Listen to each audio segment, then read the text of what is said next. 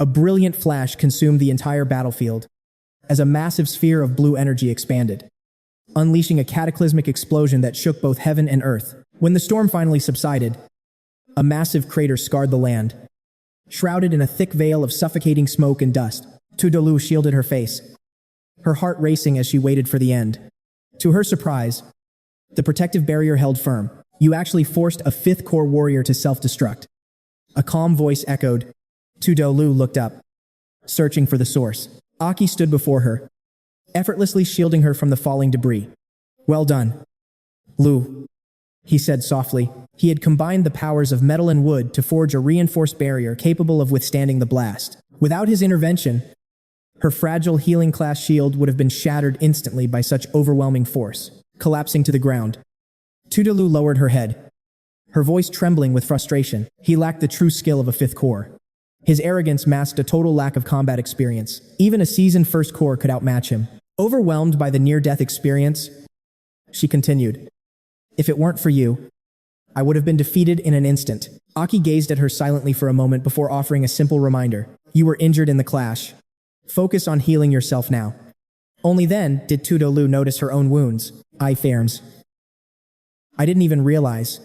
Aki watched her for a beat before adding, your tactics and courage were truly remarkable. Hearing his praise, her face flushed crimson, her heart fluttering with a whirlwind of joy and confusion. She looked at Aki with sparkling, wide eyes, her hands fidgeting as she struggled to find the right words. Stop teasing, is your fight over? Where is that 6th Corps warrior? Her mind was suddenly flooded with urgent questions. Why was he being so serious? Aki looked toward his own battlefield. The demon I summoned dissipated in that explosion. It was just a soulless vessel. After all, as for that warrior, he is a true 6th Corps master. I suspect he won't. Aki trailed off, but the weight of his words was clear to everyone. From the thick smoke, the 6th Corps Earth warrior emerged, weapon in hand and completely unscathed by the blast. That pathetic young master is finally dead, he muttered coldly. He sighed, wiping his face.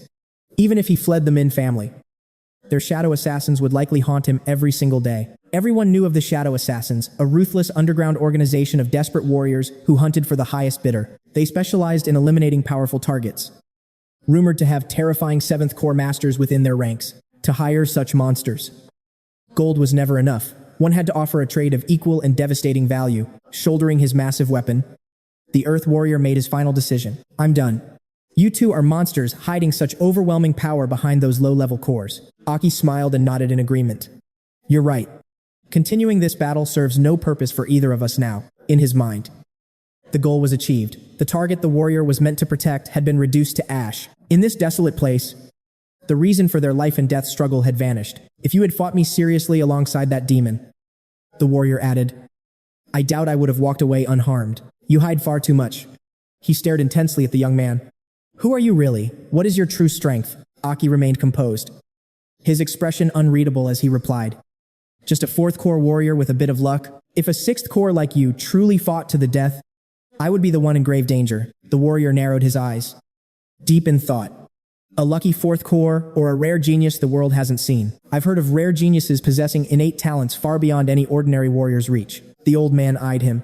If you've mastered elements, why hunt quartz? It's useless to you. The youth's gaze remained cold. That information is none of your concern. Yet.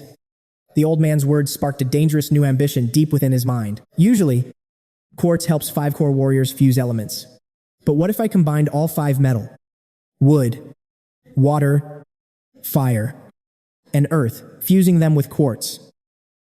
What godlike power would be unleashed then? This reckless plan had taken root long ago. He frowned, whispering, I must grow stronger. Memories of a blood-soaked man, more ghost than human, flickered like a haunting nightmare. Da is a former 6th Order. He won't be held captive by such simple, weak chains. To save him, demonic power isn't enough. I'll face the new king and the 6th Order. Back outside, the 6th-stage warrior finished his piece and turned his back to leave. Nah. Forget it. If you value your lives, vanish from this cursed place immediately. That fool's explosion will draw demons and vultures alike. Save yourselves while you still can. He vanished into the distance, leaving only a final parting wish. Good luck to you. Aki and Tudolu scouted the ruins, finding strange tracks and encountering foul beasts, spotting firelight, They found a camp of travelers and forged some unexpected new alliances. Aki shook hands with a fiery-haired girl, sealing their agreement to hunt as partners. Under the shroud of night, a soft voice broke the silence. Aren't you going to sleep? It was Tudolu. Aki sat watch beside her. Sleep first. I'll rest later. Half asleep, she murmured. Aki, you handle combat and negotiations like a seasoned, battle-hardened veteran. We're the same age. So where did you get all this incredible life experience? He fell silent for a moment, searching for a lie that sounded like a convincing truth. I just know what to do, he claimed. Tudolu could only offer a weary smile. The way you act, it's like an old man's soul is trapped in your body. Leaning against the wall, he watched the moon. This scene felt like a forgotten memory. Ghostly images of his past life as a soldier shimmered under the pale silver moonlight. Perhaps it is, he whispered, before cutting her off. Now go to sleep. Good night. Daybreak was shattered by the thunderous roar of a distant, violent, and sudden explosion. Aki stood by a hole in the wall. The demonic aura is surging nearby. Did you sleep? She asked. A little, he replied. But things are getting chaotic. The energy waves in the distance are currently spiraling out of control. The hunters are moving. The elemental demon is here. Follow me. I'll find it first. 2 streaks of light blurred across the landscape, moving faster than the eye could follow. Aki sped ahead, his heart racing with an uncontrollable and dark sense of thrill. Why are you so excited? She shouted. He just smirked. It's nothing. Really. Inside, his blood boiled. A new species of demon. This was exactly what he needed. In my past life, I slaughtered every demon type known to this world. This elemental demon is a rare mystery. I'll hunt it down before anyone else does. Shadows danced across the ruins, leaping with supernatural, blurring speed through the air. Aki maintained his pace. Its signature is slowing down. It's found a place to hide. You know where it is. This area is massive, she cried out in pure disbelief. Aki's eyes burned with resolve. Don't worry. I can sense exactly where it's lurking, though strange. The moment that demonic aura appeared, he could track its every move. The city's layout unfolded in his mind. It felt like recognizing one of his own. It's heading underground, Situ Liu shouts, pointing toward the fortress. Aki, look, the soldiers on the wall are moving. They've noticed us. With terrifying speed, the scouts lock onto their position. Aki's gaze sharpens, turning cold and lethal. It seems the elite rapid response squad has already caught wind of the battle we just finished, but tracking the demonic source will take them time. A daring thought flashes through Aki's mind. We need a shortcut. He grabs Situ Liu's hand, his expression dead serious. Leo, we have to go, she stammers, completely lost in the chaos. Suddenly, Aki pulls her forward at blinding speed. They plunge headfirst into a massive, yawning abyss. Aki pulls her close as they dive into the pitch-black hole. The darkness below feels heavy and dangerous. I can feel it. Something is hiding beneath the fortress. This is the fastest way. My elemental mastery is paying off. Aki exerts his power, his face turning pale from the strain. I've always wanted to try this technique. He holds Situ Liu tight as massive wooden branches erupt from the depths, weaving into a sturdy lattice. Wood release. The wooden nets break their fall, slowing them down instantly. Situ Liu screams, but Aki's heart is racing with excitement. Ha! What a rush! Suddenly, the scene shifts. Situ Liu's voice echoes through the cavern. Aki, where are you? She looks down, hearing a faint, muffled groan coming from right beneath her. Aki scratches his head with a sheepish grin. Sorry for the scare. But could you please step down? Situ Liu blushes and punches him. He struggles to stand in the gloom. Who would have thought an ancient ruin lay hidden beneath the ground? Situ Liu trembles behind him. How much further? Aki suddenly halts. He signals for silence and peers into the dark. A demonic figure emerges. It's a rank 5 beast, currently resting. Found you, you monster, Aki whispers. Situ Liu says it too. That's an elemental quartz demon, and it's a rank 5 monstrosity. But this is no ordinary beast. The pressure radiating from its body is far more intense than usual. Aki adds grimly. A fight will draw every elite warrior here. Liu, we must kill it before anyone else finds us. We take that elemental quartz from its chest and disappear. He looks at her with absolute determination. I estimate we only have 5 minutes to win this. I need your help. Situ Liu's mind races. 5 minutes against a rank 5 demon. Her gaze hardens. What do you need me to do? They begin planning in the shadows. She looks at him in shock. High-level energy manipulation. Where did you get this kind of experience? I've never heard of such a technique, Aki explains calmly. Trust me. You can do this. I'm heading in first. He lunges forward. And the rank 5 demon lets out a blood-curdling roar. Aki unleashes his mana. Crimson marks etch across his face as his eyes ignite with a terrifying light. Within his mind, Aki meticulously calculates every move to take down the beast. The other teams have scouts with powerful sensing abilities. If we don't end this now, we'll be surrounded in minutes. Once they arrive, getting our hands on that elemental quartz will be impossible. The rank 5 beast snarls with malice. To think you found my sanctuary so quickly. You're no simple human. It summons dual flames of orange and blue. I wasn't wrong. You can indeed manipulate multiple elemental powers. Aki leaps high into the air. The demon falters in confusion. This aura... What are you? Are you a demon? The beast fuses its flames into a two-toned vortex, launching a direct strike at Aki. Aki realizes the secret. That's it. By balancing the energy between elements, I can control them simultaneously. My turn. Aki concentrates his energy, manifesting the exact same flames before charging straight at the monster. The two forces collide. A massive explosion of energy shatters the ground, cloaking the area in thick dust. Situ Liu recalls Aki's warning. Don't be frightened by my appearance or the power I'm about to show you. Consider it my unique talent. Just remember, my name is Aki. She finally understands. This is his true strength. But his aura feels exactly like a demon's. The impact sends both combatants flying back, skidding across the stone floor from the sheer pressure. The demon narrows its eyes in respect. You mastered my skill at a glance, controlling both water and fire. Impressive. Aki strikes again, catching the beast off guard. It recoils, desperately using wood elements to heal its wounds. Metal elements, and now you're using wood to regenerate. Aki stares at him with supreme confidence. I've seen through all your tricks. Now, let's end this once and for all. Aki's eyes flare with resolve as he summons the wood element. Massive vines surge forth, binding the demon tight. Wood element. You can control this too, surprised. Aki morphs his energy into a weapon, recalling the Hunt Festival's tactics. Fine, let us see whose elemental power reigns supreme in this clash. Betting everything on his metal chi. The Tier 5 demon manifests a terrifying shield, the triple-headed blade guard. Aki smirks. His trap finally set. Lu, now is the time he roars, forcing the beast to focus its energy. In the distance, Lu readies her six-stance arrow. She remembers Aki's lesson on high-level energy manipulation. Gather the power of the core.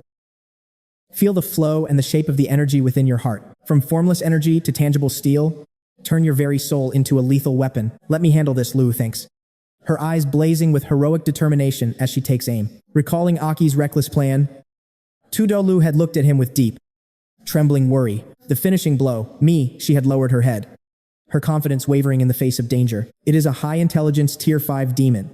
If it focuses on defense, we cannot win this quickly. But Aki had only smiled, his eyes filled with unwavering faith in her hidden potential. I will force it to attack, leaving its defense at its absolute weakest. That is our only opening. Back in the heat of battle, Lu unleashes her spear with every ounce of her remaining strength. Powered by the green core, the strike tears through the air toward the demon's exposed back. The perfect ambush. By the time the demon senses the threat from behind, it is far too late. Their coordinated strike is absolute. The spear pierces the demon's chest, drawing a scream of pure agony. Lu Staris, stunned by the results. The energy laws Aki taught her were more powerful than she imagined. It amplified her core energy to its limit, allowing her to punch right through a high-tier demon's hide. The beast had left itself completely vulnerable. The spear's strike was a clean, devastating hit. The demon tries to regenerate using wood element, but its wounds won't close. Why? Why won't it heal? Seizing the opening, Aki blurs forward with incredible speed. Great job. Lu shouts, closing in. He reaches out, his fingers closing around the elemental quartz.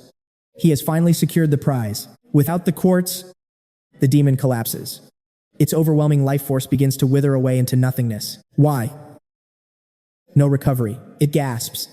Aki looks back at the dying creature, his expression cold and calm. Lu's attack used pure restoration energy. It rejects any healing that does not belong to your own nature. The demon's power fades entirely. It drops its head, body trembling as the end finally arrives. Rejection. You planned everything. With one final breath, the demon falls silent forever. As the dust settles, Tudolu rushes to Aki's side, her heart still racing from the tension. Aki, are you hurt? Aki holds up the glowing quartz, giving her a confident, playful wink. I'm fine. We got the core. That shot was incredible, truly the work of a genius combatant. Her face turns beet red at the praise. She quickly looks away, crossing her arms to hide her fluttering heart. Stop teasing, I just didn't want to be a burden to the team. That's all. Aki's smile softens with concern. Still, that move took almost everything you had. Didn't it? I can still move. Suddenly, the sound of approaching footsteps catches her attention. She freezes in fear, just as Aki predicted. They have been tracked. He glares toward the dark entrance of the chamber. Sensory-type soldiers are nearby. They can pinpoint battle auras from miles away with terrifying accuracy. The squad is already here. We have to move now. Aki turns to make a hasty escape. The left side is compromised. We'll head right and find a way out, he commands urgently. But mid-sentence, a sharp, agonizing pain suddenly jolts through Aki's entire body, stopping him cold. He hits his knees, coughing violently as blood spatters across the cold stone floor. Akilu cries out, catching him as the quartz slips from his hand.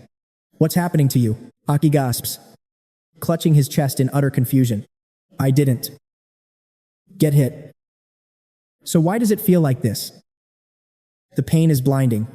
He claws at the floor, his vision blurring. It hurts.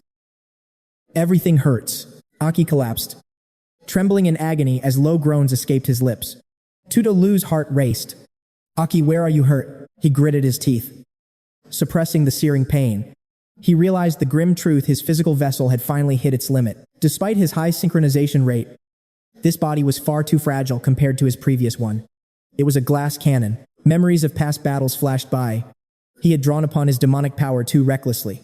Was this the inevitable price of overload? Damn it. Why now? Aki struggled to move, desperately thrusting the elemental quartz into Tudolu's trembling hands. Take the gem and run. The other squads are closing in. You have to leave this place before they arrive. Shut up, she barked, grabbing his wrist, ignoring his protests. She hauled his arm over her shoulder and forced him up. She dragged him toward a fork in the path. I don't care what happened. There's no time for explanations. We move together. Her eyes burned with fierce resolve. I am the captain. I will never leave a comrade behind to die alone. Spotting a staircase ahead, she urged him forward. Look, that path leads to the surface. We're almost out of this hell. Hang on! Aki, the fresh air will help you. This fortress must have another hidden exit nearby. We just need to find it. Aki remained silent, his body drenched in cold sweat as he fought to endure the agonizing waves of pain. They finally reached the top, bursting into the sunlight. Tudolu gasped for air, her face pale. We finally made it. If we keep heading this way, we should be able to clear the fortress perimeter soon. Right. But as she looked at the structures ahead, a chill ran down her spine. It was identical to the fortress in her nightmare. Suddenly, the sound of tearing wind erupted. Dark shadows lunged from the stairwell, surrounding them in a cloud of thick dust. A rank 5 warrior stepped forward, wearing a predatory grin. Teaming up with you lot was a brilliant move after all. The tracking skills of the triplets are top tier. The group stood in formation, eyes locked onto their exhausted prey. We're all rank 5 here, so let's skip the small talk. Hey, are these the runts who caused all that chaos? Tudolu froze in terror. 6 rank 5 warriors, damn it. A man with black rings around his eyes glared at her. A rank 1, are you serious? He scoffed, crossing his arms. Is your pathetic little squad really just the two of you? Is your friend already broken? Did he get thrashed by that demon? What a pathetic sight for a warrior. Suddenly, his eyes locked onto Aki's hand. He pointed a shaking finger, his voice rising in shock. Wait, is that the quartz? The crowd erupted in greedy cheers. Jackpot, this is easier than I thought. We won't even have to break a sweat. The triplets claimed the gem. Like hell you will. Tudulu's heart sank as the vultures began fighting over them. What can I do? I'm no match for them. She thought bitterly. If only I were stronger, I could actually protect him. Without warning, Aki pulled away from her, forcing himself to stand tall. Tudolu gasped in surprise. Hold the quartz for me, Aki whispered, his voice steady despite the pain. He analyzed the situation with cold precision. Their goal is the gem, but they won't let us leave this place alive. Witnesses are a liability they can't afford. Seeing him ignite his core again, Tudolu panicked. Aki, stop your body, let me handle the fighting. He dragged his heavy blade forward, his silhouette radiating a legendary pressure. I am a warrior. I fight until the end. The mercenaries watched in disbelief as the bloodied man raised his sword. His sheer killing intent made them hesitate. A rank 4 with some backbone impressive. But you really think you can take on 2 full squads alone? There are 6 of us. Hand over the gem now. And I promise to give you both a quick, merciful death. Aki's breath came in ragged gasps. He could feel his demonic power receding, becoming nearly impossible to wake. His body was literally rejecting the monstrous energy. He knew this would be the most desperate battle of his life. The enemies lost their patience. Weapons glinting. First come, first served. Whoever kills them keeps the prize. Fine, let's see who's fast enough to claim it before the reinforcements show up to spoil the fun. A vision of her nightmare flashed through Tudolu's mind. Aki, falling in a pool of blood. Her dread intensified. I have a terrible feeling about this. As she spoke, the enemy warriors lunged forward, aimed directly for Aki's throat. You trash. That elemental quartz belongs to us, the bald leader roared, swinging his massive weapon. Get in line. We already have a buyer waiting for this beauty. Another squad joined the fray, blinded by greed. Even if we can't use the gem's power, selling it on the black market will make us all filthy rich. With that gold, the 3 of us can finally upgrade to legendary tier equipment. This is our lucky day. Aki's veins bulged as he forced one last surge of power. I have 60 seconds.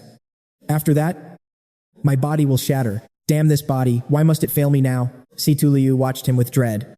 She had to ensure his safe escape. Aki's blade stalled 6 attackers. Blood dripped from his lips. Even a fragment of my power can kill you. His aura exploded. 60 seconds remain. That pressure. How is he a demon? Aki moved like a gale. Asterisk, whoosh times. He vanished instantly. They used sense search, but Zamba couldn't track him. Aki was already behind them. 58 seconds. He's a fist slammed into his gut. Aki's eyes blazed. You're first. The others stood frozen, their shock turning into desperate rage. 55 seconds. Kill this demon. Avenge our brother. 54. 53. 52. Channeling metal and earth elements. Aki decimated them.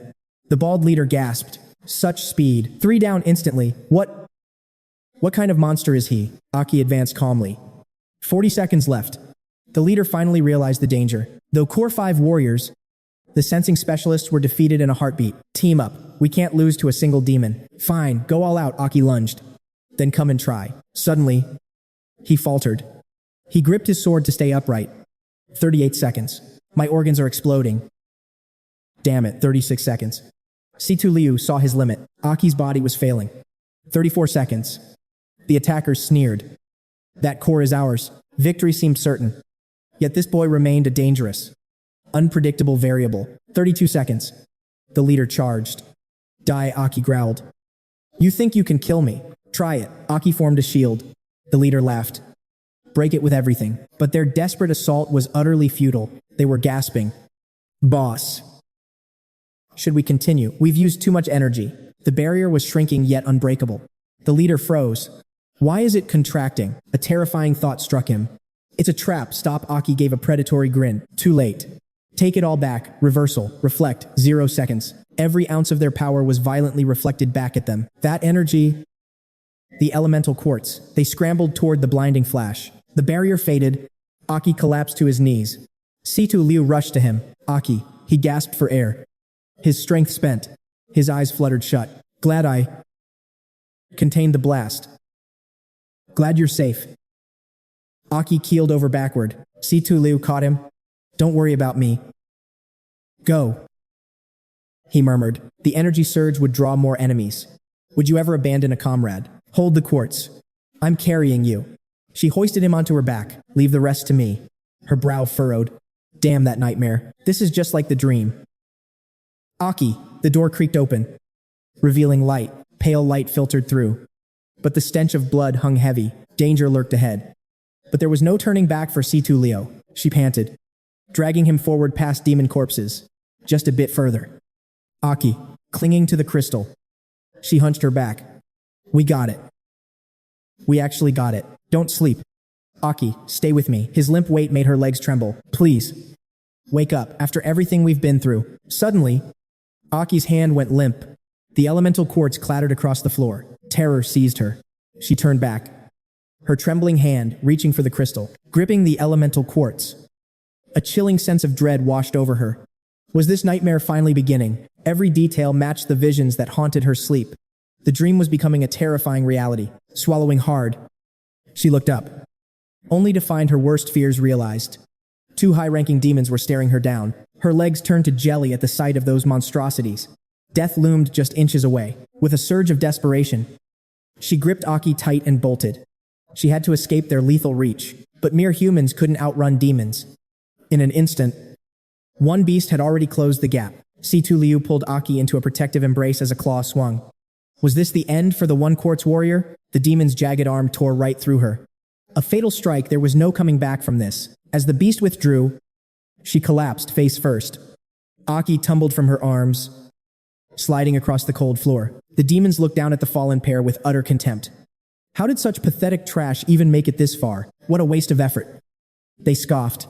Situ Liu gasped for air, her heart shattered by the demon's strike. The blue demon strolled over to Aki, flipping him over with a mocking kick. This one has a strange aura. Situ Liu watched through fading vision as Aki reached out a trembling hand. His scent is revolting. The demon hissed. Stay away from him, she managed to choke out. I hate his smell. Maybe I'll just rip his head off. Situ Liu screamed with her last bit of strength. Don't you dare touch him. She glared with burning intensity as her lifeblood pooled on the ground. The blue demon leaned in with a cruel smirk. How impressive. Still acting like a hero while dying. A brutal kick slammed into her stomach, sending her flying. Her body crumpled like paper under the overwhelming force. But you're just too weak. Situ Liu writhed in agony, the bitter truth stinging more than the wound. She struggled to look at Aki one last time. She had failed to protect her precious comrade. Darkness began to swallow her vision. Don't touch to him, she whispered, consumed by self-loathing. If only she were stronger. This regret burned deeper than any physical pain as her eyes closed. Suddenly, a playful yet mocking voice echoed through the air. My, what a troublesome situation we have here. The rhythmic click of high heels broke the silence. Light fractured the hallway as time itself ground to a halt, while Situ Liu hung, suspended in midair. A mysterious figure emerged.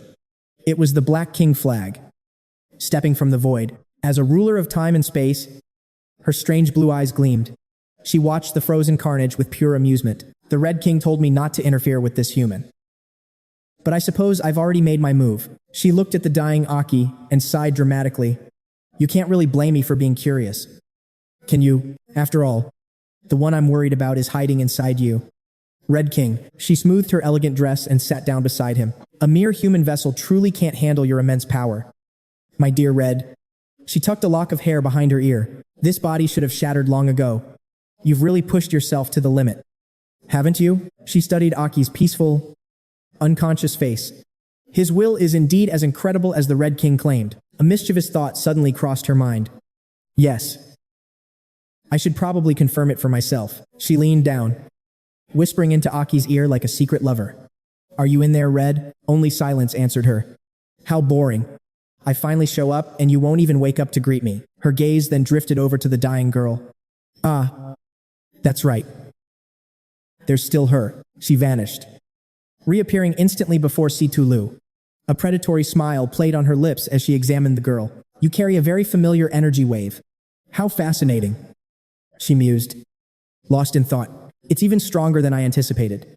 Too bad a human like you can't tap into your true potential. Suddenly, a brilliant idea struck her. She touched her lips with a playful glint. If I can't help him directly, then an indirect approach should be fine. I really am a genius. She giggled, lifting Situ Liu up. Let's give your life a little evolution. Shall we? Her beautiful mouth opened, revealing razor-sharp fangs. The waves of time are already within you. Perfect. Then, she pressed her lips against the girl's. I bestow my power upon you. In that instant, the green core on Situ Liu's chest was consumed by shadows. Every cell in her body transformed as her core turned into a void of pitch black. But the evolution didn't stop there. The first stage symbol began to spin wildly like a turbine, stabilizing into the fourth stage, a black core wielding total authority over time and space. The pact complete. The Dark Queen flag withdrew her tongue from the girl's lips. Gazing at the core, she mused, to think your body could handle so much of my essence. Your hunger for power is truly magnificent. She then leaped back toward the rift, blowing a playful kiss to Situ Liu before vanishing into the void. I'm counting on you, With those final words, the Dark Queen departed and the spatial gate snapped shut. Suddenly, ripples pulsed through the air as the frozen flow of time resumed its course. The sudden momentum sent Sidu Leo crashing down, coughing up blood. Meanwhile, Aki faced certain death as a cackling demon prepared to drive its razor-sharp claw through his neck. But just then, a hand clamped onto that lethal limb, halting the demon's strike with iron-like strength. The monster gasped in shock. This hand didn't belong to the boy cowering before him. What is this? The blue devil turned toward the second human, staring wide-eyed at the rising smoke and the chilling voice echoing from within. Impossible. A transformed Sidulu stepped from the haze, her very presence feeling entirely alien. Don't you dare touch him. Her signature white hair was now streaked with jet black, and her eyes mirrored the Dark Queen's own cold gaze. This was her demonic form, the black-white flow of the fourth stage, commanding the twin domains of time and space. She lunged forward, closing the distance instantly. Touch him again. I dare you. Using spatial manipulation, she struck with a blow that tore through the air, drawing a pained shriek. The demon recoiled, trembling. A comrade Sidu Liu sneered. Comrade, I am nothing like you beasts. The other demon tried to maintain its composure, snarling. Whoever you are, all the same. It charged at her with blinding speed. But Sidu Liu remained motionless, her fingers weaving a complex spell. A massive spatial cube manifested above the creature, slamming down with crushing force, pinned to the ground. The demon struggled. Spatial control. It clawed at the dirt, desperately trying to rise under the immense pressure. Don't underestimate me. A single strike won't be enough to end my life. Sidulu's lips curled. Who said it was just one? Dozens of ethereal blades appeared around the beast before she brought them all crashing down in a fit of rage. The atmosphere shattered as the demon's agonized screams filled the air. When the dust settled, nothing remained but a deep, empty crater. With the first threat erased, she turned her cold gaze toward the remaining monster. Witnessing such overwhelming power, the creature began to tremble, its mind racing with pure terror. How deep does that spatial rift go? There's not even a corpse left. As it stammered, she glared. You are next. It backed away in fear. How could a mere human radiate such a suffocating, godlike pressure? Wait, it pleaded. Tell me. What on earth are you two? Silence. Your power alone proves you're one of us, especially with that rare spatial affinity. And your partner, he carries an aura that strikes fear into our very souls. Just what are you? Sidu Liu gave the same calm reply. We are humans. Human warriors. The demon burst into a frantic laugh. Warriors, do you even believe your own lies? Moments ago, you were barely at the first stage, yet in the blink of an eye, you have reached the fourth even. A fifth stage demon wouldn't stand a chance against you. Before it could finish, Sidu Liu surged forward, tearing the monster in half. You talk too much. She stood quietly over Aki, gently stroking his cheek. You've always protected me. Now it is my turn. After collecting the spirit stones, she lifted him up. Let us go home. At the exit of the bone-buried fortress, a frantic pounding echoed against the heavy gates. The guards outside confirmed human life signs through the intercom and hurried to unseal the entrance. As the doors swung open, a battered Sidu Leo emerged, supporting Aki's weight. Aki, we made it, she whispered before collapsing from exhaustion. The guards rushed forward. Quick, get them to the infirmary immediately. But then, they looked past the threshold and froze in terror. Behind the gate lay a mountain of demon corpses, crushed by spatial pressure. Good heavens! What kind of carnage is this? How did they even survive that hellhole? Dozens of demons were mangled and impaled. A truly gruesome sight. Deep within Sidu Liu's unconscious mind, a voice whispered, I knew I chose correctly. You are the perfect vessel for my power. Little girl, there is an unawakened foresight deep within you. I simply cannot wait to see what happens next. Sidu Liu's eyes snapped open. She saw a vision of her other self before bolting upright. Safe at last. She was in a suburban medical clinic. Who was that person in her dream? She stared at her hands in disbelief. Her wounds had completely vanished. This was impossible. Injuries that severe shouldn't just disappear as if they never existed. Her mind was a total fog. Why couldn't she remember anything that happened inside that castle? A sharp pain throbbed in her head, her memories veiled in shadows. Suddenly, Aki draped a coat over her shoulders. You saved my life. Liu. She turned to see Aki, who continued with a smile. The locals told me everything. You actually dragged us to the gates. Your willpower is incredible. The brutal battle flashed before her eyes. Aki? Are you all right? She asked, her voice trembling with concern. He gave a reassuring grin. I'm fine. Just a few minor scratches. Nothing to worry about, but his expression soon darkened with guilt. I'm sorry for being so careless. That elemental core almost cost us our lives back there. Reality finally set in. She scanned the room frantically, searching for their prize. The core, where is it? Aki smirked, dangling the glowing orb before her. Relax. I've got it right here. When I woke up, I found it tucked safely into my gear. Was that your doing? Thanks for being so thoughtful. C2 Liu froze in confusion. Me, did I really do that? Either way, we achieved our goal in that forsaken castle. Aki said, now, we need to find a more secure location. I need to refine this core immediately. C2 Liu stood up, her face grave. Understood. Let's inform the medical staff. She threw on her jacket and headed for the door. Once the paperwork is finished, we're leaving. Aki watched her move with surprising agility. He smiled, but a strange feeling began to nag at him. What exactly happened inside that castle, Liu? Why do you suddenly have the same aura as me? As they drove away from the clinic, she turned to him. You need a place for secluded cultivation, don't you? Aki gripped the steering wheel tight. Yes. A place where I can focus my spirit. I need time to research this fragment before the fusion. He pondered his demon element's unique potential. Since it could harness every power in existence, this crystal held the final piece of the puzzle. The earth element. If he could unify all 5 elements using this quartz, what kind of legendary power would be born from the fusion? My father once mentioned something. She noted thoughtfully. Grade B towns offer private training rooms for warriors. That should suit your needs. Perfect. Aki replied. There's a Grade B town just ahead. Let's head there. They arrived at Salamanca, a Grade B bastion, a city built upon majestic ancient ruins. It looked like a relic from the past, but the interior was a bustling modern hub. They stepped into the crowded, neon streets. This place was clearly famous.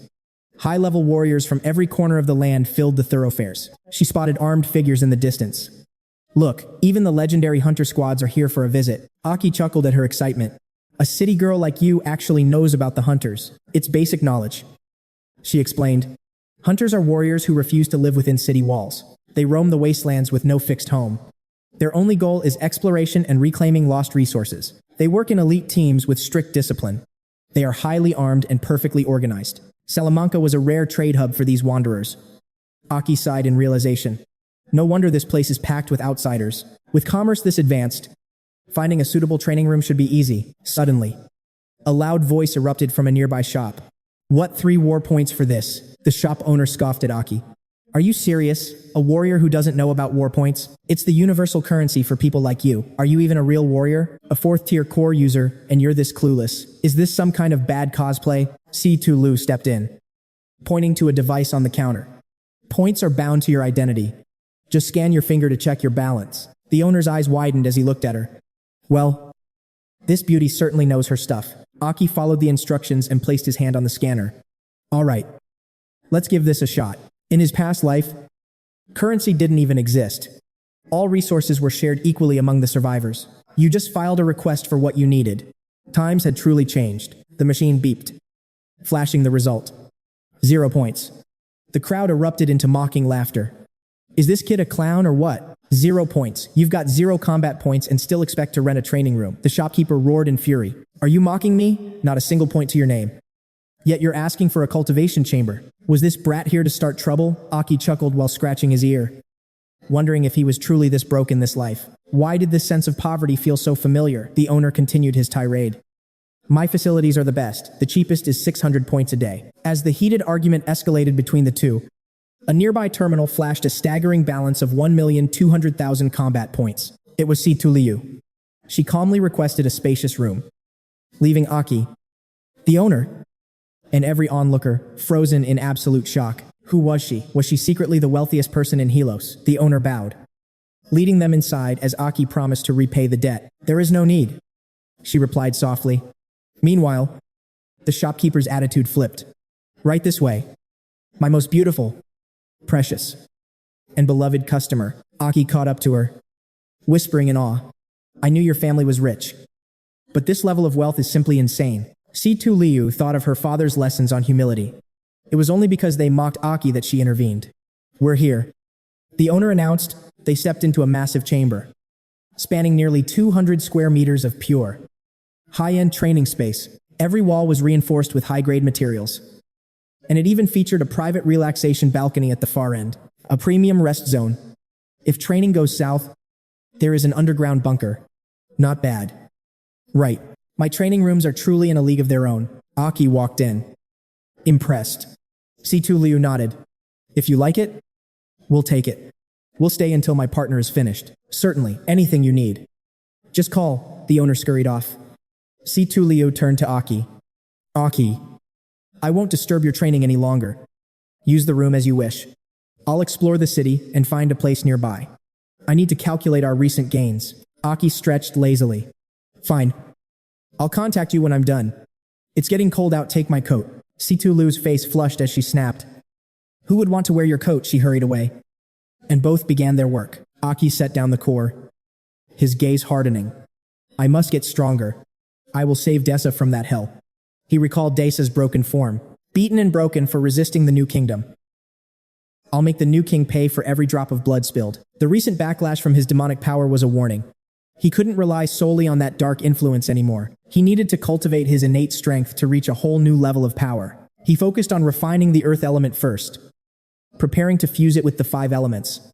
As he chanted, the core began to glow. Resonate with me. Elemental core. Meanwhile, C2 Liu wandered the bustling streets, lost in deep thought. Memories of the bone burial city haunted her. A strange, dormant power had suddenly surged from within her soul. In an instant, her strength had soared to the 4th stage. It was a power both terrifyingly vast and utterly foreign. A primal hunger for battle whispered in her ear. It feels like there's another version of me inside. Was this born from her own desperate desire for strength? Whatever it was, she had yet to truly master it. Her thoughts were interrupted by a long queue. An arena. It seems people are actually following the rules to buy tickets. It was a battleground for warriors from various factions.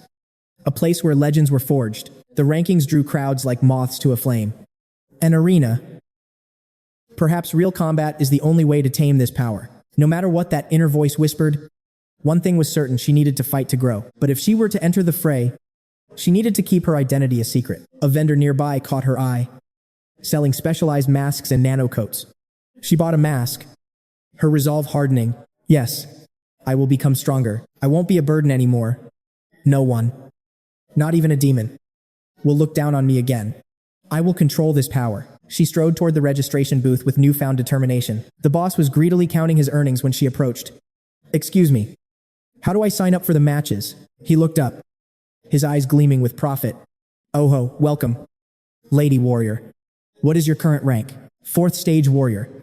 You can call me the Rakshasa Cat. Hearing her rank, the boss's face lit up like a flower. Welcome to the Salomon Arena. We are honored to have you. Would you like to schedule a match for today? C2 Liu tilted her head slightly, her voice cold and steady. I'll fight right now. The boss grinned, smelling a fortune. This is perfect. The women's division hasn't seen a fresh face in ages. The men's rankings are stagnant, and female warriors rarely compete here. With the right hype, we'll make a fortune. Grinning at the potential profit, the owner turned and barked at his staff. Quick, get over here and show her the way. Escort this lady to registration immediately. A young boy rushed forward, breathless and eager to help. Right away. Sir, he bowed respectfully, gesturing toward the back hallway. Please, follow me. Miss, he stammered as they walked. I've already finished your digital registration. He checked the file. The Rakshasa Cat. Right. I'll give you a quick rundown of the arena rules now. C2 Liu watched 2 injured fighters limping past. Just call me Rakshasa Cat, she said, surprising the boy. No need for formalities. The boy beamed, his stupor still lingering. Okay, I'll call you Sister Rakshasa Cat then. C2 Liu followed him with an indifferent gaze. Suit yourself. But tell me, what is the highest rank among the fighters here? Currently, in Sak Kalaman City, the top-tier combatants are all 5 core warriors. But don't worry, Sister Rakshasa Cat. That's just the men's side. The highest-ranked woman right now is a 4th stage warrior. Having done no prior research, C2 Liu was intrigued. Are you saying the divisions are split by gender? Exactly. The men's division is crowded. But this type of arena format, well, female warriors rarely participate. She moved with graceful precision behind the boy. Why the split? Wouldn't a unified arena be more efficient? It used to be unified. But word is, the male warriors hated clashing with women. The boy looked embarrassed. They say it's a loss of face. Winning feels awkward. And losing is worse. Now, female participants are a rarity. Situ Liu frowned. Strength should be the only metric of victory. This face nonsense was pathetic. Only the weak and self-important would say such things. The boy blushed, mesmerized by her cool aura. She was so badass. He puffed out his chest, his eyes shining with pure admiration. You're right, a warrior's worth is proven through power alone. Oh, sister.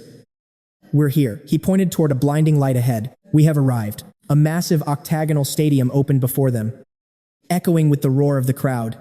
So many people. Without this mask, I'd be paralyzed with anxiety, stealing her nerves. She looked toward the ring and questioned the boy. So, I just step up and fight. Yes, good luck. Sister Rakshasa Cat win that prize money. As a daughter of wealth, the gold meant nothing to her. She turned back, surprising him with a question. Prize money. Is there anything else to gain here? The boy paused, rubbing his nose uncertainly. The rankings climbing the arena leaderboard brings immense prestige. It is the ultimate honor for any warrior. That's more than enough. Her cloak billowed as she marched toward the stage. Nothing mattered more than a warrior's glory. The boy watched her go, completely spellbound. His face turned bright red as he covered his cheeks. I think you watching. I think I just found the moon in my dark sky. Is this what love feels like? Suddenly, the speakers blared. Ladies and gentlemen, you're in for a treat today. Situ Liu stood tall in the center of the ring. A new challenger has entered the women's arena. Let's welcome the fourth stage warrior, Rakshasa Cat. The crowd erupted in wild cheers. Finally, it's been too long. Show us a real fight. She gazed at the screaming fans. Their enthusiasm is overwhelming. It seems female fighters really are a spectacle here. I wonder what the men's side looks like. The announcer felt the heat rising. The tension is electric. I know you're all dying to see the match. Now, let's meet our challenger, the reigning queen and currently our only female champion. A gate slid open, revealing a woman holding a giant fan, a fourth stage badge pinned to her chest. Situ Liu froze. Wait. Did he say the only other fighter? She checked the leaderboard. It was true. Only one name stood at the top, the radiant Manhwa. A seductive woman sauntered onto the stage, blowing kisses to the audience. It's the radiant Manhwa, I love you all. Boys, the crowd went wild. There she is. Our beautiful Manhwa is finally going to battle. Manhwa, kill me with your beauty. Situ Liu stared at her opponent's flashy, impractical outfit and sighed. Now I get it. I see exactly why serious female warriors avoid this place. The female arena has truly lost its way. Radiant Orchid gazes at Situ Liu with seductive, glimmering eyes. Are you truly my next opponent? She purrs, masking her hidden malice. Greetings. I look forward to our exchange. Radiant Orchid introduces herself as a fourth stage blue core. Situ Liu coldly analyzes her Rakshasa Cat. Fourth stage black core. Ever since my awakening, I can feel a profound chronospatial power surging. I must fight with everything I have to truly grasp the extent of this new ability. Situ Liu eyes the friendly beauty queen with deep skepticism. Suddenly, Radiant Orchid's elegant lips part in genuine shock. Oh, a rare black core. And hidden behind a mask, I'm becoming quite curious about my little Rakshasa Cat sister. She strikes a flirtatious pose, reaching out. If you lose, that mask comes off. That's our sisterly pact. Okay, on the massive screen, the crowd erupts at the sight of Orchid's arrogant beauty. Orchid, you're breathtaking. Long live the queen. Situ Liu remains silent, loathing the cheap theatrics. She stares directly into the camera lens with a piercing gaze. Quit the acting. It's pathetic. If we're both fourth stage warriors, then let's have a real battle. Both fighters instantly unleash their core energy, causing the air to tremble violently. The clash between Rakshasa Cat and Radiant Orchid begins now. With absolute focus, Situ Liu drops into a combat stance the moment the announcer gives the signal. She is ready for anything. Opposite her, Radiant Orchid dances light on her toes. Are you ready to witness my beautiful performance? She asks with a mocking smile. Situ Liu is baffled by the display. Like a mystical fairy, Orchid begins to dance, each step leaving a trail of glowing, vibrant flowers. She winks at Situ Liu while humming a melody, turning the battlefield into a surreal, romantic stage. The announcer shouts in awe. Beautiful thorny flowers bloom in her wake. It's the legendary radiant footwork. What a stunning sight. The audience goes wild, their cheers reaching a fever pitch. There it is, keep dancing. Orchid, show her your grace. The announcer notices Situ Liu standing perfectly still. Is Rakshasa cat frozen? Has she surrendered before such an overwhelming, large-scale technique? Radiant Orchid continues her graceful approach, her expression sweet and innocent. Amidst the blooming petals and song, a sudden shadow flickers. Situ Liu delivers a devastating slap that connects squarely with Orchid's face. The impact is brutal, distorting Orchid's beautiful features into a hideous grimace. The stadium falls into a deathly, disbelieving silence. The announcer is paralyzed with shock, unable to find his voice. Even the young guide is stunned. A single, decisive knockout. Radiant Orchid lies unconscious, foaming at the mouth on the arena floor. Behind her mask, Situ Liu's disgust is palpable. You're even more ridiculous than that pathetic young master back at the Bone Castle. I don't feel a shred of a true warrior's aura from you. Your skills are nothing but cheap tricks for attention. Her cold, sharp words echo through the silent stadium. Because of people like you, female warriors never receive the respect they deserve. A warrior exists for one purpose, to fight. Thick killing intent radiates from her as she clenches her fist. Don't you dare insult the title of warrior. Don't look down on us. Damn you. The guide boy shivers with pure excitement. Yes, this is a real warrior. He throws his hands up in a wild cheer. She's so cool. Rakshasa cat is absolutely incredible. Orchid's fanboys look at each other in confusion before suddenly tearing off their Orchid shirts to reveal Rakshasa cat posters underneath. Rakshasa cat is the best. Marry me, sister. The announcer rushes back out to declare the winner. A stunning victory for Rakshasa cat. One strike was all it took. An overwhelming display of power. Let's congratulate her on taking the top spot in the rankings. Situ Liu glares at the announcer, unimpressed. What a joke. You can dismantle this pathetic, one-sided arena right now. Take me to the men's arena. The man blinks, certain he misheard her. Excuse me. What did you say? Situ Liu erupts with a terrifying blue aura, emphasizing her demand. I want to challenge the men's arena. The scene shifts to the bustling streets of Salaman City. Amidst the crowded marketplace, every head turns to look at a strange duo, a young man carrying a small girl on his shoulders. Look at that guy. Is he walking around in a bathrobe? Is that his daughter on his back? No way. Right. Probably his sister. He looks barely over 20. Ignoring the whispers, Chi Jia carries Xiao Dozi through the crowd with a calm, focused expression. The little girl gazes around with wide, curious eyes until she spots a candy stall. She points excitedly at the bright red tanghulu. I want to eat that. Chi Jia changes direction and walks toward the vendor. Oh. They're perfectly sweet and sour. The vendor turns with a beaming, professional smile. Would you like to buy some candied haws? My tanghulu is the sweetest in the entire town.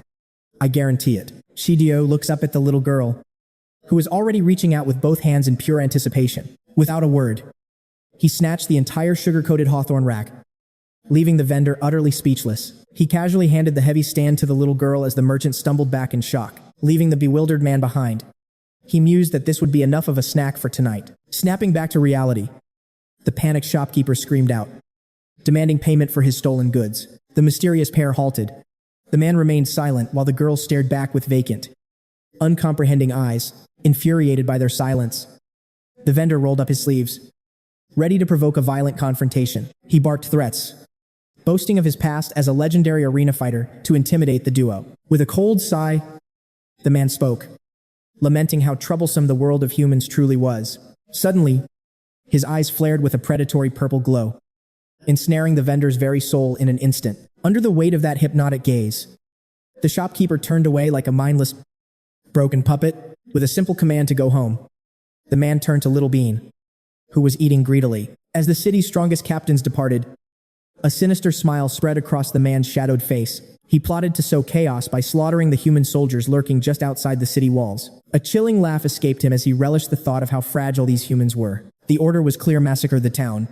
Little Bean grinned, crunching through the wooden skewers easily. Meanwhile, back at the arena, the announcer's voice boomed with electrifying excitement as the crowd roared. A historic moment was unfolding. A female warrior had dared to challenge the elite male rankings. With a grand gesture, the announcer directed everyone's attention toward the main entrance of the stadium. Behold the challenger. Rakshasa Cat Si Tu Liu stepped out, radiating an aura of absolute confidence. The spectators erupted in cheers, eager to see this female prodigy crush her arrogant male opponent. She stood poised as the announcer turned his gaze toward the opposite side of the arena. After much hesitation, a male warrior finally stepped up to defend his pride and ranking. A fourth stage warrior emerged, his blue energy core pulsating with raw, intimidating spiritual power. He glared at her, wary of the rare black core she possessed despite their equal rank. The announcer retreated, leaving the two warriors to face off in the center of the ring. The stage was set, and the atmosphere was thick with tension as the battle finally loomed. The rules were simple: no crippling blows and no killing.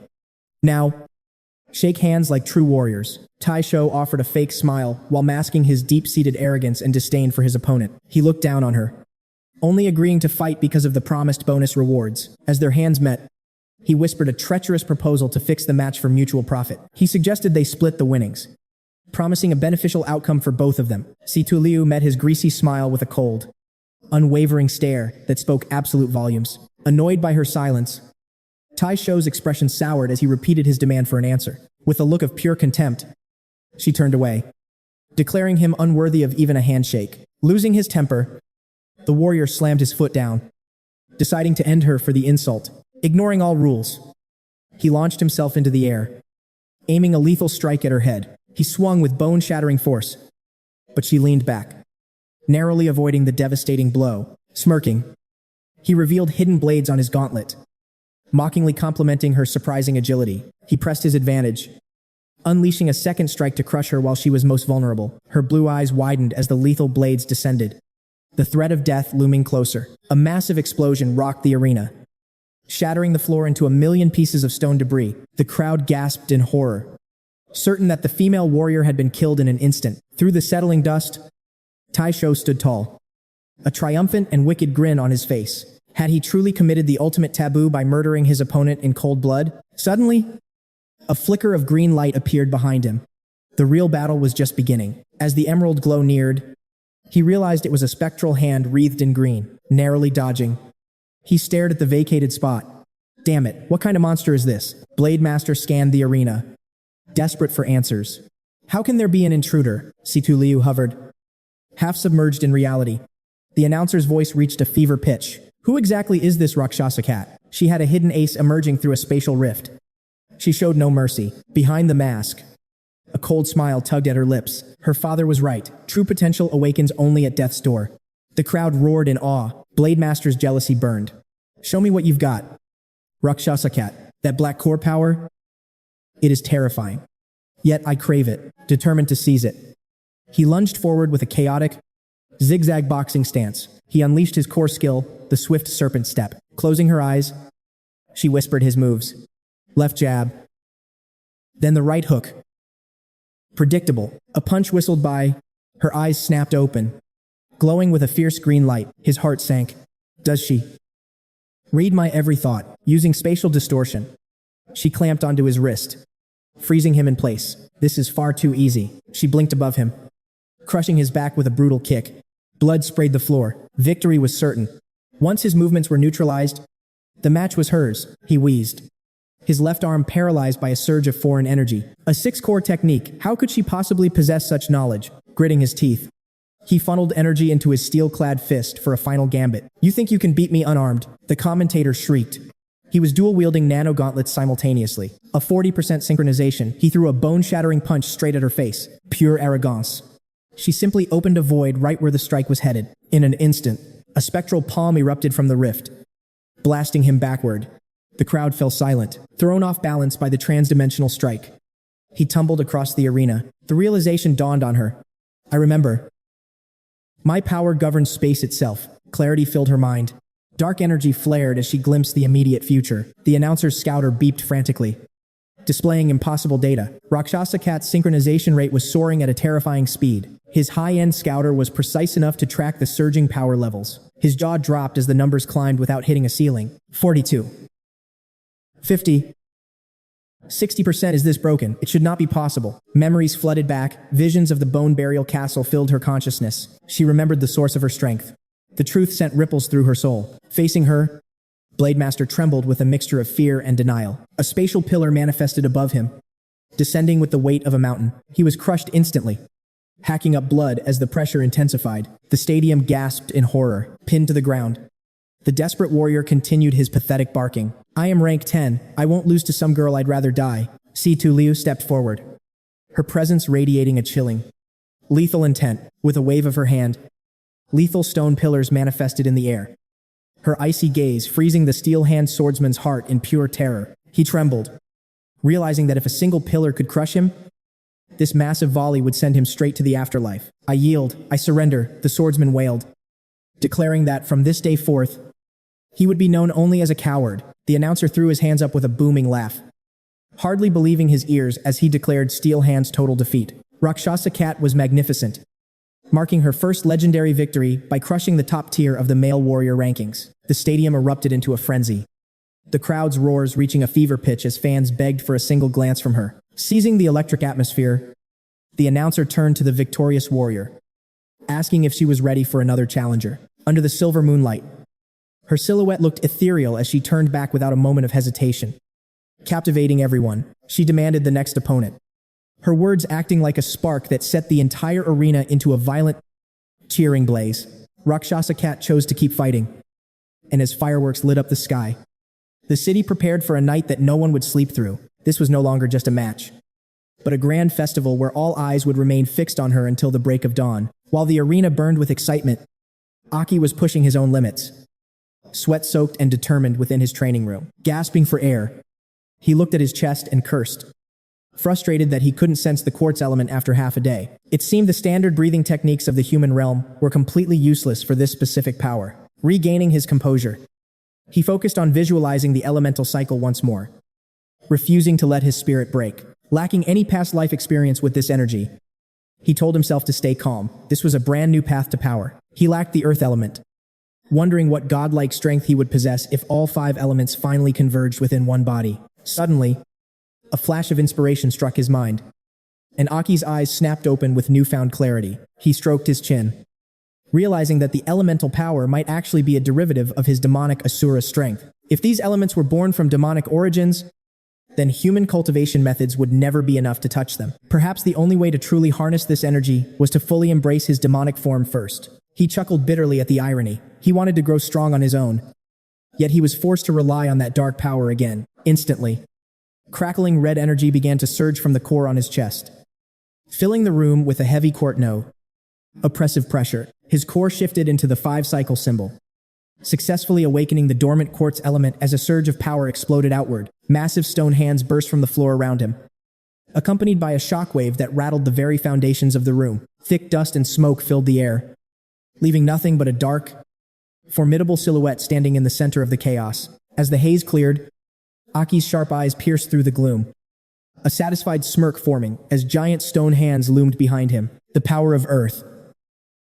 I can feel it now, he whispered, his leaking demonic aura catching the attention of Chi Dio in the distance. Sensing the shift in the air, Little Bean looked up with concern, asking what had caused his sudden change in expression. He fell into a brief silence before shaking his head, dismissing his unease as mere over-worrying about the night ahead. Overlooking the glowing city, Chi Dio changed the subject, asking Little Bean if she was truly prepared for what came next. I have guided you since you were rank 2, he said with a smile. Don't let me down. I'm counting on you. If she completed this mission, she would finally earn the right to ascend to the prestigious rank of 5. Little Bean closed her eyes as dark horns sprouted from her head, purple demonic energy swirling around her in a sinister dance. Fully transformed and ready, she stood atop the city's highest tower and looked down, signaling the start of their grand plan. Throughout the City of Splendor, the excitement was contagious as citizens flocked toward the arena to witness the legendary battles. A single rumor was all it took to send the massive crowd surging through the streets in a wild, chaotic race. Word spread of a terrifying female warrior named Rakshasa Cat who was single-handedly dominating the male warrior division. Such an unprecedented event had never happened before, and everyone was desperate to see the miracle with their own eyes. News of her defeating several champions traveled fast, sending a wave of people sprinting toward the stadium gates. Inside, a staff member frantically reported to the announcer that it felt like the entire city was trying to break inside. The stadium was beyond capacity. And hearing this, the announcer began to stutter in joy, realizing he was about to be rich. I'm going to be wealthy, he shouted. While outside, The ticket seller was being swallowed by a sea of eager buyers. People fought and shoved, desperate to get their hands on a ticket at any cost just to witness the night's main event. The seller screamed in a losing battle against the crowd as everyone clamored for 10 tickets at a time. Completely out of control. "We're at capacity. Stop pushing." The staff's cries were ignored as the mob surged forward. He grumbled in frustration, cursing the crowd for ruining his view of the beautiful lady. At the arena's heart, thousands roared with burning passion for the legendary Rakshasa cat. Rakshasa cat, Rakshasa cat. The chant echoed as she stood tall, eyeing her opponent. Her foe gasped for air, his mind reeling. This girl. Is she a demon? Since when did Salamanca harbor such a monster? He sharpened his focus, analyzing her strikes. Every male warrior before him had fallen. She possessed a rare and terrifying black core. Her spatial arts were elite. Even his prideful speed felt useless against her divine insight. A chilling realization struck him. This girl's power went far beyond simple spatial manipulation. To confirm his fears, he summoned his weapon, desperate to test her true limits. He once took pride in his strength, but her mastery was on another level. Damn it, if I lose here, my reputation will be utterly dragged through the mud. Seeing his blade, Rakshasa cat mused. Daggers, I used to favor those quite often. She summoned her own twin blades. Let us clash, then. She vanished like a ghost. She used spatial gaps to close in instantly. Is she mocking me with such speed? Enraged, he lunged forward. Steel sang against steel in a blur of lethal, blinding speed. She pressed the attack as he retreated, searching for a single opening to strike back. He parried her blades with a smirk, thinking he finally regained control of the duel. I only need one opening. You think mere daggers can actually bring me down? He channeled raw power into his blades, charging like a beast toward the silent girl. She warped space, blinding him before tripping him into a brutal, face-first crash. Suddenly, the announcer stepped onto the stage to deliver the final shocking verdict. Ring out, Rakshasa cat wins again. Another flawless victory for our rising star. Next, she faces the top-ranked male fighter. The loser stood frozen, shouting in disbelief. Wait, who decided a ring out counts as a loss? The announcer sighed in awkward silence. It has always been the rule. Shut up. I demand a rematch right now. A massive mace shattered the ground, silencing his pathetic whining with a single heavy thud. The top-ranked warrior stepped out, radiating an aura of absolute confidence and overwhelming power. Behold, the announcer cried, the king who has ruled this arena for 6 months. He is the strongest 5-core freelance warrior in all of Salamanca, a living legend. Rumors suggest his true strength rivals even the elite captains of the city guard. Give it up for our reigning champion, the invincible Lulan Wukala. He walked with arrogant steps as the crowd whispered in shocked, fearful anticipation. Is this a joke? Challenging the champion directly, she must be completely insane. A heavy silence fell. Nearby, a worried staff member pleaded with the greedy boss. Boss, you cannot let her fight him. This is a death sentence for her. Stop the match now. But the boss simply barked back with cold, heartless indifference. What do you know? She came to challenge the best. I am respecting her wish. He turned back to the arena, his eyes gleaming with the fire of pure greed. Ticket sales will jump tenfold. I do not care who survives.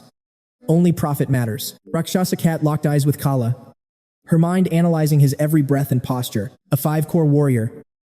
Let us see how wide the gap truly is, she mused. You are intriguing. Kala smirked. Your spatial arts and foresight are quite impressive. Girl, he unleashed a wave of suffocating bloodlust, his smile twisting into something truly predatory. Even among 4-core warriors, you are a rare prize I wish to crush completely. Sensing his lethal intent, she shifts into a defensive stance, bracing for his first move. This monster's bloodlust is on another level. He anticipates every counter she plans to make. He's using height to suppress her. Perfect. She'll use spatial distortion to strike his blind spot. Suddenly, his staff shatters her focus with a brutal facial strike, sending her reeling backward. He sneers. Predicting my openings. Useless. Your foresight is a joke against me. Dazed by the blow, she doubts herself. How I clearly saw that attack coming. What went wrong? Situliu ponders. His actual strike differed from her vision. Is her foresight failing? Cario's eyes gleam with a predator's thirst for blood. If you're this weak, I won't enjoy this. People will say I'm bullying a girl. Situliu's blood boils at his arrogant mockery. Composing herself, she glares back. I was surprised. But now you've officially pissed me off. She calms her heart, watching his footing. Cario lunges, relishing her mounting rage. Her foresight flashes. He's prepared a high-velocity swing from the left. She readies her daggers, prepared to intercept his trajectory. She saw left, but he strikes right, caught off guard. She takes the impact head on. He sends her flying. I'll crush your skull. The crowd gasps in horror. Heavens, another direct hit. Karyo's brutal hunter instincts are truly terrifying. Is Rakshasa Cat's mask breaking? Everyone is dying to see the face beneath it. Wait. Karyo senses something's off. She should have been crushed by that blow. Situ Liu remains unscathed. Merely pushed back. The commentator screams in disbelief. At the final microsecond, she used her daggers to parry. It happened too fast to see. Her hands are trembling. Is it fear or the force of the impact? He's dangerously fast. She almost forgot he's a formidable red core powerhouse. To her, Karyo resembles a demon hunting prey. His raw stats far exceed hers. A 5-core warrior. Her eyes burn with newfound determination. She realizes her foresight isn't broken. He's using high-speed feints to create false visions. To win, she must fully unleash the power of her black core. She stomps, cracking the arena floor, and launches a desperate, proactive assault. She flickers like a phantom. Karyo's eyes narrow that spatial movement again. Trying to take the lead, Karyo crouches low. Aggressive women aren't my type. He triggers a secret technique. His staff becomes a blur of relentless, unavoidable strikes. No matter where you hide, my staff will find you, Karyo bellows. He sneers inwardly. Spatial abilities are a nuisance, but they have their limits. He focuses on defense.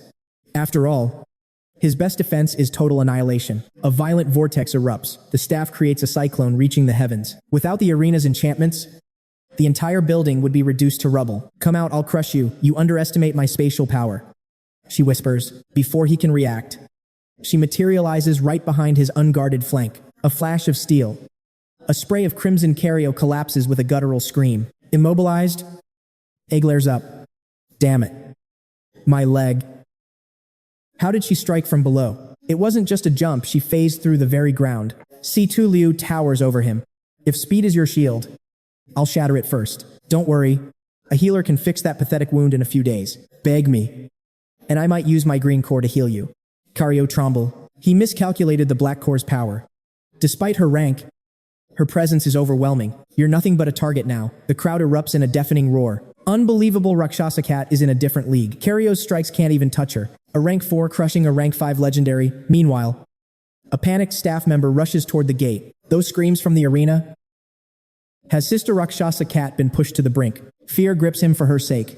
Karyo is the ruthless Thunder Lord. She was too reckless to challenge him. A rank 4 cannot defy a rank 5. I have to stop this, even if it kills me. Just as he arrives, the MC's voice booms. Rakshasa Cat has seized total control of the field. Is the crown of the male warrior arena about to find a new owner? Grab the limited edition Rakshasa Cat badges now. Their value will skyrocket in no time. Only 1,000 available. The staffer exhales in relief.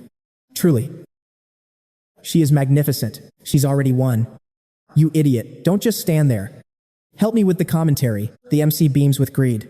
I'm selling more stock. Every second is pure gold. The MC rushes back to his post. Keep the crowd's blood pumping. He grabs the mic, eyes gleaming. Show me. Sister, claim your rightful crown. Overflowing with excitement, he takes the lead. He draws a deep breath and roars at the crowd. Will she seize the throne today? Witness greatness. The stadium erupts in unison. The MC skips away, counting his riches. This one fight will pay for 3 months of business. La la la, she's my beautiful golden goose. He walks past a small girl and freezes. He turns back, eyes widening in confusion. A kid, you can't be here. Little one, are you lost? Where are your parents? Parents. Little Bean looks up with haunting, crimson red eyes. I have none. Terror strikes the MC's heart. You're a monster. In a flash, he's sent to the afterlife. Bean glances toward the thunderous cheering. Oh, it seems lively over there. She wanders toward the noise, leaving a corpse behind. Meanwhile, the crowd's fervor reaches a fever pitch. The air is electric. Every eye is fixed on the stage. Today, a legend is born. She proves that power, not gender, defines a true warrior. Ka La gathers his strength, but a mysterious force intervenes. He's thrust forward, right into her path, thrown off balance. He stumbles. Rakshasa Cat seizes the moment and lunges. Rage boils over as he grits his teeth. The amulet on his chest erupts in an ominous red light. Damn it, treating me like a toy. Think you can beat me head on. He swings his massive mace in a desperate counterstrike. A chilling vision flashes before her eyes. She freezes, a sudden wave of dread washing over her. The vision was too real. Seeing her opening, Kala swings his mace with lethal intent. Got you now. Asterisk, whoosh times. He misses. She steps on his head, grounding him. But her mind remains trapped in that haunting vision. That sensation, It was the overwhelming aura of a high-tier demon. But how? How could a demon infiltrate the heart of the city? A dark familiarity stirs deep within her soul. There is no mistaking that feeling. It's the scent of her own kind. Meanwhile, Ka-La erupts in a fit of humiliation. Damn you, to lose like this? I'll tear you apart. The crowd erupts in mocking laughter. Look at the champion now, face down in the dirt. Ignoring the chaos, Rakshasa Cat scans the area. Searching. The crowd falls silent in confusion. What's wrong? What is she looking for? Why did she stop? Finish the fight. Fight me. Damn you, her indifference stings more than any blow. Are you mocking me? This coward. His bravado masks the agony screaming within his soul. Normally, I'd have slaughtered her. But the Rakshasa Cat wants a deal. I felt it. A demon's presence. Flickering for a single, terrifying heartbeat. Enough talk. Steel your heart and fight like a true warrior. He scoffed. A demon. Here in the B-rank fortress of Salamanca. Impossible then. A hook erupted from his chest in a spray of red. What is this? Before he could scream, his body was torn asunder. Little Bean sneered. A 5-core warrior. Caught like a helpless amateur. Danger flared. Rakshasa Cat retreated. That child is a pure demon. The crowd froze. The host struggled to announce the champion's brutal end. Panic seized the host. A demon. Everyone. Evacuate the arena now. Confusion rippled through the stands. A demon. What is she screaming about? The child's gaze turned. Terror surged. And the stampede for survival began. It's a demon. Run. Don't let it trap us in here. As they trampled each other, Little Bean mocked their pathetic, fragile lives. Humans are cowards. Rakshasa Cat frowned, analyzing the girl's sudden arrival. A demon as a child, Little Bean found the mission insultingly easy, hunting 6 5-core warriors. I expected a much better challenge. She grinned. Once I finish, Master said I can raise this city. Rakshasa Cat's heart stopped. A total massacre was about to begin. A 4th-era demon. What is your goal? The child finally noticed her. 1 minute. In 60 seconds. Reinforcements arrive. This is no ordinary monster. Little Bean tilted her head. This is an arena. Isn't it? 1 minute. Let's see if you can survive a duel with me. Elsewhere, Aki jolted. A sinister pressure was suffocating the entire city. Something is wrong. 2 monstrous demonic signatures are clashing nearby. Aki stared out. Brow furrowed. Was he just being overly sensitive? No. He shook it off. He couldn't afford any distractions now. An orange aura flared.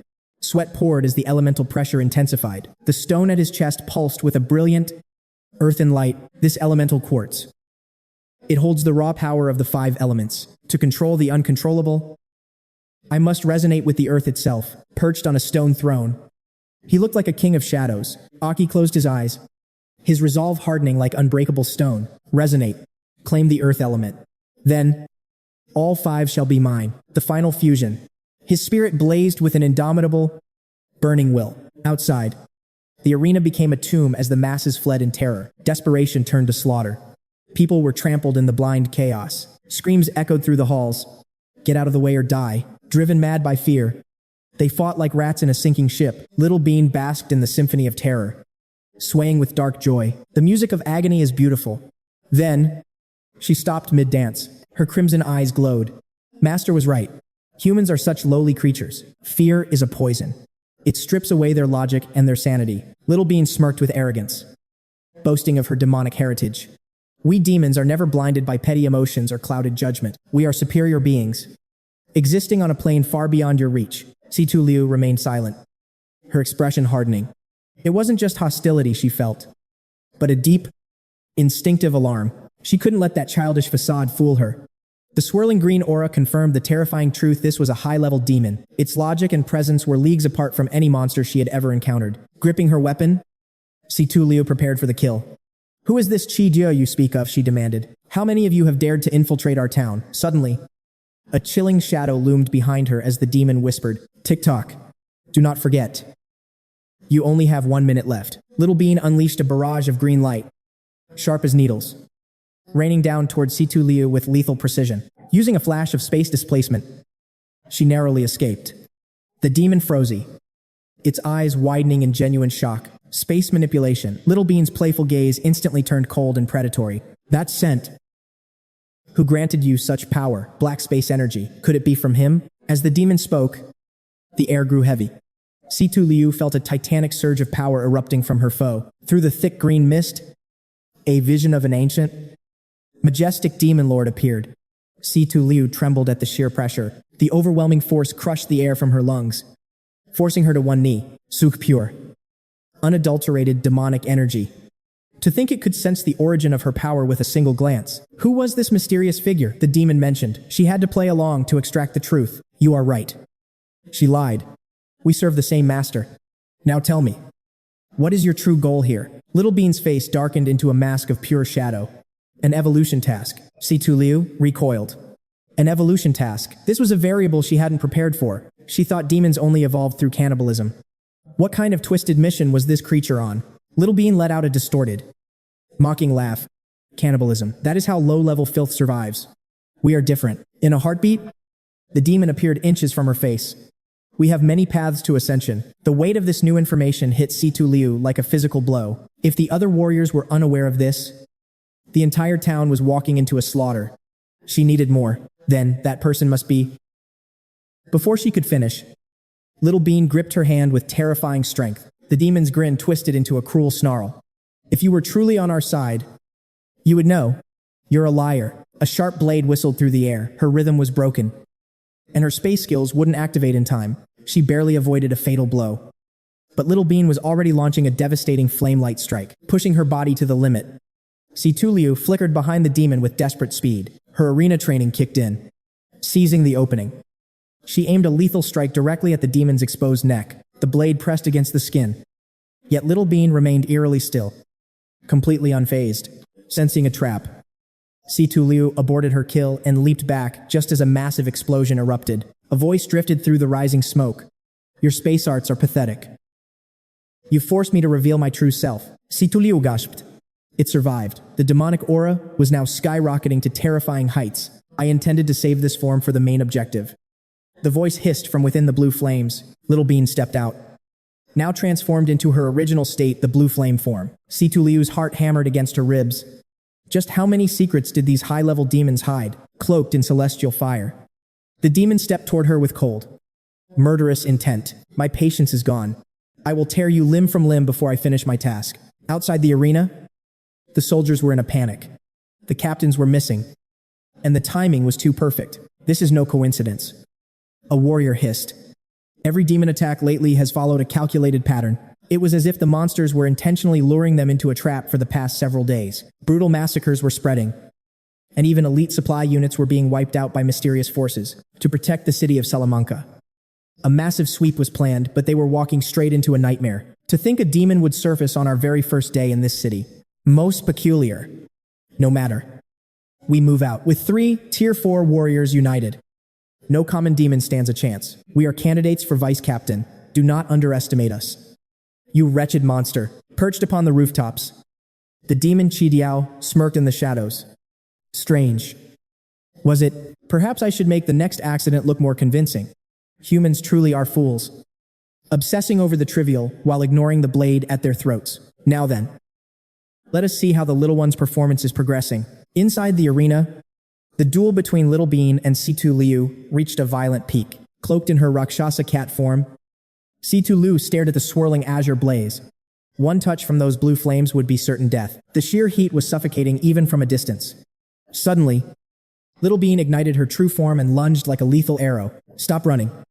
Little warrior girl, you are wasting far too much of my time. Disgusted by the mockery, Situ Liu retaliated with a roar. She tore open a spatial rift, dragging the demon into a fractured dimension. Yet, Little Bean remained unnervingly calm. A spatial trap, utterly useless. Your human tricks cannot hope to contain me. With a burst of speed, they both rocketed into the high heavens. Little Bean gasped in genuine shock. To force a displacement into high altitude. What tier of spatial mastery was this? This was no ordinary innate ability. Only the most elite human officers possessed such advanced spatial research. How could a mere girl reach this level? Could her power truly belong to that legendary figure? Situ Liu winced at her charred arm. Even a glancing blow caused horrific burns. Only her demon-tainted physique kept her standing. I must strike now. While her core is vulnerable in midair, she gripped the demon's arm with a grim smile. This technique was originally a ground grappling move, but with spatial energy, I can transform this into a lethal execution. She locked her legs around the demon's neck, pinning her tight, like a falling star. They plummeted toward the earth with devastating speed. The collision was catastrophic. Little Bean took the full force of the impact, unable to resist. As Situliu's mask shattered, her eyes blazed with fury.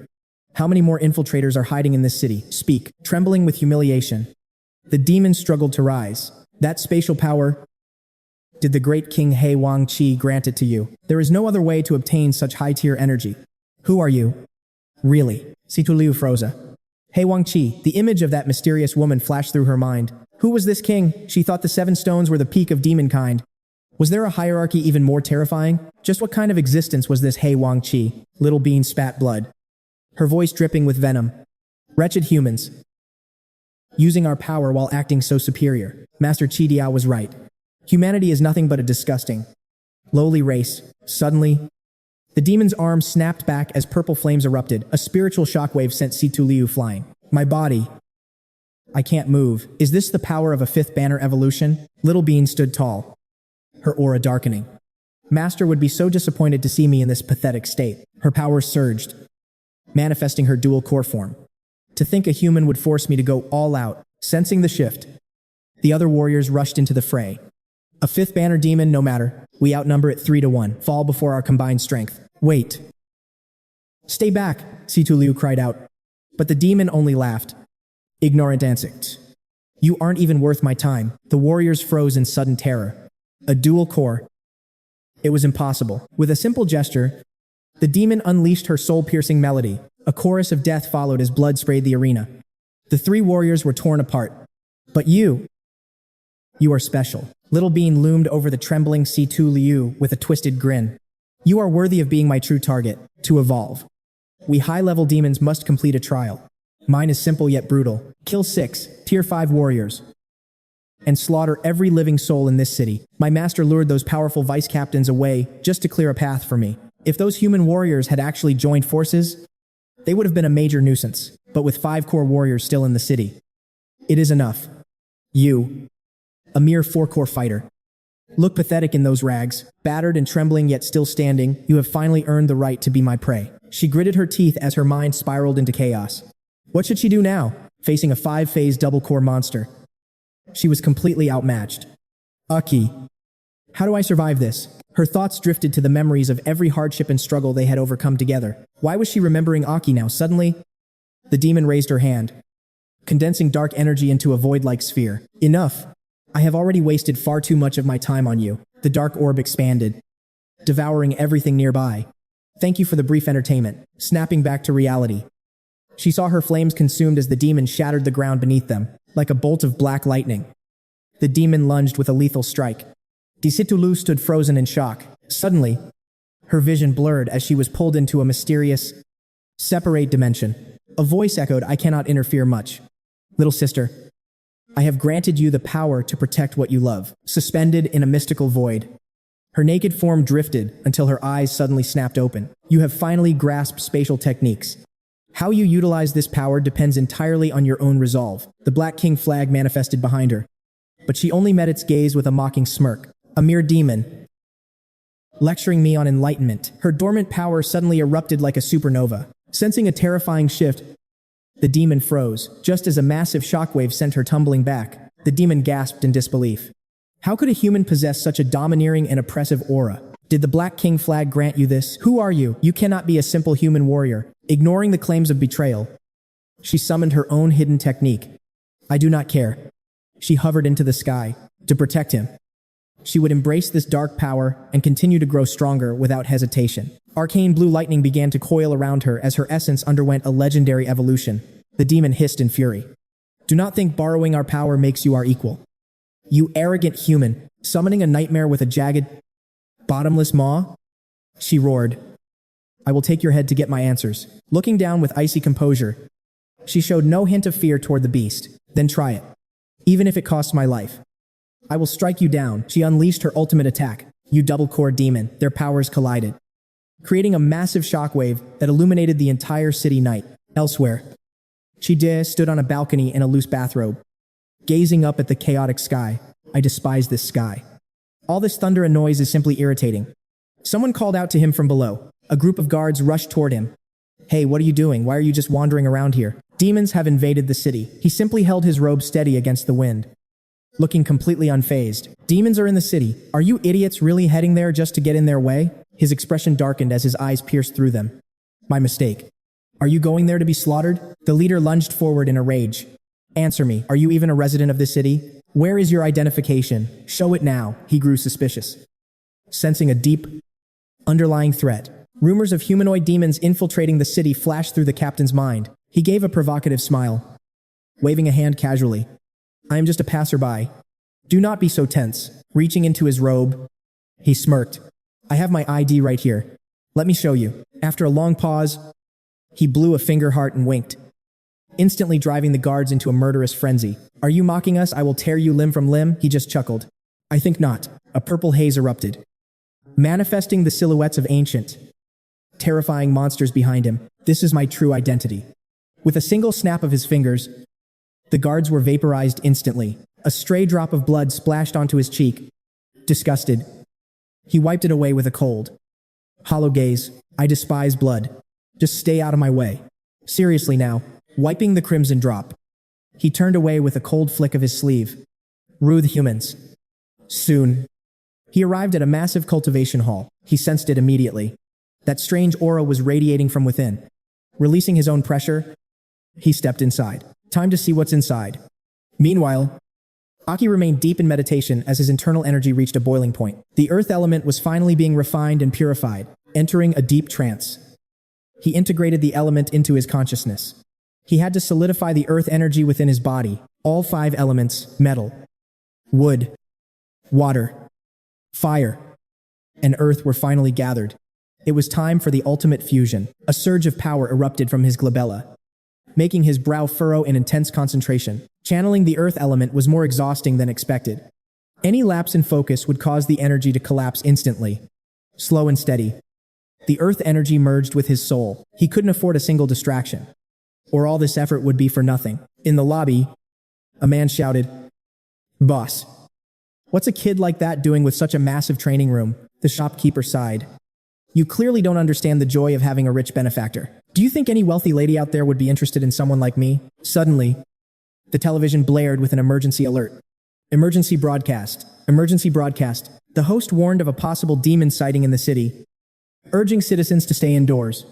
Just then, the door swung open as the alerts continued. Chi-Dio stepped into the shop, leaving the owner completely stunned. Someone approached him, shouting, Hey, what are you doing? You don't look like a warrior.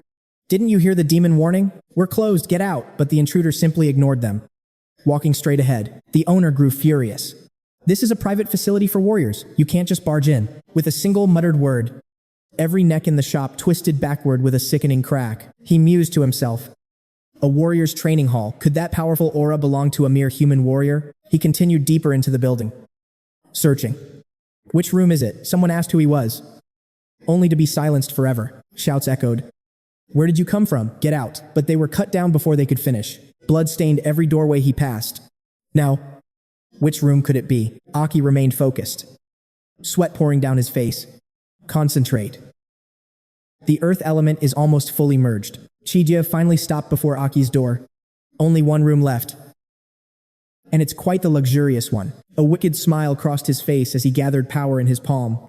Let's give them a proper greeting. Suddenly, a hand appeared, blocking his strike and scattering his energy into nothingness. Staring at the undamaged door, he gasped in confusion. I couldn't break it. Looking down, he saw a hand firmly gripping his own. The iron-like hold was inescapable. As the Crimson King emerged from the shadows, Chi Dieu froze in terror. You. The Crimson 8 banners, I remember you. The king raised a finger to his lips, signaling silence, before brutally snapping Chi Dieu's arm.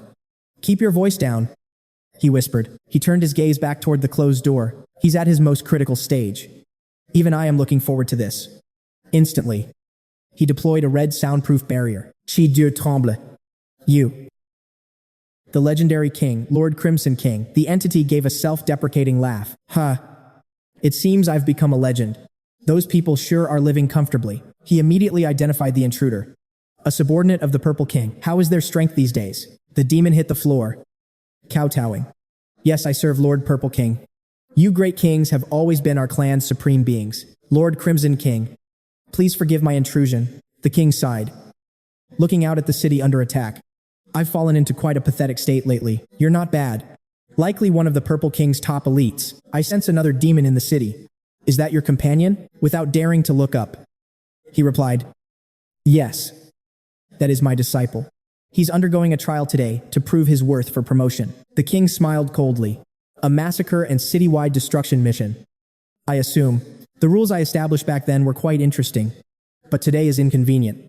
I won't have him disturbed. Chi Dieu tremble. Wait. Isn't there only a human warrior here? Who is this person you mentioned? My lord, the one with that strange aura I sensed earlier. The Crimson King looked down. Is it him? He is my secret. I cannot let you return and report to those Death Kings. Hearing this, his face turned pale with dread. He immediately looked up, pleading. Wait. Lord Crimson King, I swear I will keep my mouth shut.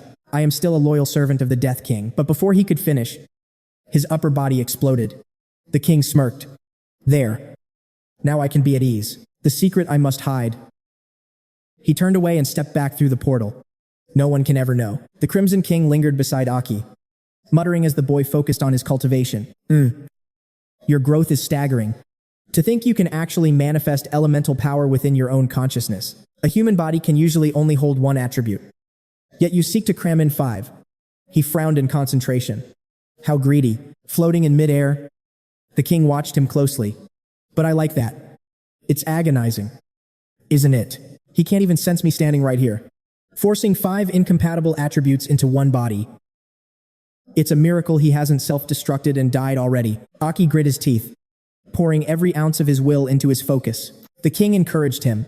He has fully entered the sea of his own consciousness. For a human, his mental fortitude is impressive. Aki, you were once called the strongest warrior by humanity. Weren't you, he thought. Choosing you as my vessel was the right move. He stretched casually. Well then, time for me to return to your body, to ensure no one disturbs you. I had to manifest in this soul form. It has drained quite a lot of my mental energy. He couldn't stop smirking. But it's all worth it. Your physical constitution will be vastly improved after this, which is also a benefit for me. Suddenly, bolts of lightning sparked from the earth element, spreading rapidly to the surrounding forces. He gasped in surprise. Lightning Aki's brow was furrowed in intense pain. Thunderbolts suddenly tore through the sky above the training hall. Only then did the king realize what was happening. A massive bolt of lightning struck the training building, obliterating the structure and leaving nothing but ruins. The Crimson King shielded himself. Speechless, he questioned again. Why lightning? His elements are actually starting to link and bind with one another? He frowned. He's trying to drag all 5 attributes into his body and fuse them into one. Is that even possible? As the 5 elements merged, Aki grit his teeth and roared. Manifest. He let out a thunderous scream as another massive bolt of lightning crashed directly into the building. Watching Aki floating within the pillar of light, the Crimson King thought, I may have underestimated this human. This brat isn't just evolving to the 5 banner rank. He's using the fusion of 5 elements to create a unique lightning attribute. He scowled. This white lightning is irritating. It's the one attribute I truly despise. With that, he vanished. Elsewhere, Tudo Lu stared at the rising pillar of light. Lightning energy is soaring into the sky. What is that suddenly? A shadow lunged at her. You're distracted. The impact shattered the ground beneath them. Xiao Daozi marveled. I'm surprised. Only at the 4-banner rank. Yet you possess such overwhelming strength. As expected of the power granted by the Black King himself, Tudo Lu struggled to hold her ground. If this keeps up, I won't be able to endure much longer. Even with my 4-banner power awakened, I'm facing a dual-core 5-banner demon. She frowned. The city captains should be arriving soon. I must change my strategy and use my abilities to stall for more time. Xiao Dozi immediately threw a heavy punch. Don't think I don't know what you're planning. Seeing the fist flying toward her face, she tilted her head to dodge. Instantly, spatial cubes began to materialize around her. She unleashed her technique, sending the cubes flying at Xiao Dozi and blasting her back. She slammed her foot down, summoning even more cubes. She recalled her past training. When you aren't sure you can crush your foe, keep your distance. Observe their movements and find their openings or weaknesses. In reality, she unleashed a flurry of kicks against the cubes, which then teleported her strikes directly onto Xiao Dozi. The demon wore a cryptic smile. Spatial power. Instantly, She released a disorienting sonic wave, paralyzing Lu's mind.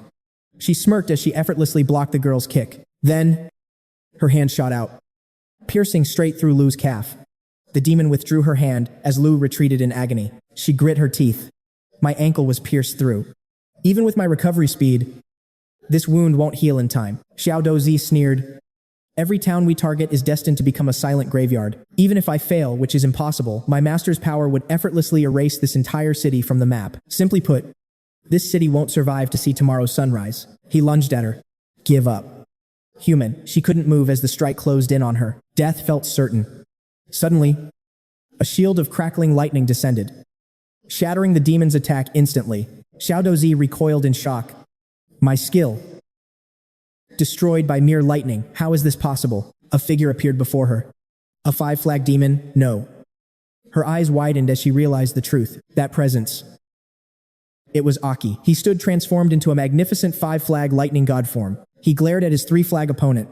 The demon trembled in fear. Who? Just who are you? Aki, is it really you? She whispered. He nodded. Rest now. You fought well enough. Sensing her aura, he realized she too held demonic power. Aki. Watch out, it's a high tier. Dual-core demon. Aki scoffed. Don't worry. Whether they're high tier or not doesn't change a thing for me. High-tier demons are exactly the kind of prey I'm here to hunt. The demon hissed. You reek of our kind. Aki's expression turned cold with pure disdain. Don't lump me in with monsters like you. I'm the one who hunts your kind down. Enraged, the demon prepared a counter. This lightning was intolerable. He had to kill Aki immediately. Perish. All of you, the demon roared. Aki stepped forward, gently stopping the girl from intervening. You're hurt. Don't push yourself. His gaze sharpened. The rest is my responsibility now. With a roar, Aki unleashed his lightning snake, cleaving the demonic energy clean in half. Thunder and darkness clashed, sending violent shockwaves through the air as the entire battlefield sparked with electricity. The demon gasped in disbelief. He actually split my pure energy apart. His attack had been dismantled. He began to fear the overwhelming, mysterious power of this human. Aki's murderous intent swirled, forming a protective barrier of surging electricity that shielded Tu Dolu. Aki thought to himself, it seems fusing those 5 elements was worth the risk after all. This divine lightning was the perfect natural enemy for these disgusting demonic creatures. He recalled the agonizing pain of the fusion, like his very soul was being incinerated by fire. What he feared was elemental rejection had instead birthed this mysterious, celestial lightning power. Clenching his fist, he wondered just how devastating this strike would be on demon flesh. The demon laughed nervously. Do you think blocking one move makes you my superior? Human. Behold, he screamed, activating his core potential. Master will kill me. But you die today. Memories of his master's warnings flashed by, but his rage had completely taken over. Xiao Dozi transformed into a hideous beast, intent on obliterating both humans with one strike. Even Aki grew cautious. This core potential was a desperate and dangerous surge of power. It was a forbidden technique, forcing the body to its absolute peak for a short time. The demon had abandoned everything for this final, suicidal assault against the lightning god. Massive wings sprouted, shattering the ground as the beast took to the skies with terrifying force. The air was now the demon's domain, granting him unmatched speed and a lethal advantage. Aki lunged, but the demon countered fiercely. Was he really trying to block this barehanded? The onslaught was relentless. Aki's lightning wasn't fully honed yet, making the agile demon hard to hit. Fighting a flying opponent from the ground was proving to be a tactical nightmare for Aki. He could manifest wings, but not for long. Ducking a strike, he turned to the girl. Lu, what's your specific ability? He shouted, while the demon prepared another massive wave. The demon sneered. I'll admit, your human adaptability is impressive, but you're still just prey. No matter whose power you borrow, you will always be pathetic. Lowly humans. With a roar of contempt, the demon unleashed the dark space energy for total annihilation. Behold the mystical cosmic vault. This is the manifestation of true demonic power. A city-leveling strike warps the multiverse into a spiraling vortex of dark blue annihilation. Suddenly, Aki barks a sharp command to Tudolu. He pulls her close, mocking the enemy. Run, you'll never escape my vortex. The abyss devours everything, fueled by the darkness of the strengthening demon core. High above, the core laughs. A direct hit. You're nothing but dust now. But Aki has an ace up his sleeve. A spatial rift suddenly appears. A voice echoes from behind. A warrior never backs down, Aki strikes. Aki and Tudolu combine their might, unleashing a colossal energy surge. Divine lightning tears the heavens apart, striking the enemy with unstoppable fury. She grinds her teeth in agony, her entire body paralyzed by numbing electricity, landing on crystalline pillars. Aki gazes down with eyes like cold steel. Tonight is your final night, and declares, as the demon trembles in shock, Tudo tu his en defiance. You actually dare to kill me. My master is an immortal god, he will hunt you for this. Aki remains completely unfazed. An immortal master. You say, regardless of who he is, I'll just kill him over and over again. Enraged, the twin-core demon slams the ground, defending her master's legendary power. Aki's expression remains icy and calm as he raises his hand high. Lightning forms a spear. It doesn't matter how strong you are, I'll be stronger. Tu dao, tu stares up. Looking broken and desperate against the two warriors. Aki, let me assist you, Tudolu cries. And Aki nods in agreement, channeling her spatial mana. She begins to warp the very fabric of reality. She propels Aki through space, granting him godlike speed that blurs the world. Gripping the lightning spear, Aki unleashes the devastating Twin Dragon Thunder Strike. The combined forces collide, erupting in a cataclysmic explosion that shatters the earth. As the smoke clears, Tudao lies mangled, moaning in absolute agony. Master. It hurts. Memories of her past begin to flicker like dying embers. She remembers the day her master found her a rare twin core of their kin. Through years of training and disguises, they shared a deep, unbreakable bond. She lived for the joy of the hunt, driven by primal demonic instincts. But looking back at those peaceful afternoons, a forgotten question suddenly resurfaces. Master, what exactly is sorrow the young? Innocent Tu Dao Tu once asked. Her master only smiled sadly. I hope you never have to find out. Her form begins to fade. Master, I've failed you. I'll never see you again. Tears stream down as she finally understands the weight of true sorrow. With a final breath, she dissolves into stardust. Aki sighs. The battle finally over. Tudolu winces. That was a high-level demon. Its strength was truly terrifying. Aki turns to her. A soft, satisfied smile breaking through his stern mask. You fought well today. Tudolu blushes deeply at his rare praise. Aki notes the demonic aura within her, a dangerous gift he must watch closely. How is your leg? He asks, his voice laced with genuine concern. I've stabilized it with energy, but the damage is quite severe. She admits, I need a place to heal. Suddenly, a sinister purple aura erupts nearby. Their senses flare, a powerful warrior is approaching, and the pressure is immense. Si-Tu Liu sensed the shifting auras. The elite captains were finally returning from their mission. This ambush, it was a calculated strike by the demon and its sinister master. Her gaze darkened. The departure of the captains was all part of their master plan. We must report the demon's status and expose their true objective to the captains. Warn them, this demon is far more dangerous than anyone imagines. A terrifying power lurks among them, something beyond rank 7 that humanity has never seen. Aki stood frozen. He hadn't expected her to possess such profound insight into the abyss. She already saw the truth. Mankind's knowledge ends at rank 7. Blind to the horrors beyond, take this high-level demon. For instance, though still maturing, its raw power far exceeds what any 6-core warrior can handle. Aki looked at her. But can we stay? Look at what we've become. Si-Tu glanced down at her hands, her eyes filled with sudden confusion. You've just absorbed demon power, Aki explained. Reverting to human form won't be easy. I gained my strength by borrowing that power. And now, you walk the same path. Do you think ordinary humans will still see us as one of their own? He reached out. Let's move. We need to disappear before they find us. Hold on. He hoisted her onto his back, vanishing like a gale. I'll heal you first. Sunlight pierced the heavy gloom. Elsewhere, in a hidden training chamber, Chi-Jie lay shattered. Suddenly, a strange, pulsive energy began to knit him back together. Blood and bone converged, reconstructing his mangled form into a complete body once more. He slammed his fist against the ground, gasping. The regeneration had drained him completely. Lucky I possess resurrection reconstruction. That was a close call. The Red King's power is insane. I must alert Lord Purple King and abort the mission. A sudden, chilling thought struck him like a bolt of lightning. Wait. Kiao Duzi Zora. It's gone. He stared out at the bustling city below. Clear the way. Other squads are already hunting for clues. A scout rushed toward the commander, holding a mysterious container. Commander, we found core fragments. They're rank 5. but completely drained of energy. The captain frowned. Drained. Then they're nothing more than useless pebbles. Send them for analysis. See if they hide any secrets. The scout saluted. He gritted his teeth. This ambush was too precise. Many high-level warriors had fallen. The arena was a graveyard, still reeking of an overwhelming, sinister demonic aura. Surveying the wreckage, he knew this was no ordinary rank 5 encounter. Who did it fight? Who could possibly kill such a monster? Questions flooded his mind. And this lingering scent. It feels like there was more than one demon here. A battle between demons, she mused. He scoffed.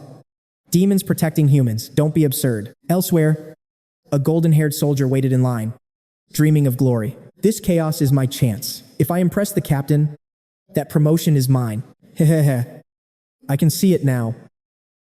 Suddenly, a hypnotic whisper drifted from the shadows. He turned, drawn like a moth to a flame. There stood Chidio, cloaked in mystery. Tell me. The demon hissed. What exactly happened at the arena? Terrified, he confessed everything. The demon was slain, but the killer's identity remained a mystery.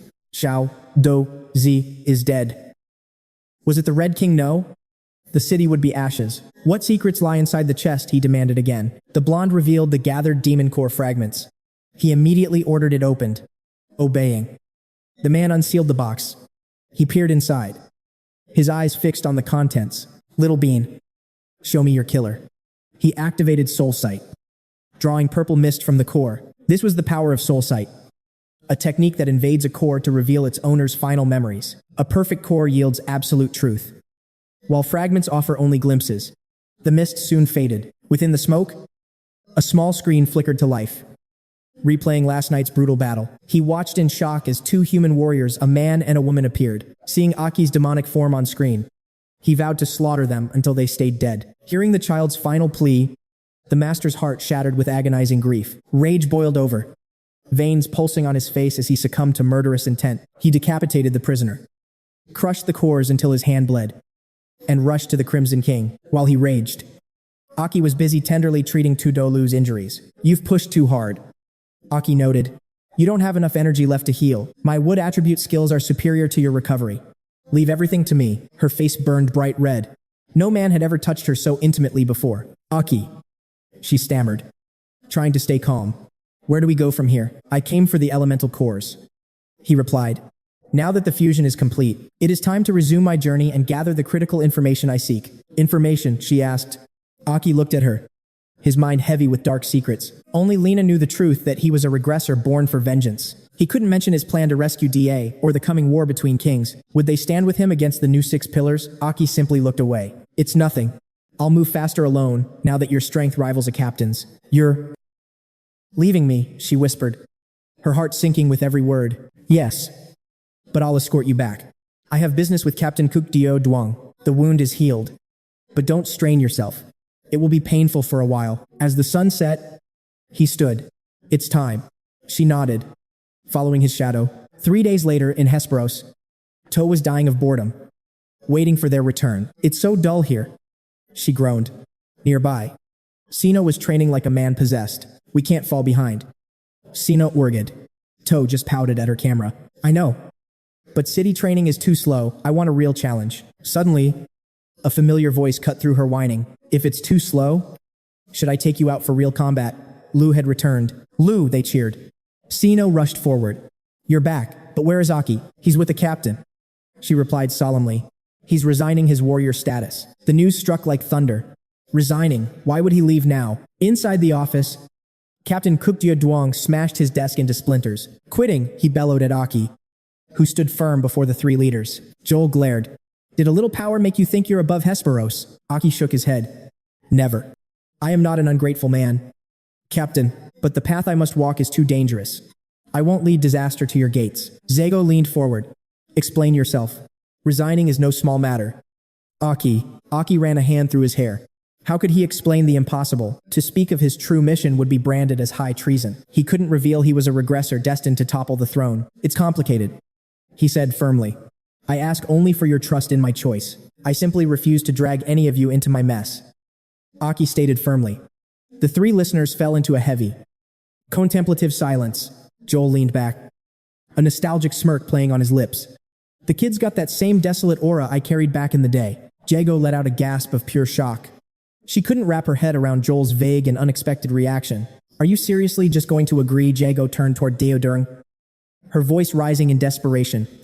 Say something. What if he's walking straight into a death trap? Deodurng furrowed his brow, lost in a sea of silent calculation as the tension thickened. Finally, he stood up and braced his hands against the table. Aki, it's not that we don't trust you. We're just worried. Let's settle this another way. Standing tall with a commanding presence, he declared, if you can defeat the three of us, I'll let you go. What do you say? Jago stared at him in disbelief. She hugged her head, sighing in defeat. Fine. I guess I have to follow your lead. Aki hesitated, looking awkward. Wait. I've become quite strong. Shouldn't we try a different way? Deodurng remained unshakable. Consider this a final exam to see how much you've truly evolved during your time away. Which one of us will you face first? Joel and Jago waited with bated breath, their anticipation charging the air. Suddenly, a wave of chilling intent exploded. Aki placed his hands behind his back and smiled. To put your minds at ease, why don't you all come at me at once? Meanwhile, at the warrior training grounds, Shino was still reeling from the weight of Situ Liu's revelation. So Aki doesn't just want to leave Hesperus. He wants to erase his entire identity as a warrior. He bowed his head. He's cutting all ties with us completely. Tomoe looked at Situ Liu, her voice trembling with concern. Is Aki doing this because of some hidden, unbearable burden? Liu stared at the ground, her voice hollow. He wouldn't give me the specifics. Her mind flashed back to their drive along the shattered highway. As the car sped along, the atmosphere had been suffocatingly heavy.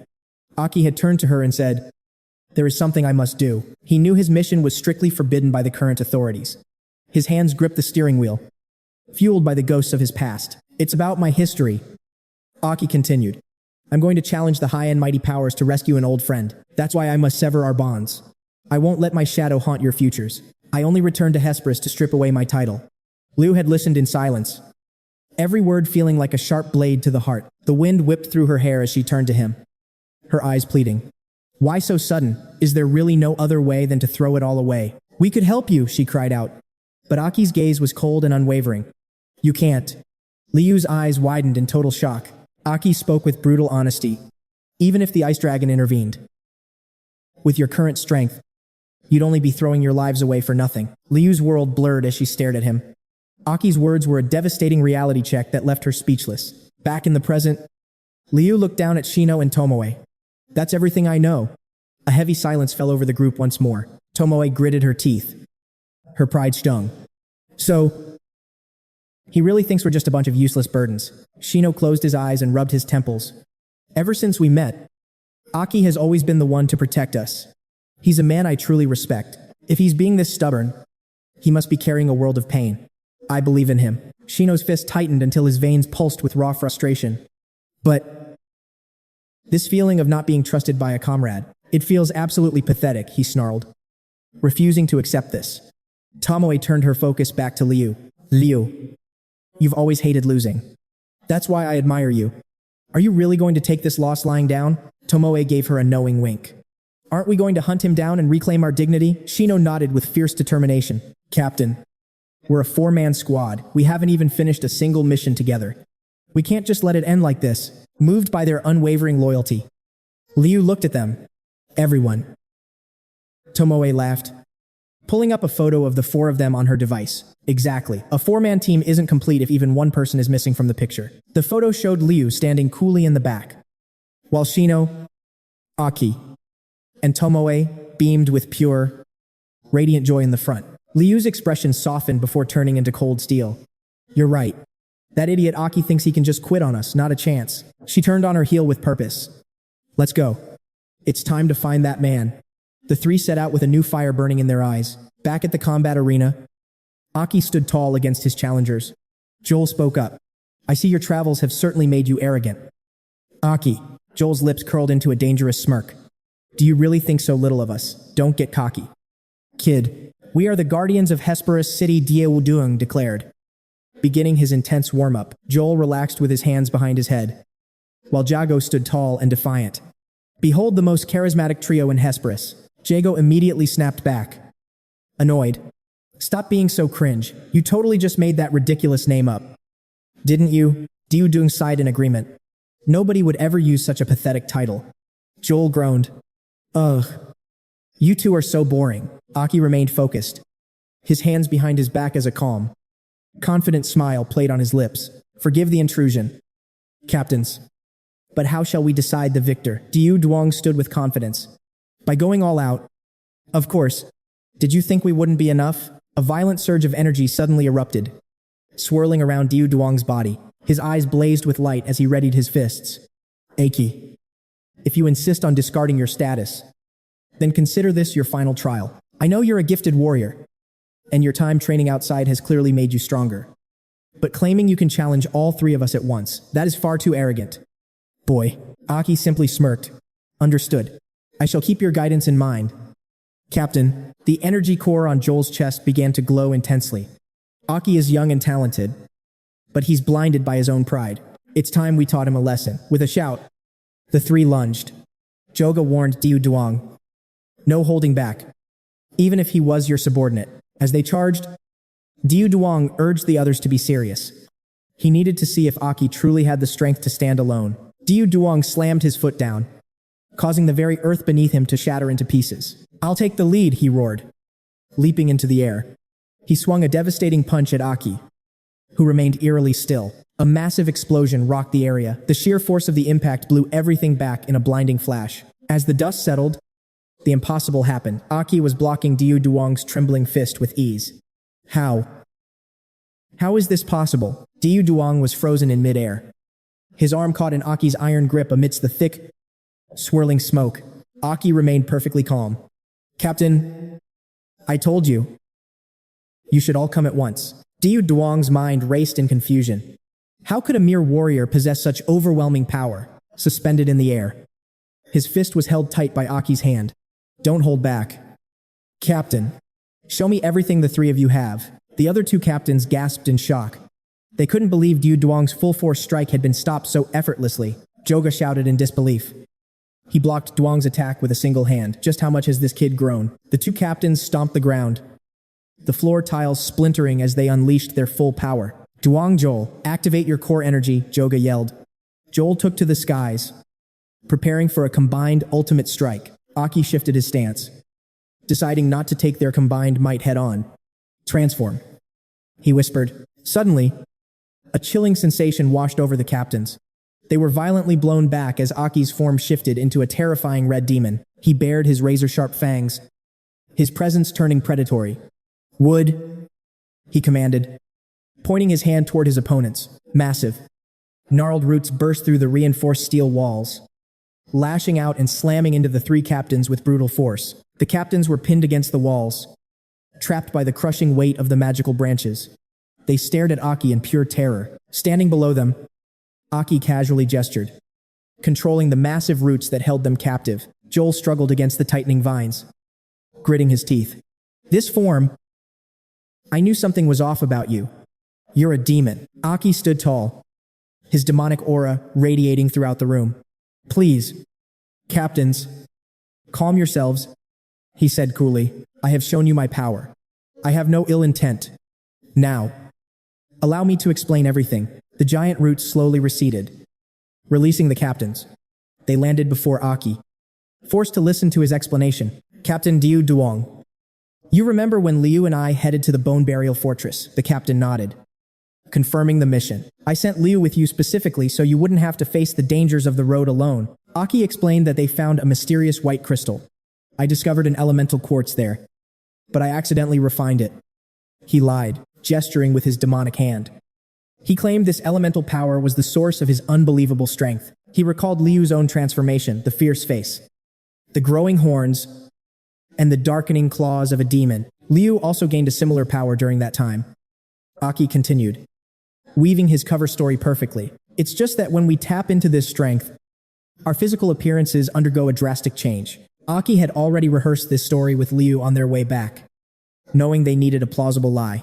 Since everyone knew about elemental quartz, this explanation was their best bet. They could never reveal their true demonic nature. Joga was stunned. You're saying Liu received this same terrifying power as well? Her strength is still unstable, Aki replied. She needs more training. But she's currently at the level of a stage 4 warrior. The three captains were speechless. Joga frowned. But your power seems far superior to hers. What is your actual level? Aki closed his eyes, focusing his energy as the demonic aura began to fade. The power receded, and Aki returned to his human form. In this state, I suppose I'm a stage 5 core warrior. Their jaws dropped in pure disbelief. Lightning danced within Aki's glowing gaze. Was he really controlling lightning with demonic energy? This thought raced through Aki's mind. Meanwhile, Joe was buzzing with excitement, unable to believe his eyes. I have heard of those elemental crystals before. One needs immense strength and rare destiny to achieve such enlightenment. Joga added that perhaps both of them had finally encountered their own unique paths to power. With a stage 4 and stage 5 warrior from Hesperus, we have certainly brought honor to our city. The two chatted animatedly before noticing the captain stood in silence. They asked why he was so quiet. Aki turned to look at the captain and called his name. Only then did the man snap out of it. I am proud of you both. I was just reminded of my younger brother from many years ago. Memories of the past flooded back. He saw his city swallowed by darkness, surrounded by flickering red lights like blood. He recalled a small demon tide that struck Hesperus. His brother was taken.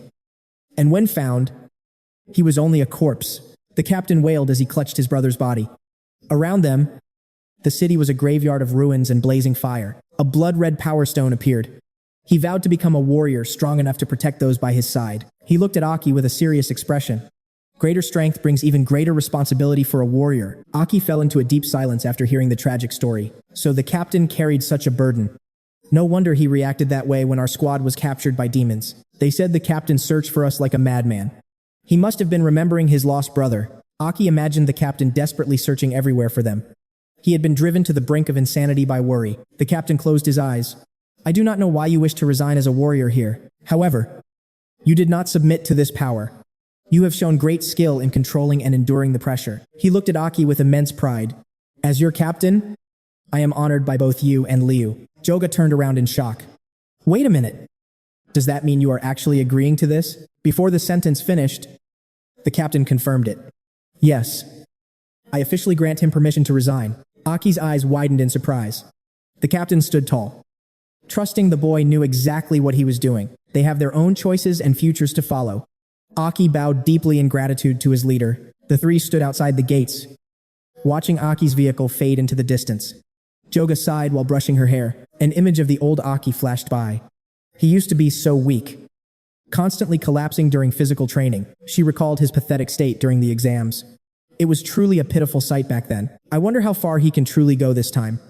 The three of them gazed toward the distant horizon. Joe laughed, admitting he did not know. But that kid was a bird we could never truly cage. That boy. And the name Aki. A powerful warrior's silhouette appeared in Joe's mind. He continued, saying Aki reminded him of a legendary existence. The captain smiled as the car became a tiny dot. Perhaps his future achievements will surpass even that legendary figure. Under the vast blue sky, Aki drove alone. He sped down the road toward his own secret objectives. He needed to reach the 6th core rank to save Dessa. Demons were nearby, making it the perfect scouting opportunity. If he could collect enough cores, his chances of leveling up would drastically improve. Suddenly, a strange thumping came from the trunk. Aki wondered if the lid was moving on its own. Aki let out a terrified scream. Stowed away in the trunk were Liu, Tomo, and Zero, all gasping for air. Tomo complained about nearly suffocating. Immediately, the stowaways began to interrogate the young man. Luckily, Liu warned us, you were ditching the squad. You are so mean. Aki, he stood there, completely speechless. When did you all even get in the car? After stopping, the entire squad gathered together. Aki addressed the captain. Liu looked away shyly, her cheeks turning a bright shade of pink. A captain must respect the opinions of her team members. Aki tried to argue, but she cut him off. I did not want you to. She stopped mid-sentence, pretending not to care while looking away. I just did not want the squad to disband yet.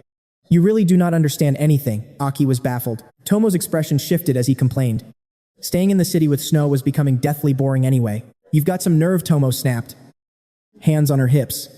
Returning from a mission only to quit. I absolutely refuse to allow this. Shino stepped forward firmly. We aren't letting you go.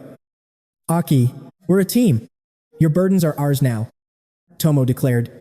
Hu Tue nodded eagerly. Ready to help, Shino added. If this mission is dangerous, That's even more reason not to face it alone. Aki ruffled his hair, sighing. You guys are stubborn. But you're right. You deserve the truth. He couldn't reveal his reincarnation yet. But the rest, that was up to them to accept. Aki's expression shifted instantly. A heavy, serious aura settled over the entire room. Fine. But once you hear this, you'll have a difficult choice to make. My path is perilous. If you follow, your very lives will be at stake. He began, after a long silence. They gasped. You want to rescue the prisoner from the new king's shadow? Yes. This is my secret. He closed his eyes, reflecting on the weight of his destiny. It's forbidden. Knowing this, do you still Tomo cut him off? Eyes sparkling. This is thrilling. Defying the new king to save a legend. Count me in. Shino was vibrating with adrenaline. That's our Aki. Hiding such secrets, I trust you blindly. I'm in. Shino cheered. Situlu stepped forward, her voice firm. Aki stood there, stunned by their unwavering loyalty. Wait. Are you guys serious? We're talking about a revolution against the new king himself. Shino smiled brightly. The people of Helos have always been loyal to the old king's legacy. Without his greatness, Helos wouldn't even exist today. We owe him our lives. Situlu's gaze darkened. My grandfather, Situje, was a loyal subordinate of the six heroes. A towering, noble figure flickered in her mind, the man who had shaped her entire world. She spoke of the past, as images of a city rising under a golden sunset surfaced. He built Helos under the king's guidance. I know he'd want me to do this. Suddenly, a realization struck Aki like a lightning bolt from the blue. Situjie. No wonder the name Situ sounded so familiar to me. Memories flooded back. He finally remembered that kid from his previous life. He saw the brave warrior who once charged into battle beside him, that nervous, honest young boy. How time flies. Aki took a deep breath and made his final decision. Fine. But if you're joining, your current strength is nowhere near enough for this war. To survive, I must introduce you to someone. Their eyes lit up. Whose scene change? Standing before them was Violina, a legendary 7-core warrior and former member of the 6 heroes. Train them. The team froze in awe. Aki nodded. Yes, I'm counting on you. I can't sharpen them alone. Situlu, Tomo, and Shino were absolutely speechless. I need a photo. How does Aki know a goddess, and she's going to train us? Lena turned toward the cliffs, a faint smirk appearing on her face. Very well. I accept. But how much you grow in this short time? That depends entirely on your own willpower. She glanced at the trio skeptically. They have potential, but their current power is lacking. Aki shrugged, anticipating her doubt. I have no choice. In this life, I'm their leader. Lena brushed her hair back, smiling.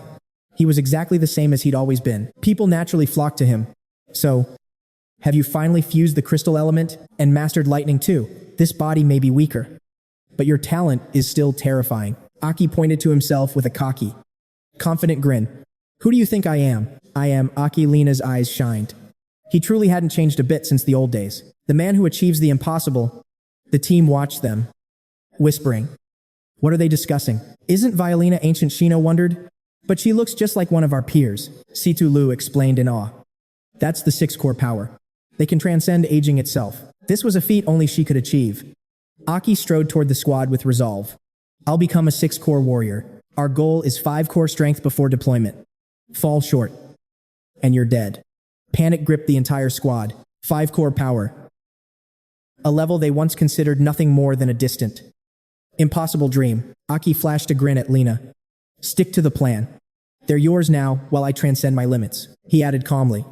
Furthermore, I must find a way to amplify their strength even further, Lena chuckled, her mind racing.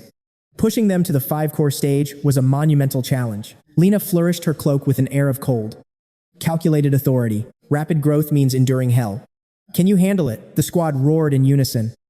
No problem. Transition to the Radiant City gates. A heavy-duty jeep roared to life and blasted into the wasteland. Behind the wheel sat a peculiar figure, his presence shrouded in an eerie mystery. He pondered the crystals.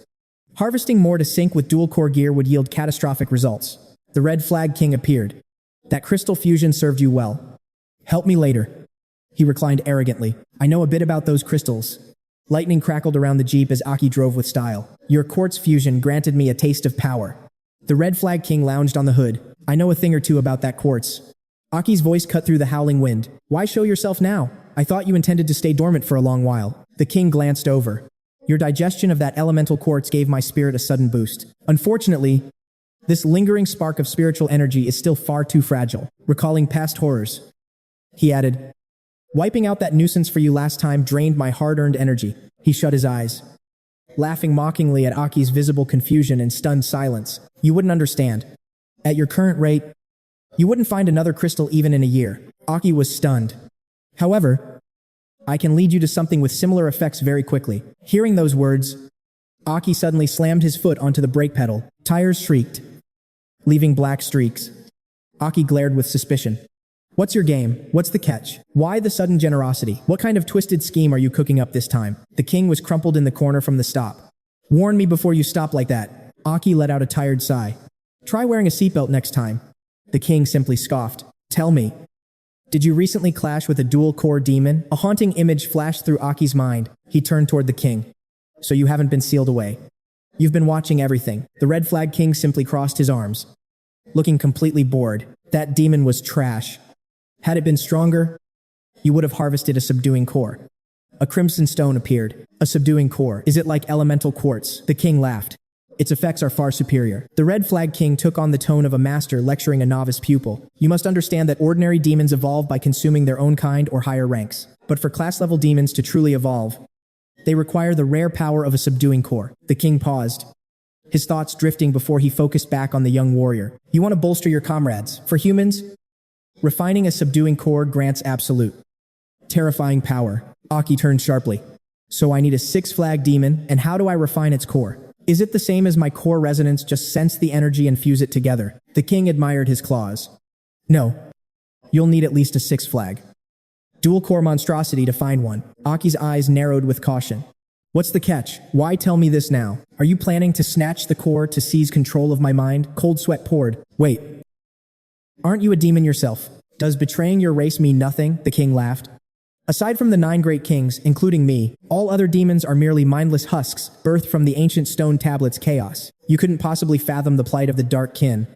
Explaining it would be a total waste of breath. Besides, you underestimate me. A mere demon core, I wouldn't spare such a trifle a second glance. The Crimson King smirked, his massive hand crushing the edge of the seat. Lunging forward, the Crimson King loomed over him with an intense gaze. Haven't I made myself clear yet? Aki recoiled in shock at the sudden shadow. What are you? A flash of movement. And the king pinned both his wrists effortlessly, gazing down at his captive. The king growled. I told you. I am within your body, and you are within my heart. In this life, we are one. You crave evolution. Fine. I shall grant your wish. Your growth mirrors my own. When you transcend, I ascend. Your strength is my power. His expression hardened into a mask of iron. Never doubt my intentions. Focus only on becoming stronger. Understand. Aki gritted his teeth, drenched in cold sweat. Even at his weakest, the king's might was overwhelming, pinning him like a mere child. Panting heavily, his muscles tensed with frustration. Back off. You bastard. Your proximity is making me sick. The king snorted, finally releasing him and sighing atop the car hood. As stubborn as ever, Aki's gaze turned serious. Where do I find the 6-core dual demon? These high-level entities are ghosts, leaving no trace behind. They were enigmas. The king's eyes flickered with amusement. Tisk. Why are you humans always in such a rush? I won't help you hunt. My presence would only lure horrors you aren't ready to face. It's too much trouble. The wind whipped through the king's hair as his voice dropped to a low, warm resonance. I'll show you the path to your goal, but the rest is up to you. Aki fell silent. A 6-core high demon. The stakes were finally getting interesting. I understand. It's a dangerous gamble, and I loathe that place. But if you're right, it's a risk worth taking. His resolve echoed beneath the vast, open sky as the journey began. Hold on tight. We're moving. Where to? The king asked. As the engine roared, Aki replied, the city of radiant dawn. The king paused in silence. How does this seatbelt thing work again? Night fell as headlights pierced the distant gloom. Aki killed the engine. We're here. This blind spot should keep us hidden from the town's perimeter. Arms crossed, the king declared. I'm going dormant until you secure that core. Manifesting drains too much of my essence. Aki stepped out into the cold night air. Fine by me. The king shot him a warning look. One thing, don't let your allies force the core's refinement. Their minds will shatter instantly. Aki grumbled under his breath. Dismissive as always. Suddenly, he stopped, scratching his head awkwardly. Actually, I need a favor. The king blinked. You asking for help, speak, flushing with embarrassment. Aki bit his lip. Can you alter my appearance? I need to join a high-level subjugation quest undercover. My old identity is too well known after the demon hunt. And one more thing. A weapon. This blade is useful. But I need something with more bite. Radiating a smug glow, the king tilted his head back in triumph toward the sky. Ha, since our fates are entwined. A trifle like this is child's play for me. The king dissolved into a streak of light, surging into Aki's chest. The impact sent him reeling, his eyes turning vacant. Aura swirled around Aki's arm, reshaping his entire form. From within, the king's prideful smirk reflected in Aki's new, sharp gaze. A magnificent blade materialized. Take it. This is the Crimson Dynasty. Consider it a gift. Aki marveled at the sword, pulling his hood low. He drew the steel. Thanks. You damn demon. Gripping the hilt, he set off with newfound swagger. Time to infiltrate the elite subjugation squad. Radiant Dawn City, Northwest Sector. The drill grounds bustled as foreign mercenaries gathered to enlist. The purge begins. Minimum requirement, 4 core level. Massive rewards for those who survive the hunt.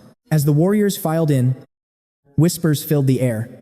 Who's leading the charge? It must be someone legendary. The announcement boomed, directing the hopeful recruits into the inspection area in order. Aki observed the diverse crowd. In a demon hunt, numbers were everything. Then, the commander arrived, a mountain of pure muscle. Meet the man in charge, Captain Ran Yang. A formidable 6-core Scarlet Warrior. He stood before them. Soldiers, thank you for answering the call. The purge demands your steel. I will lead this operation. The crowd stirred. If a captain was leading personally, the situation was dire. Rumor says Ran Yang once faced 2 high demons alone and walked away with a 5-core head as a trophy. The sheer terror was palpable. Dawn City's elite warriors were legendary, far outclassing those from any other territory. Captain Nan Duong announced that our squad would lead the demon scouting mission this week. 6 scouts vanished in the rotten forest, 3 kilometers north. Not a single soul returned. He added, the leader was a 5-core blue-grade veteran, my trusted comrade and no weakling. His team consisted of peak 4-core experts. They hadn't failed a mission in years. According to the final transmission received from the lost unit, they likely encountered a powerful rank 5 demon, or perhaps a devastating dual-core threat to the city. Nahan Duong's voice grew grave as he continued. The city's defenses are thin, so we need mercenaries. Aki realized a dual-core meant a rank 6 disaster. Perfect. The Red King mentioned that only a rank 6 dual core yields the core I need. Nahan Duong added, warriors accept death, but we don't leave brothers behind. I need their bodies found. I will purge these monsters. He then barked orders. Listen up. You all know the risks. If you're brave enough to face this hell, step forward now. We move out immediately. At the northwest gate, the warriors donned their heavy battle gear. The citizens watched, praying for peace. Exterminate the demons, they cried out in unison. Victory to the purge squad. The roar of the crowd echoed as they marched for war. They reached the scorching desert. Nahan Duong warned of the 4-kilometer trek crawling with demons. Stay close and keep silent. If you're isolated, the swarm will tear you apart instantly. Aki sensed he was right. The moment they left the gates, hungry eyes were already watching. One arrogant warrior scoffed. Listen, Captain, don't treat us like some bunch of clueless rookies. With this much firepower, any demon foolish enough to show up is just asking for death. Nan Duong's blood boiled. Shut your mouth. You damn fools. Do you want to die? Suddenly, a blade of sand pierced the fool's heart. Sand tribe demons, the apex predators of the dunes. These pale yellow hunters strike from beneath the sand before vanishing back into the shifting dunes. Ambush. It's the sand tribe. Everyone, get into defensive positions immediately. The warriors struggled to strike enemies that melted into the sand, their ideal killing floor. Nahan Duong gritted his teeth. The numbers were overwhelming. This was a rank 3 demonic tide. Don't fight alone. Group up. Some warriors charged in. Fueled by a reckless, bloodthirsty adrenaline, Nahan Duong unleashed a surge of murderous intent, his weapon trailing a deadly light. Against these rank 3 pests, he was a force of nature. Activating his system, he tore through the horde. Lowly desert curs. You aren't worth my time. A dark, Predatory smirk played on his lips as he relished the carnage he caused. Captain, we're split up. If we don't regroup now, they'll pick us off one by one. Some are too far gone. Save who you can. The rest are on their own now. The demons toyed with their prey until a crimson blaze erupted, forcing the monsters back. A black-haired youth with golden eyes stood there like a god, crushing a demon's skull. Aki's voice was cold. Get back to the main squad. Stop spacing out and move. Aren't you coming? The demons are swarming. We don't have time for heroic sacrifices. Aki smirked. I'm better off alone. Then, he unleashed absolute destruction upon everything in sight. Meanwhile, the rest of the warriors fought desperately to hold the line against the horde. Nahan Duong carved a path to them. Tighten the formation. Don't you dare fall behind now. Captain, all units accounted for, a soldier reported. Nahan Duong nodded, eyes scanning the sand. Wait, a straggler returned. Nihan Duong rushed over. You were the furthest out. Is anyone else left? A mercenary saved us. He's still back there, holding off the entire swarm alone. It caught him off guard. Staying behind alone, pure madness. Why not retreat with the others? Bravery is one thing, but this reeks of inexperience. It is a death wish. Plain and simple. Rumors say the ambush was massive. Facing 10 desert demons alone is suicide. I urged him to flee, but he did not even look back. He just muttered something and vanished. Ranyang asked. What did he say? The soldier replied. He said it is easier alone. Someone scoffed. Arrogant brat. He will be lucky if there is enough of him left to bury. Yet, Ranyang felt uneasy. Even for him, surviving 10 desert demons unscathed would be a miracle. He hid. Without him drawing their aggro, our losses would have been catastrophic, dead or alive. He is one of ours. He commanded. Move out. Stray demons still lurked, ready to strike. They reached the site, the captain leading through howling winds and blinding dust. Visibility was near zero. Stay sharp. The sandstorm had fractured their formation, leaving them vulnerable to the demons' ambush. Ahead lay a wall of swirling sand, the lethal heart of desert demon territory. Captain incoming, a soldier screamed. Ran Yang drew his blade. Prepare for battle. Through the haze, Aki appeared, his blade sheathed, radiating a cold, mysterious aura. Ranyang froze in disbelief. It is him, the one who stayed behind. Aki looked up calmly. Why are you all still here? I figured you had moved on. I was just about to catch up. Ran Yang studied him. Why did Aki reek of such lethal intent? Was it just the demon blood? You are alive, they gasped. But the vanguard? What about the 10 demons? Them, they are dead. Aki said flatly. Before them lay nothing but bleached demon bones in the sand. Shock rippled through the squad.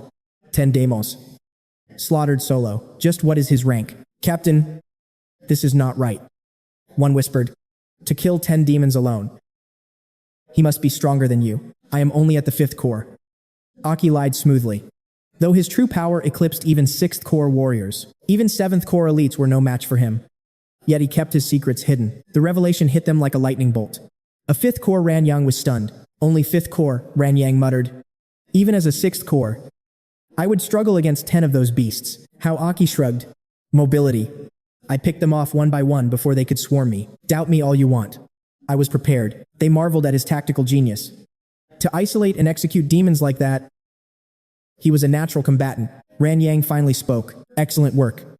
Young warrior, you bought us vital time. Now, move out. They reached the disappearance site. The map shows 2 entrances. So why are there 3? They stood before the corrupted forest. Captain, we do not have time to scout every path. The forest was a labyrinth. Finding survivors here would take hours they did not have. We only have enough men to cover 2 entrances. Splitting into 2 is the only safe way, the soldier suggested. Ranyang hesitated, torn by the choice. 2 teams are safe. But what if the scouts are in the 3rd path? Amidst the tension, Aki stepped forward. I will take the 3rd path alone. Before they could protest, a blood-curdling shriek erupted from the woods. Panic seized the group. Captain, that sounded wrong. We need to move. Now, based on my experience, a scout added, his voice trembling. There is something far worse than 5th-rank demons in there. Aki stepped up. Captain, how big is this forest? Why does that matter? Now, someone snapped. Ranyang raised a hand, his gaze firm. I do not have exact measurements. It is uncharted territory. Mapping it was their mission. Normally, a 10-man squad would need hours of non-stop scouting, 3 to 4 hours at least. Aki lowered his head, eyes narrowing. Shadows veil Aki's eyes. 3 entrances won't suffice for our current numbers. He raises a finger. If I scout one solo, I can clear it before sunset. His face radiates pure confidence. Since I'm going alone, any mishap won't hinder the other 2 teams. What do you think? Jeers erupt from the crowd. Ha, one lucky break, and now he's acting like a hero. Another voice chimes in. Captain. The kid's arrogant, but his logic is actually sound. Ranyang nods. He knew Aki's strength was the real deal. 2 more squads arrive. Captain Ranyang, if we're splitting up, my brothers and I better be in your group. The crowd grows rowdy. Fine. But don't pair me with those self-righteous hunters. Look down on us. You're just a lone scavenger without a real pack. An independent warrior snaps back. Got a problem with solo fighters? You coward. Tensions boil over as they square up. Wanna go? Step up and find out. Aki sighs at the chaos. These outsider warriors are as undisciplined as ever. Ranyang slams his blade down. Shut your mouths. Fight after the mission is over. While you're under my command, my word is the absolute law. Anyone else want to test me? He growls. Silence falls. He considers Aki's proposal. The lack of discipline among these mercenaries is finally reaching its limit. We need to find the scouts and get out. Now. He turns and agrees to Aki's request. Fine. But listen, kid, if things go south, no one is coming to save you. Aki struts past the captain. Don't worry. I'll likely finish before any of you. The crowd hisses. Arrogant brat. He's just showing off because of his last kill. There are rank 5 demons in there. Ranyang steals his resolve. We'll see who's faster. New orders prioritize search and rescue over total elimination. The teams split. A malevolent aura begins to bleed from the dense tree line. Every warrior draws their weapon. Tension thick enough to cut with a knife. Aki enters first. His pace steady as he scans the shifting shadows. A beast lunges from the canopy. Aki remains calm, having predicted the ambush. With a flash of steel, his long sword pierces the creature's heart midair. Green blood sprays the earth. Aki's gaze sharpens, glowing with a cold, heroic fire. 1,000 red eyes ignite in the darkness. The demon's corpse thuds onto the grass. He senses them circling. For Min. You only strike when you think your prey is alone. He smirks. But being alone means I can finally use my real power. In an instant, he activates his forbidden demonic transformation. Dark energy surges. 2 crimson horns erupt from his head as the ground shatters. Come, I'll slaughter you all until your king finally shows his face. Aki charges the swarm. Meanwhile, the main force enters the lightless forest. Even at high noon, the thick canopy makes the woods as dark as a grave. The lead scout whispers, "Stay sharp." This silence is far too unnatural. As long as we maintain formation, the demons won't dare attack us. The soldiers behind him begin to whisper and mock Aki again. Bet that arrogant kid is dead already. He's probably sobbing in some corner. Laughter echoes, then stops. The leader's flashlight hits a silhouette. Wait, look there. A familiar uniform appears in the beam. That's one of our recon members. He gasps in relief. What luck. We found one the moment we stepped inside. The squad cheers. We actually found them first. The reward is ours. The leader sprints toward the motionless figure, heart racing with greedy excitement. Hey, you're from the Light City Scout Squad. Right. We've been searching for you. Where is the rest of the team? Where's the captain, brother? Are you okay? Come with us. But the figure stood frozen. A sickening, mechanical grinding sound echoed from its jaws. Unaware of the horror, he leaned in with his light. Brother, what are you digging for? Then, the chilling truth dawned on him. Terror gripped his soul. A demon was there, savagely feasting on the remains of his fallen comrade. He recoiled in pure shock, dropping his flashlight as he screamed. The demon crawled over the corpse, its voice twisted and otherworldly. Just finish this one. The squad trembled behind him. 6. A dual core, the demon snarled, its purple core pulsing. Its eyes blazed. A terrifying 6th-ranked dual-core beast stood before them. The monster flashed a gruesome grin, blood dripping from its fangs. It coiled its body, locking onto its next prey. You all arrived just in time. Its left eye ignited with a crimson glare. A fool. Deathly stench filled the air. The 6th-ranked dual-core was ready to hunt. Deep within the suffocating darkness of the forest, a name was called. The 6th-ranked dual-core was here. The blue-haired warrior trembled. Before him stood a nightmare with eyes like burning coals. In his hand, a device pulsed with urgent blue light. The situation had turned critical. Death was closing in. Report to Captain Ranyang.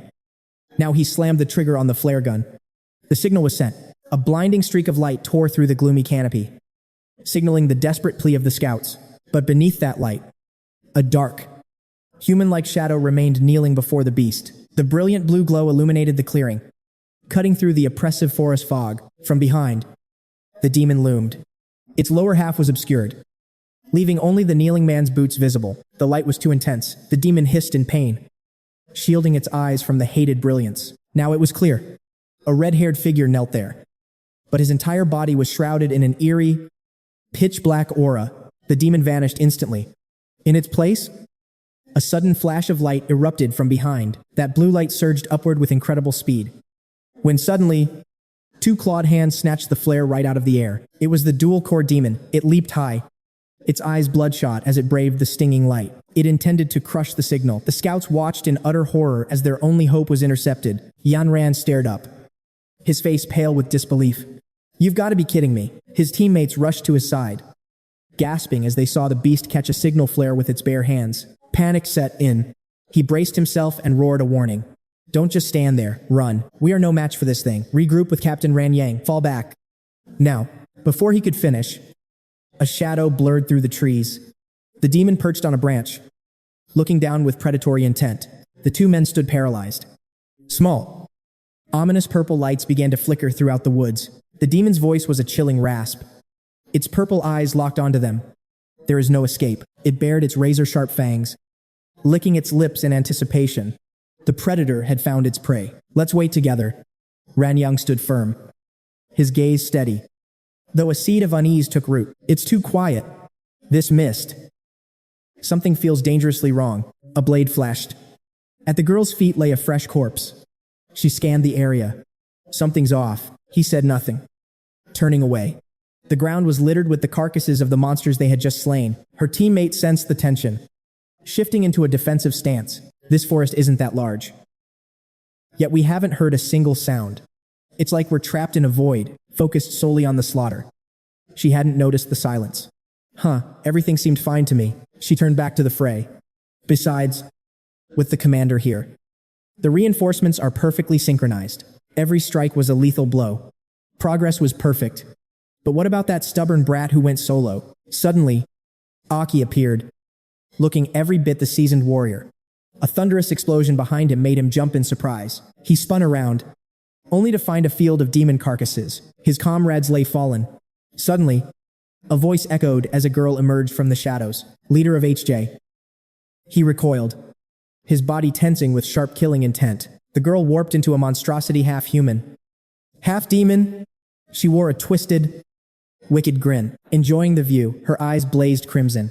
"You're next." He swung his blade with fury. "Go to hell." As the duel intensified, a cloaked figure wielding a crimson blade charged from the darkness. Steel clashed with a deafening roar. Suddenly, the forest split into two worlds, crimson and azure. He looked up in shock. It was Aki. His sharp gaze matched the lethal beauty of his red blade. Rage flared in his eyes. He leveled his sword, demanding, "Why are you shielding this monster?" Aki merely looked back with cold indifference. "Steady yourself, Captain." Aki parried the strike easily as the shockwave cleared the eerie mist. The demon vanished, replaced by a terrified girl. "Look closely. Is this really a monster?" Horror struck him. Behind him, his comrades were collapsing in agony, trapped in their own nightmares. They were all trapped in a grand illusion, snapping back to reality. He gasped. A purple core demon. A mind warper. Aki mused. And this one is far beyond the norm. He glanced at the blonde soldier trembling in sheer terror. "If I hadn't stepped in, you would have slaughtered your own men." The captain froze. "Captain, I saw everyone die. A monster was wearing your face and attacking me amidst the dark, suffocating forest." Aki finally broke the silence. "The illusion feeds on fear, forcing us to kill our own.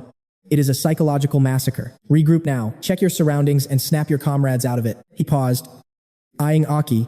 "How did you resist the spell? Weren't you on another route? You saved me from a grave sin." Aki turned, his red sword pulsing with regal power. "Fortunately, my soul is naturally immune to such petty tricks." Twin energies of blazing fire and crackling lightning formed an impenetrable barrier around him. "They tried me too." He gripped his blade, sensing a predator lurking in the canopy above. Aki's crimson steel carved a path through the demonic horde. Yet, the swarm was endless. I realized then, these monsters aren't truly dying. The fog itself was the culprit, a sensory trap designed to deceive the soul. We were lost in their world. The captain stared at Aki's dark, imposing figure. What kind of monster are you to resist a rank 6 spell? Are you truly rank 5? Aki's eyes glowed with intensity. I will help. But don't pry into my secrets. I don't follow your orders. I'm only here for the twin core rank 6 demon. The captain grimaced. Suddenly, a blood-curdling scream pierced the air. Captain, help us. The soldiers scrambled, their eyes darting through the trees to find the source. Another unit is under fire, the captain roared. All squads. On me. Move out. As the troops vanished into the woods, Aki remained, a silent sentinel in the dark. The twin core beast pinned a soldier, crushing him. The man struggled against the demon's grip. Someone resisted my art. Intriguing. And that power I felt earlier. The beast grinned, its eyes burning with hunger. Come then. Show me your worth. Trapped under the demon's weight, the soldier gasped for air. Who? What are you? Aki's gaze narrowed. A rank 6 purple core. This won't be easy. Charging blindly would be suicide. But he couldn't just walk away and let them die. He bolted forward, merging with the shadows.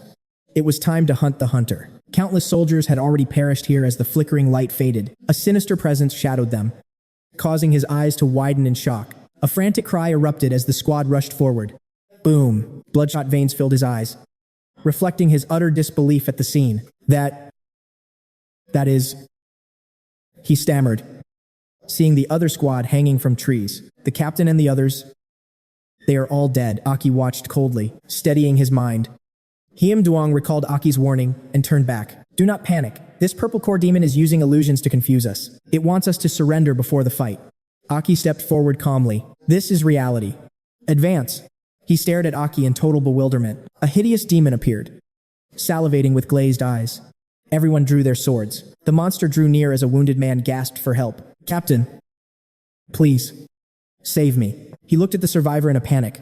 Hiem Duong shouted to rescue them. They are still alive. His comrades rushed toward the bodies. Suddenly, Aki's blade flashed, blocking their path. The captain froze in shock. The soldiers recoiled.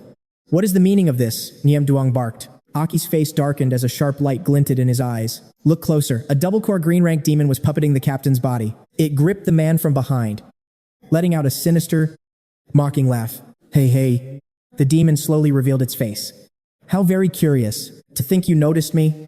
My illusions are useless. Just like these corpses. A flash erupted, leaving the squad trembling in pure, unbridled rage. You filthy beast. Crimson light surged as he prepared his blade. With a roar of fury, he swung his sword toward the demon. Die. A mountain-splitting strike echoed through the forest with a red flash. The forest crumbled into smoke and debris as massive trees were severed. In the heavy silence that followed, a young man whispered, "Did we succeed suddenly?" A voice drifted from another branch. My, what violent humans. They turned, realizing the demon remained unharmed. The double-core green-rank demon smirked. You are still far too weak. His face darkened with rage, frustrated that his ultimate strike had failed. I will fight until you bleed. Prismatic lights illuminated the battlefield. Wait, Aki shouted, sensing the situation was spiraling out of control. Rage had blinded the squad. They were too frantic to be stopped. The entire team lunged at the demon perched calmly above them. Its purple eyes flared. Let us play a game. It hissed maliciously. Red light cut through the smoke as he landed, shielding his eyes. Purple mist swirled. But the demon had vanished without a trace. It turned into smoke. Find that double-core green-rank demon now. The thick fog blinded them until a brilliant white light erupted. He turned and gasped. Aki appeared merged with the demon's shadow. Aki's form twisted into a monstrous silhouette with a chilling grin. The man pointed in terror. The demon. It is right there. Aki stood frozen as the squad's eyes locked onto him in horror. To everyone, Aki is now a monster. So that's their game. I'm immune to illusions. But my allies' minds are already clouded. They're being manipulated to kill me while that demon watches. How cowardly. Perched on purple mist, the demon smirks down at the chaos. A massive eye looms as my brothers in arms draw blades against me, unfazed. Aki stands firm, gripping his crimson blade against the crowd. Above, the demon revels, waiting for the comrades to slaughter each other. How amusing. Ran Duong charges. Rage flares in Aki's eyes. Captain Ran Duong versus Aki. The battlefield bleeds a sinister red. A magnificent massacre. The demon laughs. Aki's fury reaches its boiling point. Fine then. Time to unleash the true power of my lightning. Red energy surges toward the demon but is deflected toward the others. The demon blocks the captain's strike. Aki transforms into the Crimson King. Lightning is the ultimate bane. The Crimson King's sword begins to glow. Enraged, Ran Duong screams, launching a strike to avenge the fallen. The Crimson King flashes forward. Captain, it's time for you to rest. A shockwave scatters the soldiers. Ran Duong gapes at the lightning. This kid. What is this power? It's demonic yet terrifyingly pure. The Crimson King stands tall amidst the fallen soldiers. As expected, my lightning frequency can shatter any illusion and purify minds. The Crimson King glares up at that massive purple eye. The demon shudders. His spell is broken. What will the boy do? The Crimson King lets out a roar laced with destructive thunder. The demon stumbles as the very air vibrates with divine lightning power. The eye shatters. The demon falls, desperately attempting a cowardly sneak attack. The Crimson King spins, eyes glowing crimson. Prepare to meet your end. Blades clash. The demon is sent flying, stunned by Aki's overwhelming speed. A 6-star. Dual-core demon. This hunt was definitely worth the effort. Not just that strange lightning, but something much deeper within him. He shows no fear. I'm the predator. Yet he looks at me like prey. He leaps. The earth crumbles. But the demon barely manages to evade. The demon retreats, frantically gathering his dark energy for a counter. A swarm of shadows erupts, surrounding the Crimson King from all sides. Clones or illusions. The Crimson King carves through the taunting phantoms, a blend of speed and trickery. But only one is the real body. His gaze pierces the veil. Found you. You pathetic worm. A lightning-fast strike. The summons vanish as his blade finds its mark. This boy is a natural counter. All my techniques are utterly useless. A flash from above. Offer up your demon core as a sacrifice. Meanwhile, in Dawn City, lightning tears through the obsidian sky. Situ Liu stares into the distance as a piercing scream erupts. Liu pulls back her hand. Tomo slowly regains her senses. Liue, what are you doing? Just sensing Anne's fading presence, she whispers. Tomo's eyes widen. Wait, is that Anne over there? That lightning, why suddenly? Sino's voice echoes through the air. What are you staring at? He asked, tilting his head. To immediately pointed toward the lightning flickering in the distance. They both crouched down, lost in thought. Wait, is that? And To muttered, I honestly have no clue. Lu mentioned that Anne's presence could be felt right over there. Sino immediately snapped back. Stop talking nonsense. Isn't that just a thunderstorm? It is probably just raining over there. Before they could argue, a sharp scream from behind made them jump. Bacco, what are you just standing there for? Lena approached, her face clouded with fury. The moment she drew near, she lashed out at the three of them. If they did not grow stronger before Anne's return, they would only end up being a burden to him. Her mind drifted back to Anne's final instructions before he departed. Push their physical limits until I get back. I need them to possess overwhelming physical strength. Anne's face flashed in her mind, his voice filled with desperate hope. I am counting on you, Lena. She resolved to fulfill his request at any cost, praying for his safe return. When Lena screamed again, her tone growing even more aggressive. Get back to it. Keep fighting for me. I am coming at you, this time. You must hold your ground against my strikes for 10 seconds, Timo groaned. 10 seconds. We barely survived 5 seconds just now. Elsewhere, the Crimson King was relentlessly hunting the 16-ranked dual-core demon, who roared in absolute rage. Curse you, I am the only one allowed to strike from the shadows. The Crimson King swung his blade instantly. A cold smirk played on his lips. Can you really move faster than lightning itself? He gritted his teeth in contempt. How can you be so foolish? 16th ranked demon. The monster began to tremble. Why did this human radiate such unfathomable, terrifying power? Could a mere mortal truly possess such an aura? Crushed by the Crimson King's overwhelming pressure, the demon collapsed to its knees. In a flash, a frigid blade pierced through the creature's chest. This is where your story ends. Demon, grabbing the steel embedded in its body, the demon shrieked. Curse you, because of your strange lightning. My dual cores cannot even reach half their power. The beast hissed a threat, but do not think you will walk away with them. Suddenly, the demon's cores emitted a blinding glow. Die together. It was going to self-destruct. A bizarre light surged within its eyes as it prepared for the final explosion. The Crimson King hurled the demon into the sky. Self-destruct. Let me give you a hand. Void thunder. I will help you along, he shouted. Moments later, the sky tore open with violent bolts of lightning. The strikes rained down, obliterating the demon's form. It let out a final cry. What? Are you human or demon? The Crimson King remained silent for a moment before whispering. Just a warrior. The demon's body disintegrated into smoke, leaving behind the dual cores that drifted into the king's hand. He gripped them tightly before relaxing his hand. So, these are the demon-subduing cores. Night fell over the forest, where a figure lay unconscious against a tree. Nian Duong groaned. Did I pass out? Since when was I unconscious? Looking around, he saw his comrades in the same state. Everyone is here, but they are all out cold. Aki asked softly. Captain, you are finally awake. Nian Duong gasped in surprise. Is that you? Aki was leaning casually against a tree, one hand braced on the ground. Nian Duong instinctively reached for his sword. Is it already night? Where is that dual-core demon? It is dead. I have cleared out all the nearby demons, so rest easy. Nian Duong caught the water bottle. With a nonchalant expression, Aki added, have a drink. Captain, wait. You killed that thing alone? Nian Duong asked. Stunned, Aki rested his sword nearby. Yeah. But the other teams also fought their hardest. The captain was speechless. That was a 16-rank dual-core demon they were talking about. Just how strong are you? Aki stood up lazily. Let's say I had the perfect counter. Everyone survived. Right. I will go scout the perimeter for any stragglers. It is late. You should rest with the others for a bit longer. Nian Duong looked at his fallen soldiers. I doubt they will wake up anytime soon. That demon's illusions were terrifyingly deceptive. Even I could not escape its mental trap. Aki explained that dual-core demons are apex predators.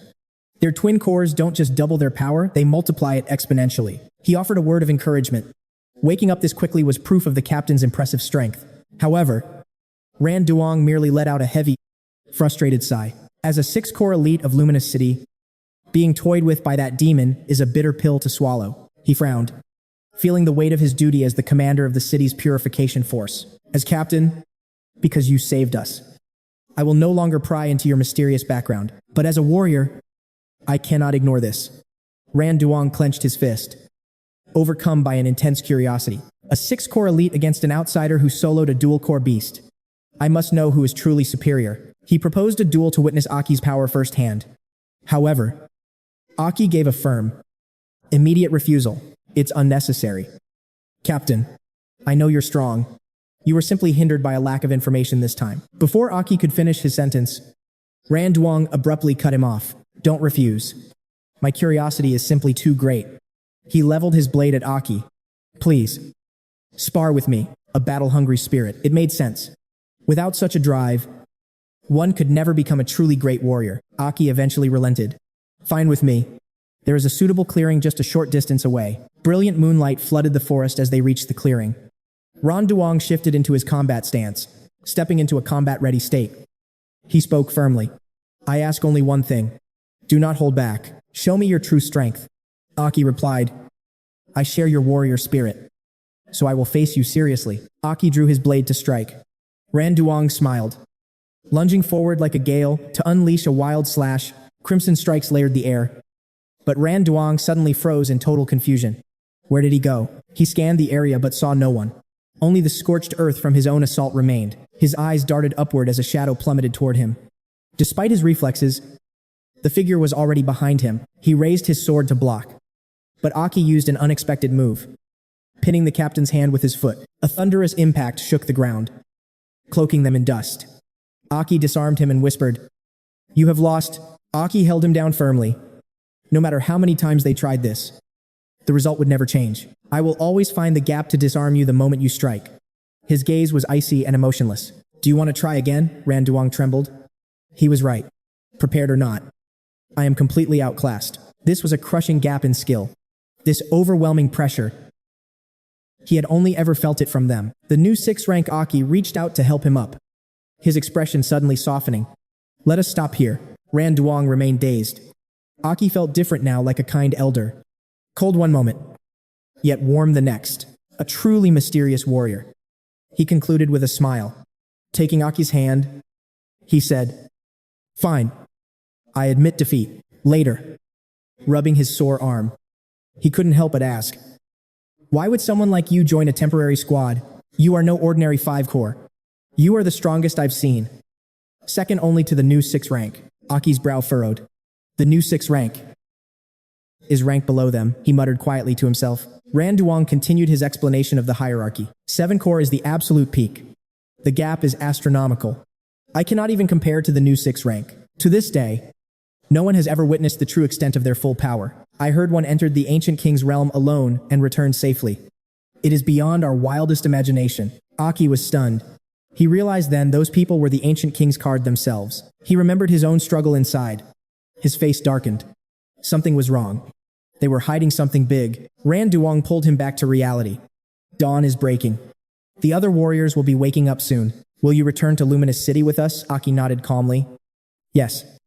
I have matters to settle there. As the sun rose, Aki thought of the demon core's power. Together, they made their way back to the city. In the command center, Tien Tung Dieu spoke. A dual core. 6th rank purple core. That is a formidable threat. Soldiers say a powerful outsider appeared. Tell me, exactly how strong is this person? He bowed and replied honestly. He is nothing more than a simple 5-core warrior. With the mission over, he left the squad to walk his own path. While his performance was solid, the loss of those elite warriors still cast a long shadow. The strategic commander of Radiant City, Tien Tung Dieu, a 7-core warrior, asked in disbelief. Only a 5-core? I expected a powerhouse from the outside world. If that is true, I must find a way to scout him for our elite squad. If there is nothing else, go rest. Submit the detailed report later. As he turned away, Niam Duong swiftly replied. Understood. As he stepped out, his comrades whispered, Look, Captain Niam Duong is leaving the Strategic Command Center. Captain Niam Duong has finally emerged from the Strategic Command Center. Ignoring their chatter, he thought to himself, I have fulfilled the request exactly as asked. He recalled Aki's words, Captain. Please downplay my true abilities. I joined the Radiant City temporary team, but I do not wish to attract the attention of the high brass. This is my humble request. Back then, the captain had asked in shock. You saved my men. I can do this. But don't you care about the reward? Just who are you? Aki had simply sighed. Phew. Looking toward the horizon, he replied calmly. I am not even sure myself. Meanwhile, inside a hotel within Radiant City, after washing away the demon blood, Aki stepped out of the bath. His eyes immediately fell upon the demon-suppressing core resting on the bed. Sitting down softly, he reached out and grasped the core, whispering to himself, Now for this thing. Suddenly, a realization flashed through his mind. This demon-suppressing core was unlike any ordinary core. The demonic energy sealed within it was suffocating. A normal warrior would face certain doom if they tried to absorb this. Suddenly, the Red King manifested. The consequences would be beyond your imagination. Impressive. You already secured your first core. Aki jumped in surprise. Why do you keep appearing out of nowhere? The king spoke with a cold indifference. Now that you have it, do you even know how to use it? Only you can wield such a thing. Aki blinked in confusion. Why? As the king spoke, he shifted Aki's form into a mirror of his own, making Aki snap. Hey, what are you doing? The Red King simply chuckled. I prefer you this way. Aki grit his teeth. What is your goal? Stop acting so friendly with me. Hey, humans and their petty tempers. Just a reminder, this form of yours is incredibly powerful. The demon-suppressing core is a unique treasure found only within high-level demons. The raw power inside is far more than a standard human vessel can endure. Its violence would drive an ordinary warrior insane or cause them to explode. But your body holds 2 keys to suppress this chaos. Aki quickly questioned him. 2 things. First, tell your demon physique. Because of my presence, you are completely immune to demonic corruption. Second, is your evolved lightning attribute, the spark of evolution. Still confused, Aki summoned a surge of lightning, causing the Red King to scowl in discomfort. He barked an order. Yes. That. No need for a demonstration.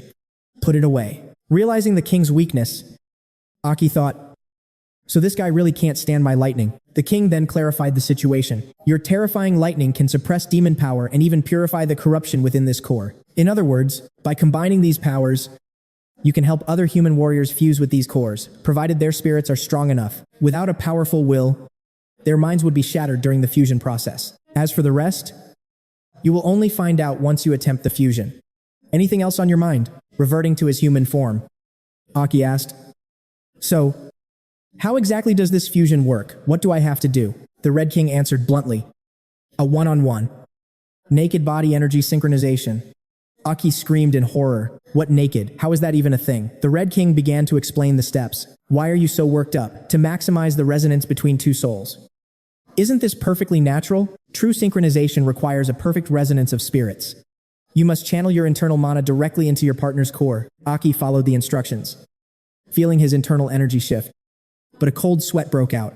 This was a terrible idea. Sino was one thing, but if he did this with Liu or Mo, they'd definitely brand him as a total creep. Wait. Sino was even worse. Aki's mind flooded with cursed images of a naked Sino saying, "I'm ready. Let's do this." Traumatized by his own imagination, Aki clutched his head and wailed, "I am not doing anything with a naked dude." Watching Aki's mental breakdown, the Crimson King sighed in exasperation. Seriously, what is wrong with you now? Clearly, an ancient being like the Crimson King had zero understanding of human modesty or social boundaries. While Aki stood there paralyzed by cringe, the front door swung open and Lina bounced in, looking unusually cheerful. "Oh, you're back," Aki greeted her, trying to act normal. "Yeah, we're all here," she replied as the rest followed. "Hey, over here," Lina chirped. I looked after them well, spotting Aki. The trio immediately rushed toward him. Mo led the pack, eyes widening as she examined him. "Wait. Aki, did your appearance change again?" Liu followed quietly, already attuned to his growing aura. Seeing them all together, Aki hesitated. "Listen. I have some important news." Aki's expression turned dead serious. It was time to reveal the bizarre secret behind their next power-up. But the moment the secret was out, Lina's heels slammed down inches from Aki's crotch, making his heart skip a beat. She loomed over him with a terrifying, murderous glare. You're actually serious about this?" Mu gasped, covering her mouth in pure shock. "Oh my god. Did I hear that right, naked?" "Resonance," Lina fumed. "In your past life, you were a dense block of wood. Now suddenly you're a pro at these games," casting a look of utter disgust. She growled. "You perverted boss. One more word and I'll end your family line," trembling for his future children's safety. Aki desperately tried to clear the air. "Wait, you've got it all wrong. I'm telling you. It's a requirement. Total synchronization is the only way to safely fuse with the demon-subduing core. Without my direct energy support, the demonic power within the core will consume their very souls." His voice trembled as he stared at the lethal weapon, Lina's foot still hovering dangerously close to his manhood. "And please, move your foot. I'm feeling a very ominous breeze down there." Lina just stared, utterly speechless. With a huff of annoyance, she turned away. "Fine. Figure it out yourselves. I'm taking a nap. Wake me later." The door slammed shut with a bang, leaving the room in an awkward silence. Finally, Mu spoke up. "Hesitant. Is Lina-senpai okay?" she asked. Aki turned solemn. "Forget that. This ritual is as dangerous as it is unconventional. If this works, I'll track down the remaining 2 demon-subduing cores immediately. But right now, we only have 1 core. Who among you is willing to go first?" Mu pondered, biting her lip. Being comrades was one thing, but stripping naked, she looked towards Sino, hoping for a miracle, assuming Sino wouldn't care. Her imagination suddenly ran wild with 1,000 questionable scenarios between the 2 men. Hidden in the shadows, Situliu's face turned a deep crimson as she struggled to find her voice. "Since I already harbor demonic power, I might be the most compatible. Please, let me go first." But Sino cut her off instantly. "No. I'll do it." His face was a mask of unwavering resolve. "I won't let you risk it. My endurance and spirit were made for moments like this." Relieved that someone actually trusted him, Aki nodded. "Thank you." Sino Mo beamed in support. "I'm rooting for you both," Mo cheered, while Lu remained frozen in the corner, silenced by her own shyness. Once inside, the 2 began to disrobe. "Your physique has really improved under Lina's hellish training, hasn't it?"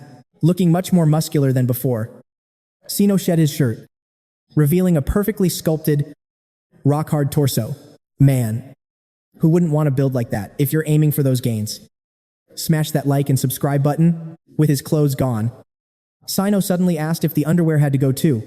Aki nearly jumped out of his skin. "Stop, keep those on," Aki yelled, shielding his eyes. A tiny bit of fabric won't kill the synchronization.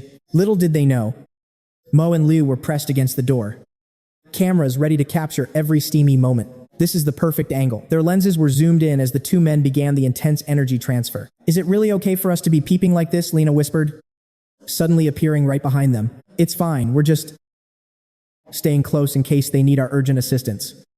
Right. Hearing her voice, Tomo looked up. Senior. Why are you here, Win? Lena gestured for silence, whispering to keep it down. Just here for research. The three of them stood outside, peering silently into the room. Inside, Shino gripped the demon-subduing stone. As suspected, it pulsed with a terrifyingly potent demonic energy. The stone in his hand flickered with an eerie light, emitting a thick, sinister black mist. Just holding the artifact was enough to make my entire body tremble with fear. Aki channeled energy into him, advising him to relax his grip, close his eyes, and sense its power to form a bond. It will hurt, but I'm here for you. Shino closed his eyes, his voice steady as he entered his subconscious. Deep within subconscious, a vast void consumed his vision until a faint golden light appeared, expanding like his very own core power. Could the stone recognize a compatible power? The space grew warm as the golden radiance intensified. Staring at the golden glow, he wondered if he should approach. He slowly moved toward the light. Suddenly he froze, seeing a massive, mysterious creature cradling the golden orb in its arms. Stunned by the overwhelming pressure, he realized this was the colossal power of a primordial demon. His trembling hand reached for the orb. Was this the legendary, terrifying demonic power? The orb suddenly cracked with a sharp snap, releasing a massive surge of power that shook the entire dimension. The energy instantly swallowed him, invading his body and inflicting agonizing pain as it took hold. Pushed to his limit, he let out a roar. This was truly the raw power of a primordial demon. How could any human resist this? Suddenly, the giant creature's eyes snapped open, tightening its grip on the orb. Damn it. The primordial power was deceptive. It was already beginning to invade and consume his mind. Curse it, was he destined to lose his mind and transform into a mindless monster? The Red Flag King watched from above. He warned that without his guidance, the boy's body would surely explode. He relaxed his hand, where a different form stood, wielding a sharp, shimmering blade. Now it's your turn. His eyes flared with a strange, overwhelming pressure as he soared above the golden demon. The golden demon stared back, shocked to encounter a Flag King in such a place. The king looked down at a tiny human figure with sharp claws in his palm. This thing has consciousness. I thought it was just a mere illusion, the Red Flag King remarked to the miniature human. Simultaneously, the demon continued to clutch the massive, glowing golden sphere. This is primordial demonic energy. My existence is so pure that it resonates with this ancient power. The Red Flag King's eyes glowed golden. I cannot strike it myself. If you want to save your friend, act now. Otherwise, don't blame me when he becomes a mindless beast. The youth was tossed into the air in agony as the king slowly stepped toward him. Sino soared high, unleashing lightning from his palm. His opponent recoiled in pain. You mustn't fall here. The golden demon curled around the orb, its sharp hearing picking up a strange sensation. You reek of something foul. The golden demon detected a repulsive scent emanating from the golden light. Such a disgusting stench must be eradicated. His eyes sharpened as he sensed the foul odor too. A figure clad in golden armor suddenly blocked the golden demon's powerful, crushing strike. The tiny figure jumped from his palm, pointing its blade at the enemy. What is that thing? The golden demon clung to its orb, stunned.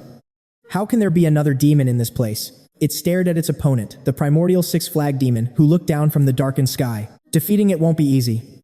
To save his friend, he had to take down this demonic entity first. This was the demonic manifestation of the subduing stone. The golden demon lunged forward to strike. He stood with arms crossed, watching the golden demon. Behind him sat a crimson throne covered in eyes and topped with a horned goat skull. He sat, ready. He looked back, annoyed at being rushed. Don't get cocky with me. Stop giving me orders. Golden demon beside the radiant light. He dived. Demon lunged. Boom, vengeful eyes ignited. Show me demon charged. Asterisk, clang times, crimson blade parried. Core fused. Stance anchored. Begone, a thunderous kick. Armor held.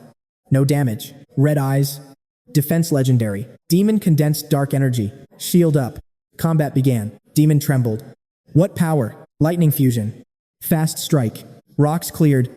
Path opened. Pierced light exploded out. Serpents bared lethal fangs. Upgraded lightning strike unleashed. Blinding light. Final blow. Armor shattered. Demon fell. Fear. Core was stolen. Blade channeled demon power. King feared this evolution. Perfect. He grinned hungrily. Keep evolving. Little human. Light pillar ascended heavenward. Beast appeared. Light surged. 5 flag form. Power anchored. Fangs grew. Mist exhaled. 6 flag complete. Golden eyes. Light swallowed them completely. Core fueled massive evolution. Awakening is now ready. Eyes opened. Awakening began. Friends gathered. Ritual continued. Golden glow. Shino stirred. Photos snapped. Waiting ended. He sees us now. Tension peaked.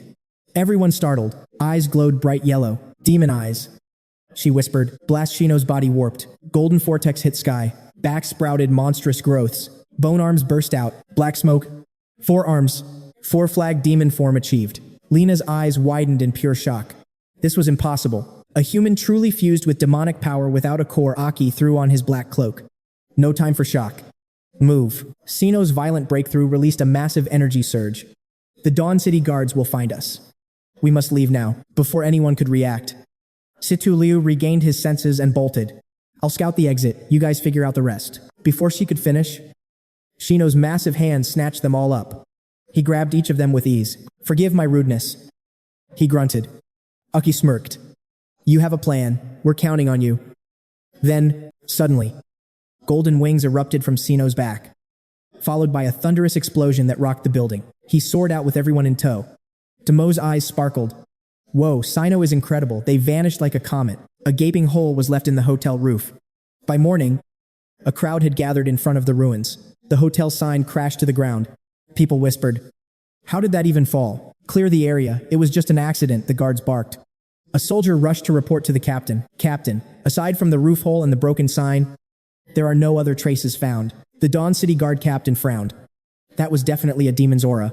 He had arrived only minutes late. Suddenly, the soldier pointed toward the sky.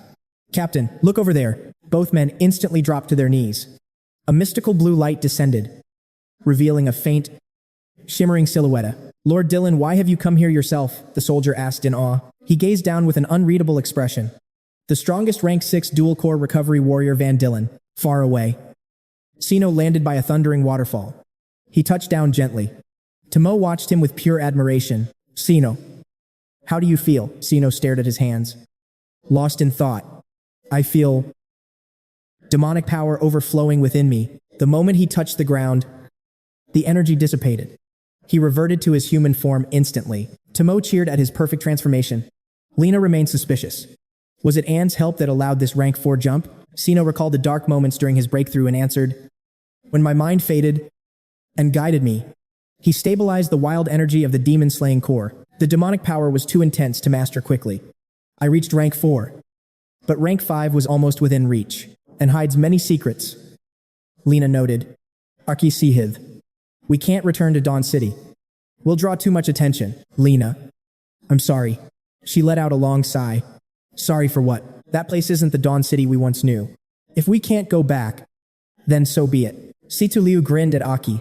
In that case, let's keep the momentum. Help me and Tomo level up too. Yes, I want to get stronger too, Tomo added with an excited cheer. We must act as one now. And what's our move? Aki turned to ask Shino. Sino. You need time to master this power. Right? Sino nodded. Yes. I feel a hidden force I can't yet control. Aki smirked. Perfect. I want to see exactly what you're capable of now. Let's hunt a rank 6 dual-core demon meanwhile. Sino reluctantly posed as Tomo snapped countless photos. Tomo was beaming with excitement. Yes, just like that, perfect. Lena sat by the roaring waterfall, sensing footsteps. She looked up as Aki approached. What are you watching? You're usually so blunt. He remarked. Why are you so quiet today? He sat beside her, nodding toward Sino. Is this about Sino's transformation? Lena's gaze followed his, her face clouded with worry. I don't know how to explain it. Seeing a human warrior and demonic power fuse like that, it feels strange. In the past, this would have been forbidden. And you have that power too. Don't you? Where does the human end and the demon begin? I'm starting to lose sight of the truth. Aki paused, reflecting. Lena. At first, I couldn't accept the demonic power inside me either. He recalled the darkness. I loathed it. It felt repulsive. His expression darkened as he continued. But our strength as warriors comes from syncing with demon cores anyway. We've always used their power. Without this power, defeating high-tier demons is impossible. And they aren't the only threat anymore. He envisions a sea of enemies, his gaze sharpening with primal intensity. Lena whispers, "Beyond the demons, there's the new Hexad and the Neo King. Their power is overwhelming. But the Neo King, his aura was sheer terror." She recalls that twisted, otherworldly mana. That isn't the strength of a human warrior. It's something far more sinister. In that moment, even my resolve to die fighting vanished into pure despair. Her body trembles. Pathetic, isn't it? A member of the Hexad, paralyzed by fear. Aki bonks her head with a sharp thud. "Stop being a fool. You've got me now." Lena sees his reflection in the water, her heart finally steadying. "Aki, we're ready, let's find a town." "Coming," he shouts back. Turning to Lena, "Time to hunt some cores. With a legendary warrior like you, those last 2 subjugation cores are as good as ours." Lena looks down, a shy smile gracing her lips. "If you say so." At dusk, they find a demon gorging on bloody remains. Sino sneers, "Still eating trash. I see. Low-level pests are everywhere lately." He notes, "This must be the massive nest," Aki sensed. Suddenly, Aki's blade pierces the demon's throat. "Ambush, it's an ambush." Aki steps forward, radiating pure aggression. "We searched all day for a nest this big. Don't disappoint me. I need those double cores." A crimson murderous intent erupts from his body. That scent. He smells like a demon. A massive shadow looms behind the panicked creatures. Sino grabs 2 demons, smashing their skulls together like glass. Clear. Tomoe watches in awe. Aki narrows his eyes.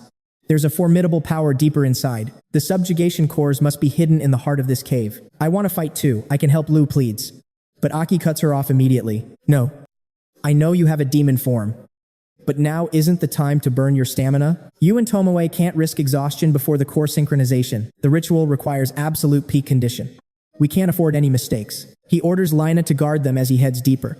Suddenly, 3 demons burst from the shadows. "Humans in our lair, die, let me handle this," Sino says. As Aki's blade flashes, Sino meets them head on, burying his fist into a demon's face. The survivors freeze in terror. Is he human or demon? They roar in desperation. "It doesn't matter. Kill him." As the brawl intensifies, Tomoe asks Aki, "Will I look that monstrous when I transform 4 arms?" Aki remains silent, lost in grim contemplation. Sino's demon form is pure bloodlust. He seizes 2 more, unleashing his boneflower technique. His voice drops to a cold growl. "I was once the weakling with a useless defensive core. I could only watch the captain fight while I ran from rank 2 flames. But I have power now. And today, I'll make every demon know true fear." Aki senses the shift. The energy is congregating here. This is definitely the source. As the horde swarms, Aki feels the pressure. Lena steps up. "Need a hand. This is taking too long. Please." Aki exhales. "The sooner we get those cores, the better." Lena croaks, her power rippling through the air. Tomoe beams. Finally, the true power of a Hexad. Lena stomps, the very earth shattering under her heel, like a bolt of lightning. She vanishes, obliterating the horde in an instant. Lu is speechless. Is this the pinnacle of the 6 cores? I couldn't even track her movement. Tomoe pouts, her camera failing to catch the blur. Sino gapes at the carnage. What kind of skill was that? Aki just grins. Skill. She didn't use one. That was just raw strength. Lena charged at a blinding speed. Just activate shields and push through. Their voices echoed in the cave. Sino, we have to catch up. Lu and Tomoe stayed back to conserve energy. A massive space lay deep ahead. Demons had swarmed from here. Lena breached the inner sanctum and braked hard. She scanned the shadows until a sinister voice broke the silence. Atop a stone throne sat the demon leader. "So, you actually managed to reach me. Your power is far beyond the others." It was a 6-star dual-core demon. Ignoring his words, Lena lunged. The demon dodged as the throne shattered. "My throne, you destroyed my favorite seat." Lena looked down with icy contempt. "Throne," she mocked him. "You don't deserve one." Enraged, the demon slammed the ground. Evil tentacles erupted from the floor, lashing out at Lena with deadly force. Sino arrived to play the hero. With one mighty blow, the tentacles were pulverized. The demon froze. A terrifying chill was closing in from behind. Aki appeared with his sword drawn. "Core. Now." Blood sprayed like rain as he struck. Aki stood over the body. "One left." He turned back to check on Lena. "Are you all right?" Lena was exhausted, clutching her wounded shoulder in pain. "I'm just drained. I can't keep fighting by your side forever." Her old core was nearly empty. Finding a 7-star core would be a miracle, especially since the new king forbade the old 6 realms from using them. Aki fell silent. Lena quickly tried to lighten the heavy mood. I'm getting old anyway. My time as a warrior is done. She looked at him with desperate hope. Aki, please. Create a miracle for us. Aki clenched his fist with resolve. I promise. I'll reclaim everything we've lost. Later. At a modern hotel. The atmosphere shifted completely. Aki held the serums. Ready. Time to help them merge the demon energy. He asked Lena and Sino to guard the door. Leave it to us. They replied, this small town is safe enough. Then, Lena gave him a sly smirk. Her cheeks flushed as she teased him. 2 girls at once. Can you handle it? Aki's face burned with embarrassment. Inside. The girls overheard everything. Tomoe was trembling with nerves. The door opened, and Aki stepped inside. Are you 2 ready? Who's first? Lu began to stammer. Heart pounding. Maybe Tomoe should start. Aki coughed awkwardly. Feeling the tension, he looked away. His mind racing. Damn it. Where am I supposed to look? Tomo clung to Lu. Lu secretly wanted to go first but was too shy. Tomoe Lu shrieked. Her face red. I never said I wanted to be first. To break the ice, Aki agreed. Fine. Lu. You'll go first then. Tomoe scurried toward the door, clutching her camera with a mischievous grin. I'll go next door to rest, and I won't be peeking. I promise. Put that camera down right now, Lu yelled in a panic. With the chaos gone, Lu sat on the bed. Aki suddenly began to unbutton his shirt. Is something wrong? Why are you staring? Lu's face was about to catch fire. Nothing, she shrieked internally. Is he really stripping right in front of me? She lowered her head, ears burning red. Do I have to take off my underwear too? No, not at all, Aki panicked. I didn't mean you had to undress. Next door. The others were blushing too. Inside, the 2 sat nervously on the bed. He slowly unsealed the case containing the demon suppression core. Aki generously handed the core to Dulu. Her expression darkened as she took it. Aki. Is the demonic energy inside this the same as what's within me, even now? I still have no idea where the power inside my body actually originated from. Her gaze lowered in conflict. I crave that power. Yet I'm terrified of it. She vividly recalled her demonic form. Dulu began recounting her recurring nightmare. Sometimes, I dream of a figure, both familiar and strange, enveloping me. It was a force of immense power, sinister, dark, and utterly unpredictable. Hearing her confession, Aki offered a gentle nod. I see. I'm curious as well. Perhaps this time, we will finally find the answers we seek. He carefully guided her through every detail. Focus, and we will uncover the truth behind your strength. Clutch the core in your palm and project your consciousness inside. Aki placed his hands on her trembling shoulders. With a signal, she began, closing her eyes. Dulu focused her mind, letting the world fade away. Swiftly, her soul plunged into a deep meditative state.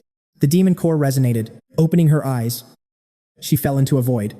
Before her stood a demon clutching a radiant orb. Primal demonic energy. That was it, the 6th primal demon power. An ancient and terrifying force. She stepped closer, lost in thought. The ultimate restoration power. Its aura is both overwhelming and incredibly foul. Sensing her presence, the demon opened its eyes, releasing a shockwave of energy that startled her. She froze instantly. Her vision blurred as the temptation grew. It's evil. But with this power, I could become invincible. It felt like an irresistible magnetic pull. She reached for the orb. I can protect him. Save everyone. Become a servant of the great demon race and gain absolute power. Her hand trembled inches away. Accept the primal power. Human. The darkness whispered. Suddenly, a hand seized her wrist as another demon appeared. Oh, that simply won't do. My lovely little warrior, snapping back to reality. She gasped in shock. You're the demon from my dreams. The entity smiled playfully, wrapping an arm around her waist. Primal energy is quite the prize, isn't it? This was the Black King banner, one of the 6 great kings. Master of time and space. Apologies. But this girl is mine. I claimed her long ago. The other demon finally understood the mystery. The Black King banner. No wonder this human possessed such a strangely familiar power. So it was you. You bestowed a fragment of your primal essence upon her, didn't you? Gripping Dulu's hand, she added, she's even helping me look after another human. I have my own plans, and I'm quite fond of her.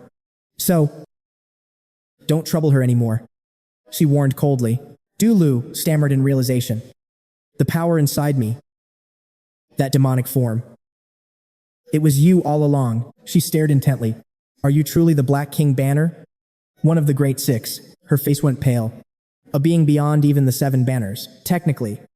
This is our first meeting. The king purred. She brushed Dulu's lips softly. But I've certainly missed these lovely lips of yours. I knew it was you. You're always such a headache. A familiar voice echoed through the void. A rare sight indeed. The demon remarked as Aki and the Red King banner made their grand entrance. 2 kings had gathered. The Red King glared down. Didn't I tell you to stay out of this? Black King. Aki was stunned. The Black King.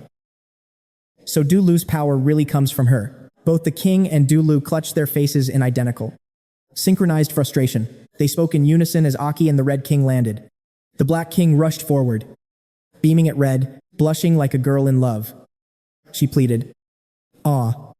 Don't be mad, she winked at the Red King playfully. You told me not to interfere with the boy, and I've been a very good girl. I simply prepared a human warrior to act as my assistant and gather information for us. Watching their familiarity, Aki pondered. The Black King. The supreme demon of time and space.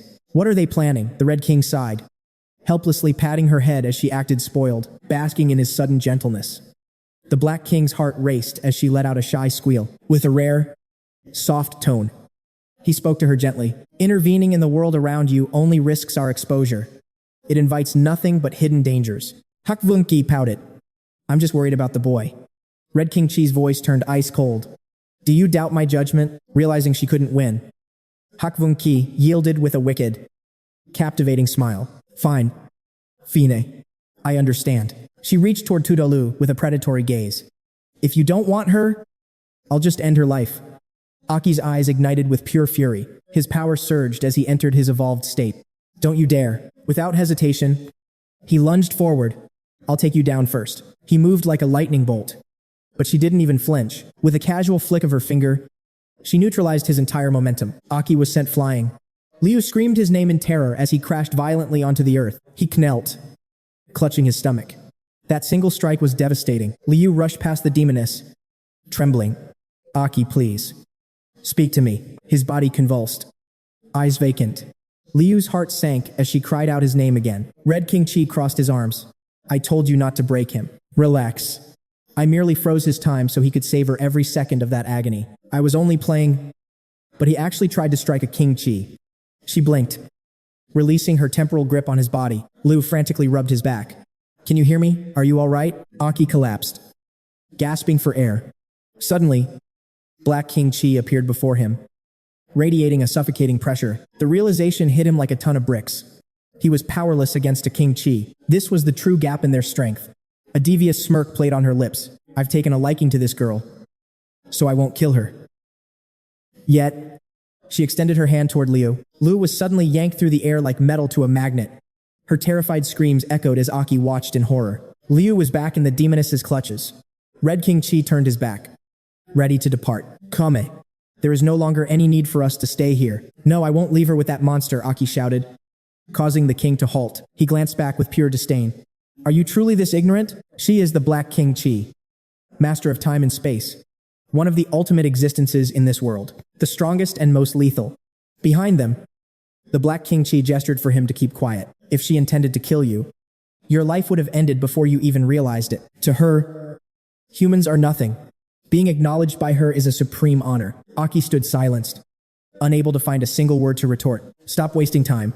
Let Hakvun Ki handle a hair. We're leaving. Aki cast one final, piercing glare at the demoness as a warning. Don't you dare try anything.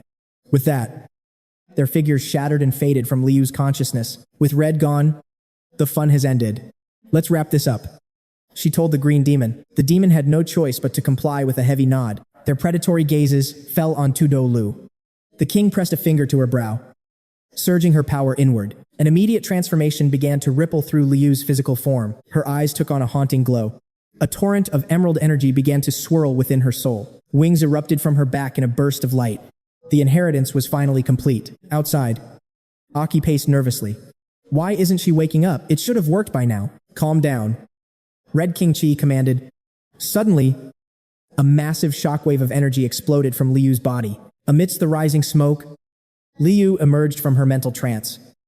Her foot touching the ground, Liu stood there, transformed into a breathtakingly seductive figure. The Green King form had finally awakened. Aki's jaw dropped in sheer disbelief. Red King Chi simply smirked at the magnificent result. The overflowing energy from the Black King flag completely transformed her during the awakening. It was unavoidable. Suddenly, she reached out, and Aki was violently pulled toward her. He cried out as his body flew toward Liu.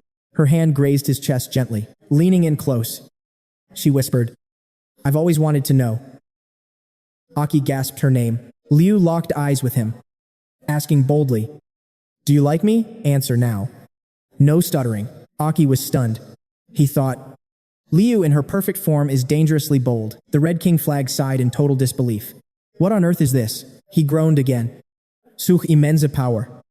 Yet she obsesses over romance. Humans are truly baffling. A sudden clatter came from the door. Tomoe and Sino tumbled inside as Red King vanished. She snapped at him. "Sino, you're too heavy. You're crushing me. You ruined my big chance." Tomoe looked up and her eyes widened in shock. Liu was sitting on the table, clutching Aki's collar. Tomoe asked, "Liu, what are you doing?" Liu's face erupted in a deep crimson blush. Oh wait, hiding her face. She stammered. "It's just the demon transformation's influence." Tomoe didn't believe it. Oh, Aki sighed in relief. Thank goodness he didn't have to answer that question. He coughed awkwardly. "Your turn, Tomoe." She held the glowing demon-subduing core in her palms. It felt strangely warm and weightless, even though she stood there completely exposed. Aki warned her sternly, "Tomo, focus. One slip and this core will consume your soul." Tomoe saluted playfully. "Aye, aye. Captain, is this serious enough for you?" Aki facepalmed. "Just be quiet and feel the core's resonance. Stay calm. Once you enter that mental space, you'll face the primal demonic energy head-on." His voice turned deadly serious as he continued his instructions. "It will assault your mind and body. But I'll be there to help you. You must dominate that power. Do not let it conquer you. You are the master." She slowly closed her eyes, sinking into the void of her own consciousness. Aki's warnings echoed in her ears. She had to sync with the core first. Even Leo took a long time.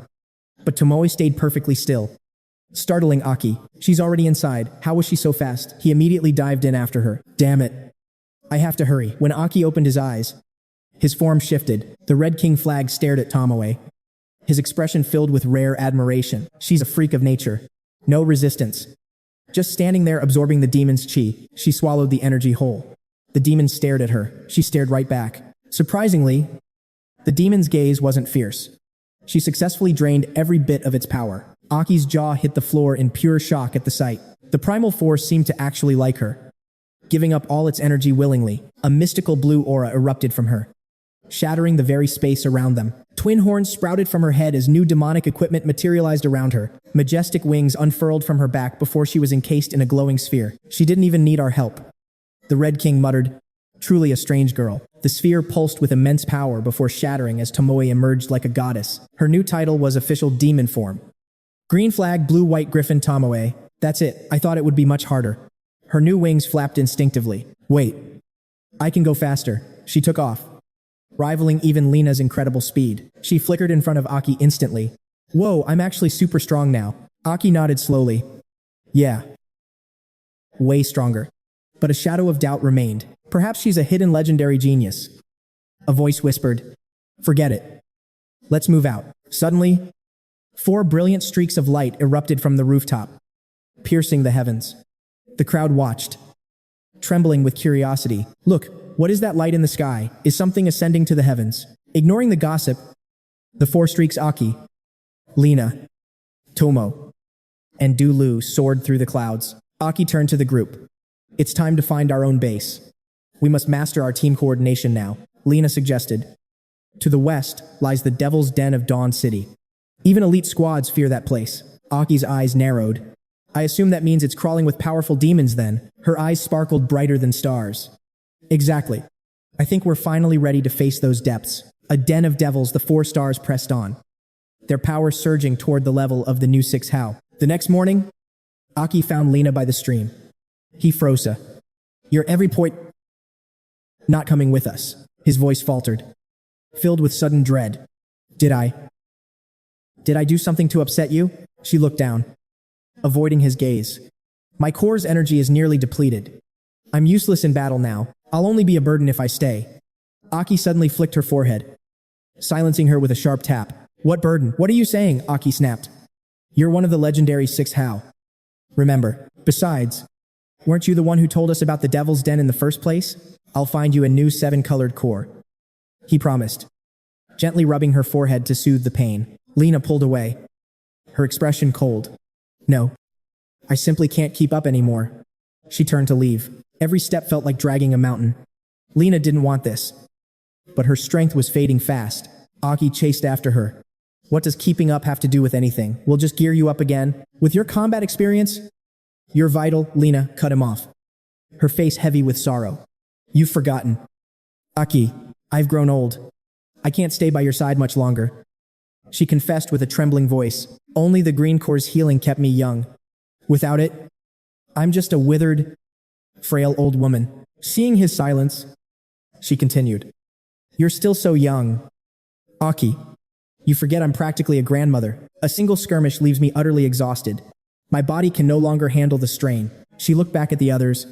You and those 3 are in your prime, overflowing with life. Now that you wield devil powers, I can't even guide you anymore. I'll only hold you back. Lena reached out and took Aki's hand in hers. Let me leave, she pleaded. Watching from afar is enough. Staying would only break my heart.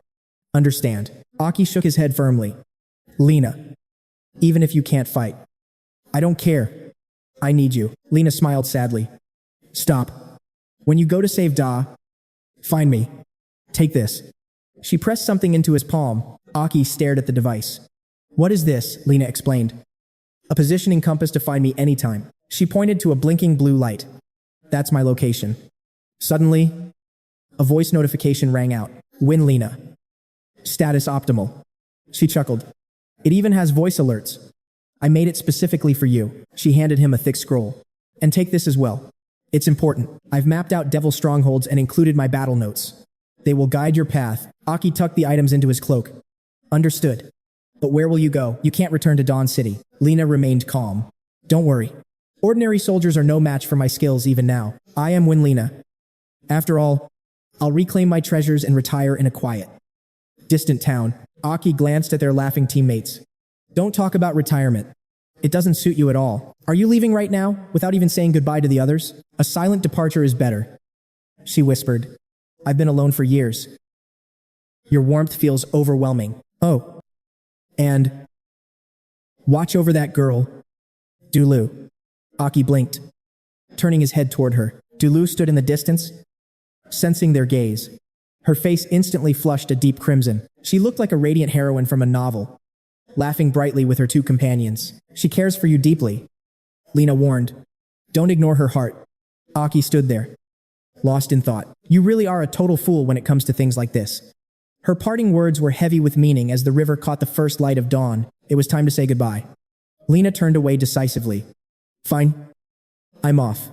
I'll catch a ride back to Dawn City from the nearby village. Aki stood there, watching her silhouette fade into the distance, and called out one last time. Listen, when I find a new 7-colored core, you better not turn me down. A soft, relieved smile played on Lena's lips. What a dummy. No girl wants to look pathetic in front of the person she likes. Especially not after everything. Withered leaves drifted down as if sharing her sorrow. He already had better companions by his side. Suddenly, Tomoe and Shino rushed over. Wait, has Lady Lena already left? Yeah. She left without even a goodbye. Aki kept his eyes on the horizon. She just has some personal matters to settle back home. Dulu sighed in regret, having missed his chance to say thank you. Lena had been their guardian angel for so long. Sinuo spoke up. So, are we heading straight for the Demon's Den now? Aki gave a firm nod. Exactly. According to Lena, that place is massive. It's crawling with high-level demons. The perfect gauntlet to test our true strength. Aki began to walk, driven by a hidden purpose. Test what Aki's gaze turned razor sharp. I'm hunting a new 7-colored green core. I'll give it to Lena when we meet again. The 4 of them shifted into their combat forms, their expressions hardening with lethal intent. Let's go, back in Dawn City. The skyscrapers glowed under the midnight sky. Suddenly, Two sentries spotted a flickering shadow and grew wary. Move. Check that alley. If it's a demon, eliminate it on sight. That shadow was Lena. She had successfully infiltrated the city, pressing herself against a cold alley wall as patrols intensified. The shockwaves from Snow's recent awakening had clearly put the entire city on high alert. Finally, Lena spotted a narrow window of opportunity. Luckily, a window was left unlatched. Moving like a ghost, she activated her godlike speed. In a blur of motion, Lena vanished through the frame. She had to be fast. Grab the item and vanish before the trap snapped shut. She searched the room frantically. It should be right here. Where is it? Suddenly, a chilling voice spoke from the shadows behind her. It was Dan. I knew you'd crawl back here eventually. My intuition never fails. Win, Lena. She froze. Her heart hammering against her ribs. Dan sat there with his arms crossed, his eyes cold and judging. Tell me, do you really think I'll let you walk away this time? He was the new member of the Hexagon, the deadliest dual-core swordsman in the world. Vondirin. Lena's blood began to boil with rage. I just had some business outside. Does being a member of the Hexagon give you the right to break into my home? Vondirin. Dan didn't offer a word.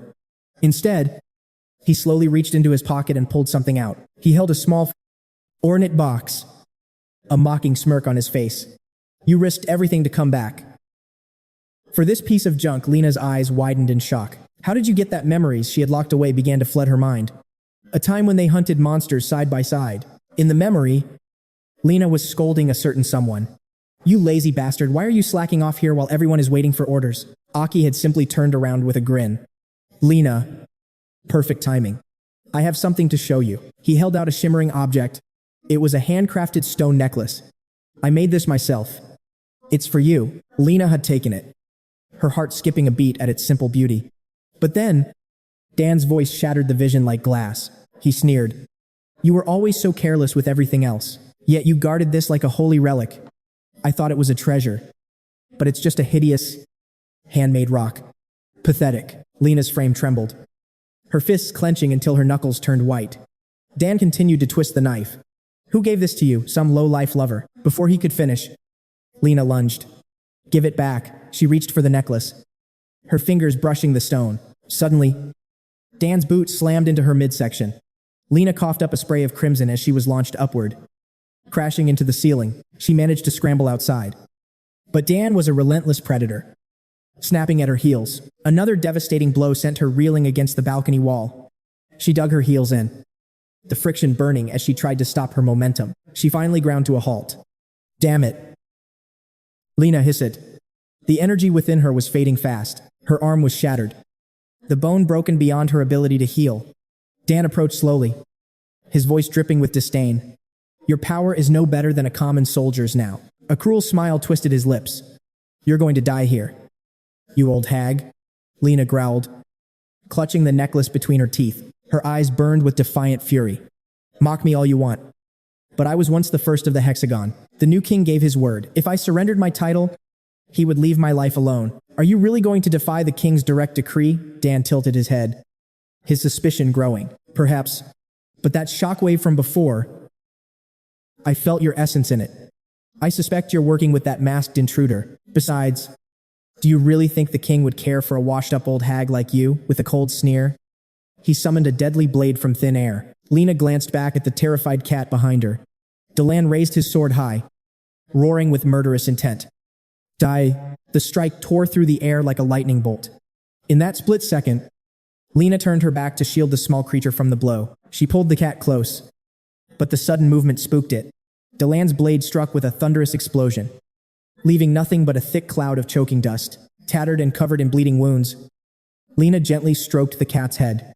Stay far away when people are fighting next time. Okay, terrified. The cat bolted away instantly on all fours. Suddenly, Dan lunged forward, his hand gripping her throat with crushing force. He smirked cruelly. How naive. You could have easily dodged that if you just saved yourself. But I suppose we've caused enough of a scene here. Dan dragged her away violently. We're taking this outside the city walls. He blurred past the buildings like a dark streak, hauling her along. Lena was hurled into the dense forest with devastating force. She slammed into the earth as the dust from the impact slowly began to settle. Even now, Lena's teeth remained clenched around her precious necklace.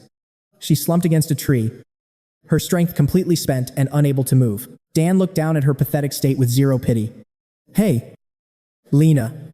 I can't even sense a flicker of energy from your core anymore. He glanced at her shattered hands, his voice dripping with pure mockery. They say these hands saved over 600 people in one war. Impressive. But now, he smiled wickedly. They'll be nothing but a distant memory. Lena's blood-curdling scream echoed through the depths of the silent woods. Meanwhile, at the demon cave, Aki's party was searching for their target. Even the Tier 7 demon, Sunua, had joined the fray. It took all four of us to bring it down. Our teamwork still needs work. Aki held the Tier 7 core, a bright smile crossing his face. But we did it. The Tier 7 core is finally ours. Suddenly, a sharp cry pierced his mind. Aki spun around, staring toward the cave entrance. Noticing his sudden change in expression, Sunuo asked softly, "What's wrong?" Aki replied with growing dread. "My heart, it's racing. Something is happening back at Light Tree City." He pulled out the compass Lena had given him to check. The display flickered with a terrifying message, Lena critical state. The entire group froze in horror at her status. Dulu immediately summoned her wings. "We have to go back to the forest, now." Back at the clearing, the torture continued. Dan relentlessly unleashed waves of power upon the defenseless Lena. Aki's team moved like streaks of lightning toward the signal. "The compass says she's close," Aki shouted, his heart pounding. Ahead, they finally spotted Lena. Rage boiled in Aki's chest. Damn it, why is her life force so incredibly faint? They rushed to her side, but stopped dead in their tracks. The sight before them was a complete nightmare. Lena was slumped against the tree, barely clinging to life. Her arms were mangled. Severed limbs lay scattered across the blood-soaked grass. Her eyes were closed, yet she still bit down on that necklace.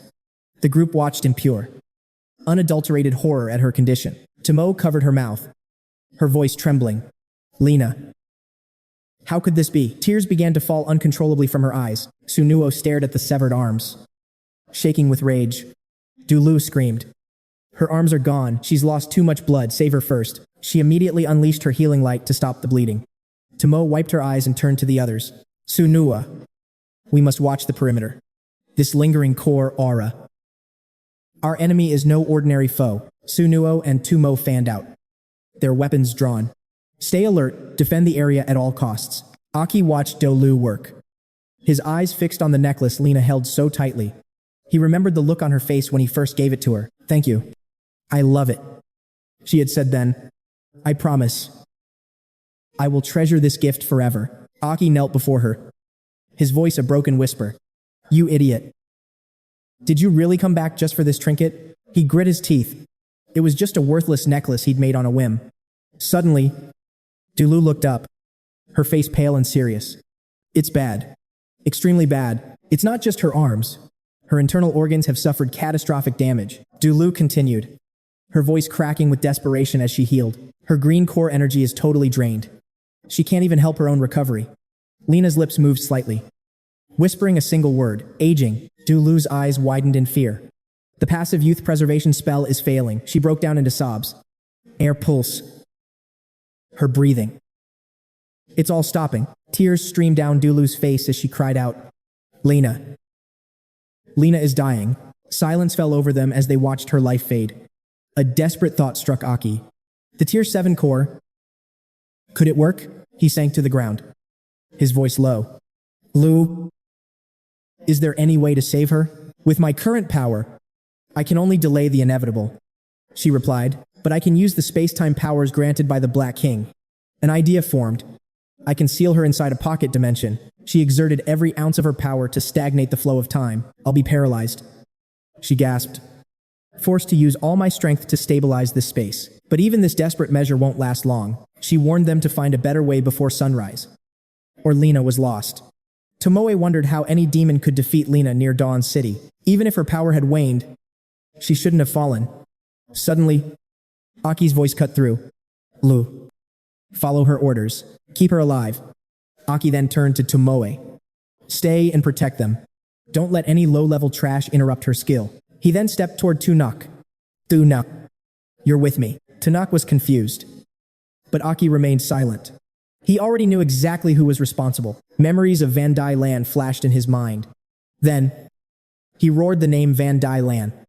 The sixth apostle. He recognized that foul stench anywhere. We've crossed blades before. I know his style. Leaving Lena with a faint breath wasn't mercy. It was a cruel, calculated trap. Do Liu trembled at the name. Aki. Even in demon form.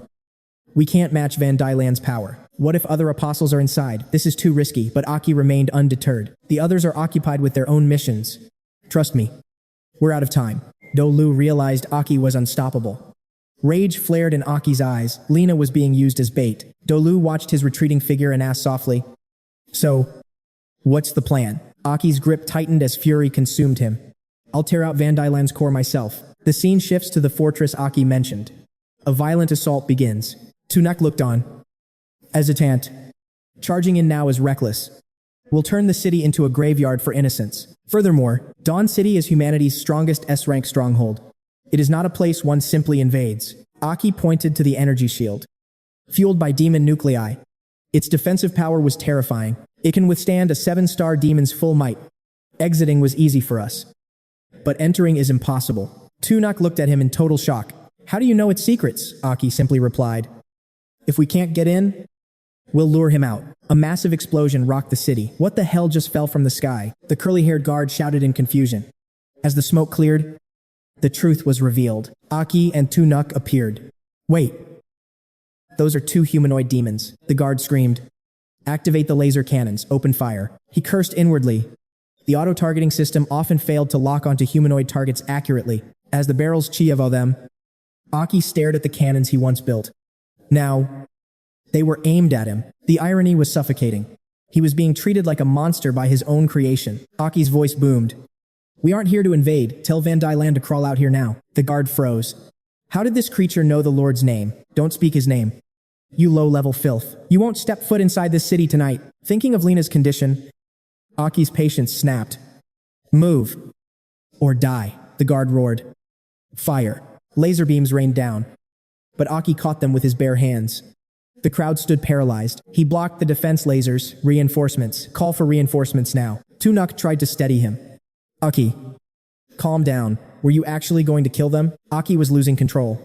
A dark voice echoed in his mind. "Kill these ants. Wipe them all out." "Shut up," Aki thought. "They are just innocent soldiers. I won't hurt them." More soldiers swarmed the walls. Demon attack. All warriors. To the front lines. Suddenly, a streak of blue light pierced the sky. Tunak gasped. Something's coming. Van Dai Lan appeared under the cold moonlight.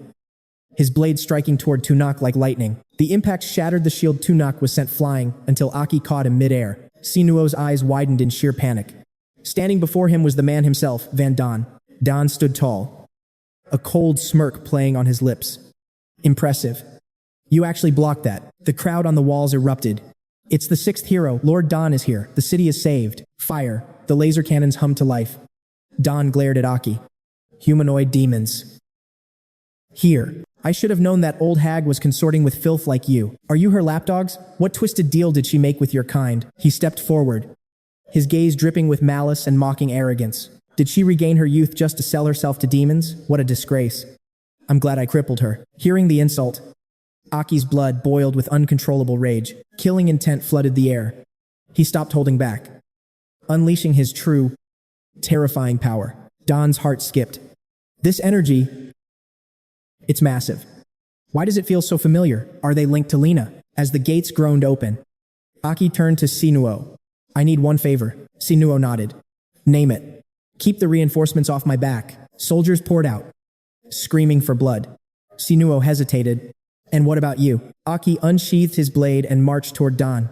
"I'm going to kill Van Don myself." With thunderous steps, Aki charged. Don raised his shield just in time, but the shield shattered like glass against Aki's overwhelming strike. Don stumbled back. "Lord Dan," a soldier cried. Don gritted his teeth. That aura was unmistakable. Before he could think, Aki's blade swung again in a lethal arc. Don's body suddenly glowed with divine light as he stood there. Unnervingly calm, Aki unleashed a flurry of strikes. But Don's aura acted as an impenetrable barrier. Akrel. Triumphant grin stretched across Don's face. Aki gasped as a countershock hit him, coughing up a spray of crimson. Gritting his teeth, Aki grabbed the very energy that was piercing him. Ignoring the agony, He yanked the energy tether, dragging Van Dan straight toward him. As Don flew in, Aki delivered a bone-shattering kick to his gut. Drawing blood, Don gasped for air. But then his laughter rang out cold and dangerous. Suddenly, energy tendrils bound Aki, hoisting him high into the air. Demon trash. Don laughed. Die. A blinding light consumed the area as the ground shattered. Don was blown back mid-sentence. You have a grudge against me. A crimson sword appeared. The blade plunged into the earth, standing firm amidst the destruction. The soldiers scrambled, desperate to reach their lord, but blocked by the chaos. Kill this demon. He's breaking our formation. Surround him now. A wave of golden light erupted, sending the soldiers flying with panicked cries. They crashed into the dirt. One soldier blinked in confusion. I won. I'm not hurt. Strange. He only pushed us back. Sinuo stood there, his mind racing. Why didn't he kill them, he wondered. There are so many. But I can't bring myself to harm them. Suddenly, a sneak attack from behind sent Sinuo sprawling. Damn it, he hissed, glaring back. Two silhouettes stood atop the wall, one tall, one short. Their presence was stifling. Their weapons gleamed in the light. They were the elite captains of the assault squad. The girl with the massive hammer smirked. He blocked my strike from that distance. Impressive. He's at least stage 5. She noted. Beside her stood a bearded stage 7 warrior. He sneered down at them. Where does a mutt like you get the nerve to challenge the 6 heroes? The hammer girl, another stage 7 powerhouse, wore a twisted, excited grin. It had been an age since a demon was foolish enough to ambush Sunrise City.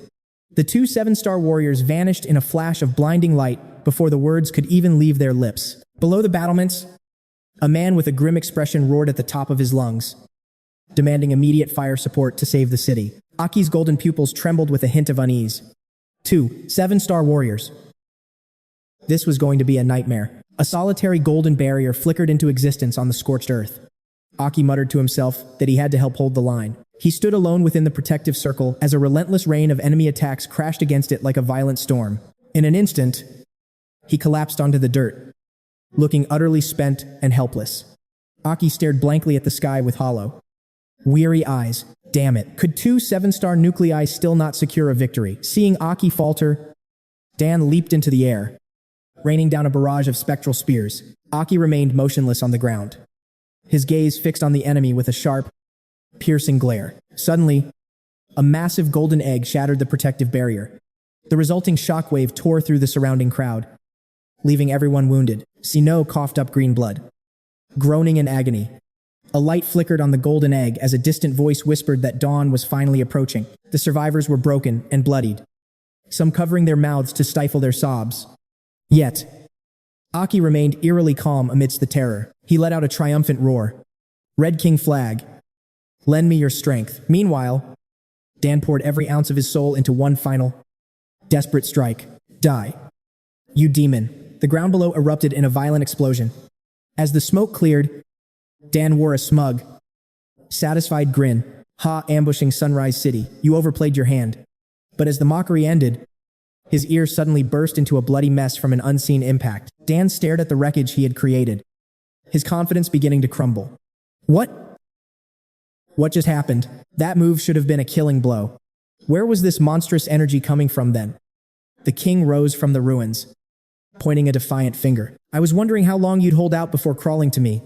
Such useless pride. What a pathetic waste of time. Dan gritted his teeth in fury.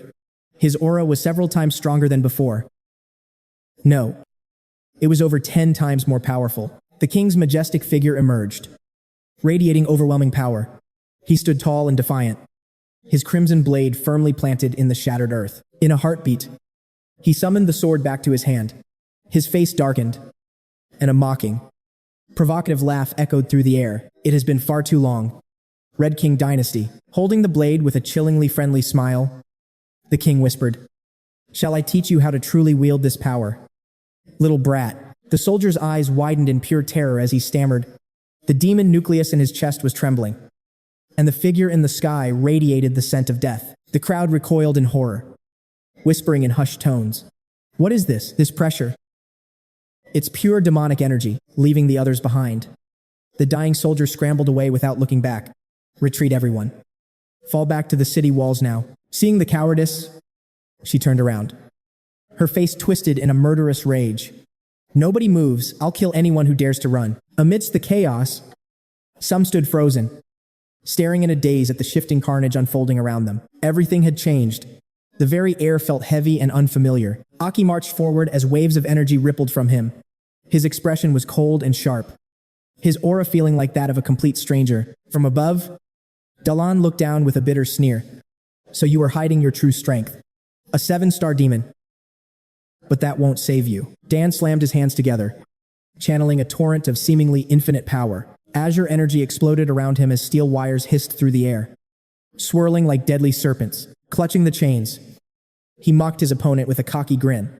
Don't forget, I have 2 7-star nuclei, but as they charged, Dan suddenly froze. Aki's strike was a blur, far too fast for any reflex. The brutal force of the impact sent Dan spiraling through the air. The soldiers cried out in panic.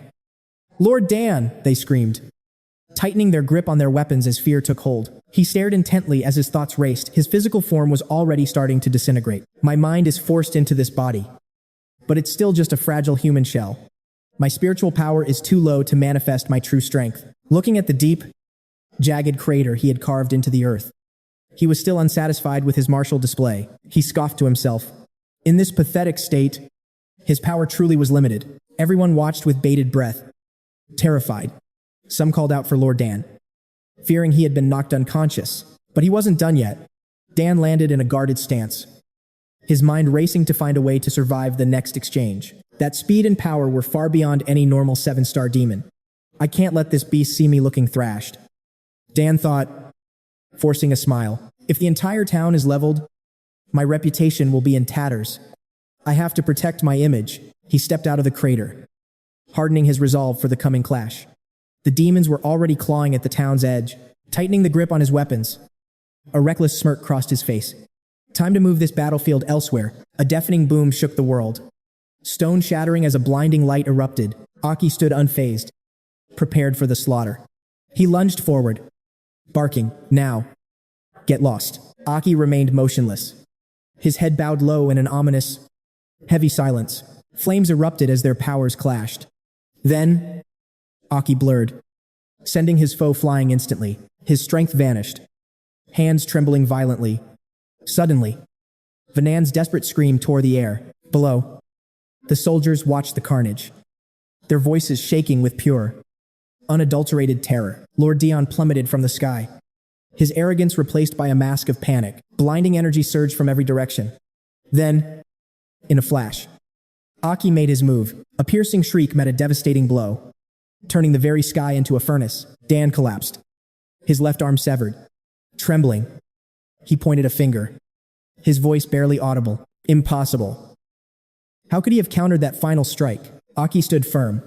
Using such lethal force here? Have you abandoned the town entirely? His voice grew cold.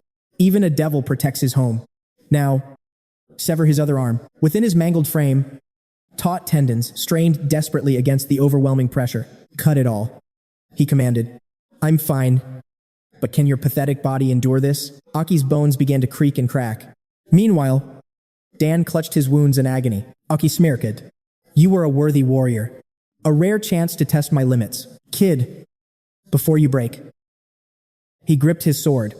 Let me teach you true mastery. Far across the horizon, the first rays of dawn finally began to pierce through. Shadows danced as monsters were cleaved in two. Tomoe leaped, expertly mounting a beast's back. She delivered a crushing stomp, shattering the earth and the creature beneath her feet. Monster blood sprayed her face. Tomoe wiped it away, her brow furrowed in annoyance, standing atop the carcass. She whispered next. Nearby, Lena lay broken and unconscious. Tudolu held the line, maintaining a shimmering barrier to protect the fallen girl. Her heart raced. Time was running out. She had to retrieve the core immediately. High above, 3 massive auras collided, painting the sky with sparks and raw power. An explosion threw them back. Van lunged forward, roaring, "This is your end, die." A barrage of emerald crescent blades hurtled toward the Crimson King with lethal intent. With a casual flick of his wrist, the king swatted the attacks away effortlessly. The reflected strikes returned with jagged fury. Dan scrambled, but the blades drew blood. Dan unleashed his ultimate strike. The earth groaned as a massive fissure tore the ground. Suddenly, Dan's blood ran cold. The Crimson King had vanished. Reappearing directly behind him, terror gripped Dan as he turned. Without a word, the king plunged a blade deep. Blood gushed forth. Despite the pain, Dan realized this monster's power was beyond comprehension. This wasn't just Tier 7 power. Below, the soldiers watched their lord fall in horror. "We have to move," the redhead screamed. "The lord needs our support right now." A fallen Sin grabbed their ankles, whispering through the agony, "Do not interfere." Infuriated, the old man drove his sword into Sino, drawing a cry of pure torment. As darkness clouded his vision, Sino felt the crushing weight of his own failure. Was this the gap between him and a true warrior? Was this his limit, lying in blood? Sino prepared to embrace the forbidden demonic power to save Lena. Suddenly, a colossal pillar of energy descended from the heavens, shaking the very earth. The spectators gasped in awe. "He's evolving. Look, the fifth wing is sprouting." Sino forced himself up from the dirt, his body broken but his spirit burning. With a murderous gaze, he stood firm. Nearby, Dylon lay defeated, arm severed. Gritting his teeth, he channeled his remaining strength into his one good arm, condensing a void-rending light blast before unleashing it. "Begone!" The projectile screamed toward the Crimson King. But with a single casual flick, he sent Dan flying across the battlefield. A thunderous boom shook the earth, carving a massive crater into the soil. Deep within the pit, Dan lay broken and bloodied, both arms completely severed as he gasped for air in agonizing silence. A twisted smile crept across his face. He was likely mocking the cruelty he'd shown that old woman earlier. How amusing. Trapped inside, Aki's face twisted in pain as blood trickled from her mouth. "Time's up. Kill him and take the core now." The Crimson King's golden eyes remained cold, watching the broken man while gathering a terrifying surge of scarlet energy into his blade. "Killing me. You underestimate me far too much," Dan sneered, as a mysterious azure radiance suddenly began to envelop his broken body. New limbs erupted from his shoulders, forged from raw power, as he slammed his regenerated fists into the ground with shattering force. His wounds closed instantly as the unnatural healing took hold, and Dan slowly rose to his feet, radiating a newfound malice. A haunting chuckle escaped his lips. "I promised my lord I'd never use this form, but I have no choice." Though his body remained hunched, two monstrous green wings tore through his back. "Now, you must die." The Crimson King and Aki watched in pure disbelief. This was a true demonic transformation. Dan glared back with a lethal, predatory grin. A flicker of genuine surprise crossed the Crimson King's face. He studied Dan carefully before letting out a soft laugh. "Clever move. You lured me away from the city just to hide this secret, didn't you?" Dan closed his eyes and laughed heartily. "I suppose you deserve some praise for figuring that out." He shrugged toward the sky with a nostalgic gaze. "How long has it been? No enemy has pushed me to this state in ages." His voice dripped with absolute confidence. "I despise this hideous look, but in this form, I am truly invincible." In the blink of an eye, Dan vanished, leaving nothing but a lingering afterimage behind. Reappearing instantly before the king, he unleashed a devastating strike, his voice never ceasing its mocking banter. The impact was monumental, sending the Crimson King crashing into the earth as the very ground beneath him shattered. Dan spun midair, pinning the king with a dark binding tether before striking again. "We aren't finished yet," he roared. The earth groaned and split apart under the relentless assault. From above, Dan looked down through the dust, his aura surging violently. He narrowed his eyes, refusing to lower his guard for even a single second. As the smoke cleared from the jagged trenches, the Crimson King stood calm, his blade poised and his icy gaze fixed on Dan. He furrowed his brow in thought. His power after the transformation, it's far greater than I anticipated. From his vantage point, Dan smirked with arrogant pride. "For a mere human-faced demon, you've put up a decent fight." He burst into a crazed, mocking laughter. "But make no mistake, you can never defeat me." Unfazed, the Crimson King replied with a chilling scoff. "Oh, it's been a long time since anyone dared to say that to me." He tightened his grip on his sword as a pillar of crimson light descended from the heavens, flooding into his body. The shockwave distorted the very fabric of reality. Dan watched in pure horror as the endless deluge of energy continued to pour down. "Impossible. What kind of godlike realm is this?" he stammered. The king's eyes turned razor-sharp. "Allow me to show you the true meaning of an absolute power gap." Suddenly, he stiffened, his eyes clamped shut in agony as blood began to pour from every pore. "Damn it. This boy's vessel can't hold my power any longer." Crimson droplets fell to the dry earth, He had reached the absolute limit of his physical endurance. Cracks spiderwebbed across his skin as he gritted his teeth. If I don't withdraw now, his body will shatter. And my spirit along with it. He glanced up at Dan one last time, sighing inwardly. To think I actually found this fight interesting. How ridiculous. He exhaled slowly. Hempfei. Perhaps I've just been asleep for too long. I'm getting soft. Despite his reluctance, he offered a bitter, self-deprecating smile as he yielded to reality. Enough, he muttered. Dan gasped as the king's terrifying pressure suddenly vanished. Returning to its original state, the king plunged his sword into the ground, trembling with frustration. Why? Crimson King, why stop now when victory was within reach? He regained his composure and let out a cold breath. Humph. Don't be a fool. His voice echoed within the host's mind as the scarlet chains binding Aki began to disintegrate into nothingness. If I hadn't pulled back, this vessel would have exploded. If you die, I vanish with you. We're done here. The Crimson King's voice trembled with worry. His demonic transformation was complete. My current power was no match for this monster. My comrades were still waiting for the core. My body wouldn't stop shaking as dread washed over my face. He schemed silently. The Crimson Dynasty blade holds my essence. You haven't tapped its true potential. Infuse your soul into the steel, gripping the hilt. The Crimson King braced himself. Feel it. Let the blade guide your hand. It will reveal the path to victory. The sword. It speaks. In his mind, the Crimson Blade glowed. The Crimson Dynasty was my most loyal general in the past. It has survived battles beyond your wildest imagination. Wake it up, boy. Release its slumbering fury. Facing Aki, the king hissed. If you can't even kill this trash, you're worthless to me. Perhaps I chose the wrong vessel. The Crimson King collapsed to his knees. Paralyzed. Dylan erupted in a mocking, triumphant laugh. I see now, that surge of power wasn't actually yours. Was it? A foreign entity dwells within you, but you're too weak to call upon its strength any longer. Dan sneered with arrogant pride, preparing the final blow.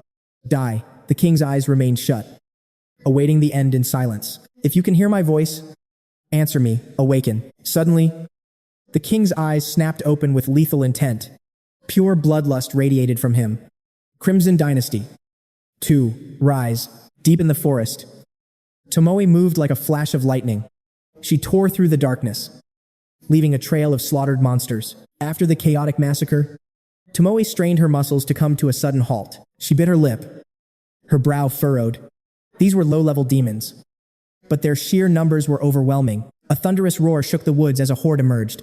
Then, a massive foot stepped out, scattering the smaller beasts in fear. 2 6-star demons and a 5-star demon stepped forward, their faces twisted with sinister delight. Humans. The scent of your blood is intoxicating.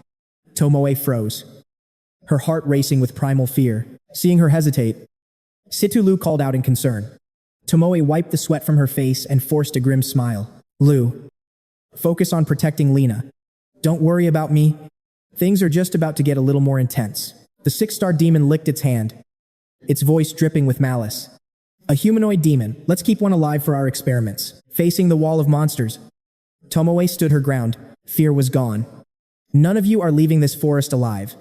She took a combat stance, knowing she had to strike first. With a sudden burst of speed, Tomoe lunged forward like a hunting hawk. She sent a 6-star demon flying before plunging her blade into its heart for a fatal strike. One down, she thought coldly. But her expression shifted as the remaining 2 demons closed in with manic glee. Fast. Aren't you? Claws tore through her back before she could react. She leaped into the air, her eyes turning ice cold. She spun like a violent hurricane midair, unleashing a gale dance that forced both demons backward. They skidded across the dirt, stunned. She used our momentum to reposition and drive us back. The red 6-star demon grinned, its excitement peaking as it condensed a sphere of dark energy. If you're going all out, then I'll show you true despair. Before it could fire, Tomoe dropped from above like a falling star. The demon blocked, and the impact sent a massive shockwave. Her face was pale with exhaustion. Damn it. My body has reached its breaking point. Horror struck as the brown demon she had seemingly killed began to crawl back to its feet. Its heart wound sealed instantly. It let out a mocking cackle. Did you really think I'd die that easily? I'll start by butchering the weakling. He lunged towards Situlu, who was busy healing Lena. Lu braced for the impact, but Tomoe intercepted. slamming the demon into the ground until it coughed up emerald blood. "How dare you touch them?" she hissed. Lu exhaled in relief, seeing her block the attack, but a sudden ambush from behind sent Tomoe screaming in agony as she was hurled through the air. Monster blood sprayed as Lu watched in horror. Her piercing scream echoed throughout the vast, dark forest. Blood pooled in Tomoe's mouth as she struggled to breathe. Despite the pain, her spirit remained unbroken. "Damn it. I can't hold on much longer." "But you bastards," she whirled around, delivering a devastating blow to the 5-star demon's head. "I'll take you all to hell with me." Twirling her blades into a lethal blur, she unleashed Shadow Dance, decapitating one demon and slicing the other in half. The monsters recoiled in terror. Despite her trembling hands, Tumo roared a defiant challenge. "Come on, you filthy beasts." Trembling with fear, the horde dared not advance. They retreated step by step, vanishing into the shadows of the forest. "They're retreating," Tudulu cried in relief. "Tumo, you did it. Are you all right? What's happening?" Tumo stood motionless as her armor flickered and vanished. In an instant, her strength failed, and she collapsed. In this final stand, she had single-handedly slaughtered 2 level 6 demons this very night, along with 1 level 5, 6 level 4, 16 level 3, 20 level 2, and 45 level 1 demons. Her teammates were safe. Meanwhile, at Aki's location, a chilling voice echoed as blood-red eyes manifested within his mind. "You aren't the Crimson King Chi. How can you awaken me, even in his combat form?" Aki couldn't hide his shock. He gripped his blade tightly. The realization hit him the Crimson Dynasty was communicating through his very thoughts. The Crimson Dynasty was more than a weapon, it was a living entity. Nearby, Vandayan loomed, his poisonous vines poised to strike. He watched Aki, his mind filled with suspicious questions. With a look of pure confusion, he wondered what kind of madness Aki was plotting now. Without hesitation, Van seized the opening, while Aki was lost in thought. The villain launched a full-scale assault. Poisonous vines lashed out like vipers. Without that power from before, Van sneered. "You stand zero chance against me." The vines tore through the air, creating a violent gale as they closed in. Aki remained eerily calm. He raised his sword, his gaze sharp and unwavering, ready for the clash. He spoke to the Crimson Eye on his blade. "Crimson Dynasty, lend me your strength to slay this monster." But the blood-red eye stared back coldly. Its response was a single, devastating word: "No." Aki gasped in utter disbelief. He never expected such a refusal. At that exact moment, the vines slammed into the earth with terrifying force. Van's toxic vines pulverized the ground upon impact. Violent explosions erupted. The earth shattered into jagged fragments wherever the vines struck. Debris flew everywhere as the landscape was reduced to ruin. Deep, jagged fissures remained, cloaked in a thick incline, suffocating cloud of dust. The sheer devastation was a testament to the overwhelming power behind Van's brutal strike. Caught between Van's assault and the sword's sudden betrayal, Aki was defenseless and forced into a losing position. In an instant, Van's poisonous vines coiled tightly around him. Agony twisted Aki's face. The vines constricted his body, paralyzing his every movement. His limbs shook as his strength faded. Yet he gripped his sword. Faint red mist began to leak from his arm. That was Aki's very life force. The vines were greedily draining the energy from his body. He felt his power slipping away. His expression was a mask of pure suffering as the life drain took its toll. "They're absorbing my energy," he realized. Van Dayen laughed triumphantly as his prey was finally immobilized. "Trapped in my poison vines. You'll soon dissolve into blood." Van looked down with cold contempt. Aki was suspended in midair, helpless within the vine's grasp. His body was at its breaking point, his face contorted in pain. Deep inside, he could feel his precious energy being stolen, second by second. As the vines threatened to swallow him, Aki reached out to the blade one last time with his mind. "Crimson Dynasty, why do you refuse to fight with me?" The vines tightened their death grip. Suddenly, the sword began to emit an eerie, pulsating red fog. The voice echoed again. "Only the Crimson King Chi is worthy of my blade. Who are you?" Just as the voice faded, a violent surge of power erupted from the depths of Aki's soul. The vines had formed a suffocating cocoon. But from above, Van saw it, a blinding red light bursting from within. Then, a massive explosion of pure energy shook the world. The vine sphere was blown to pieces by the sheer force of Aki's awakening power. A colossal pillar of light surged upward, wreathed in crackling lightning. Dust and debris swallowed the entire battlefield. Out of the settling smoke, Aki emerged, He gripped the blood-red blade with newfound resolve. Red lightning danced around him. His eyes glowed with a terrifying, celestial brilliance. White mist escaped his lips.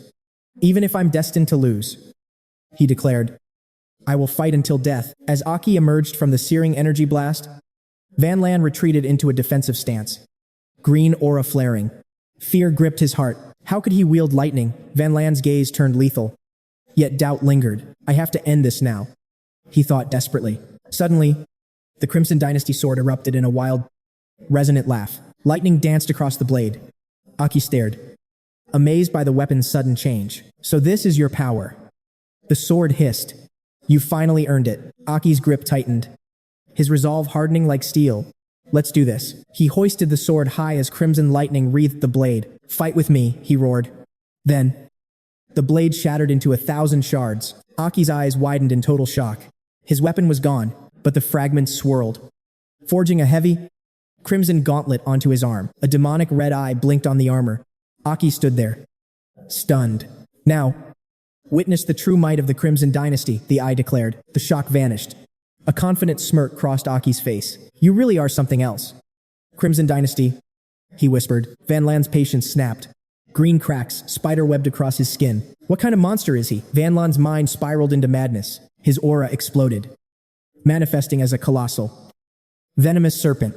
He had to kill him. The energy snake lunged, fangs bared, striking toward the young warrior. "Die by my ultimate technique," Van Lan screamed. With a fractured face, he lunged forward. Channeling every ounce of his power, the phantom cobra hissed, closing in for the kill. Aki stood firm, unfazed by the terrifying otherworld serpent formation. Then, he moved. The earth shattered as he rocketed toward the beast. A streak of crimson light tore through the sky. Meeting the serpent head-on, Aki's eyes blazed with fury. "Come at me," he roared, fist clenched. The impact was cataclysmic. A blinding explosion lit up the entire horizon. Van Lan gasped. "Impossible. He destroyed my strongest skill." Through the smoke, Aki surged forward, fist aimed straight at his foe. Their powers collided in a spectacular display of red and green energy. A massive shockwave erupted. Van Lan struggled to withstand Aki's overwhelming pressure. His face continued to crack, his eyes bulging with pure desperation. "You can't defeat me," he shrieked. Aki remained hauntingly calm. "To me, you're nothing but a pathetic fake." Aki channeled his full power. "Because once, I was the king." Van Lan's guard crumbled. His arms shook, unable to hold back the tide.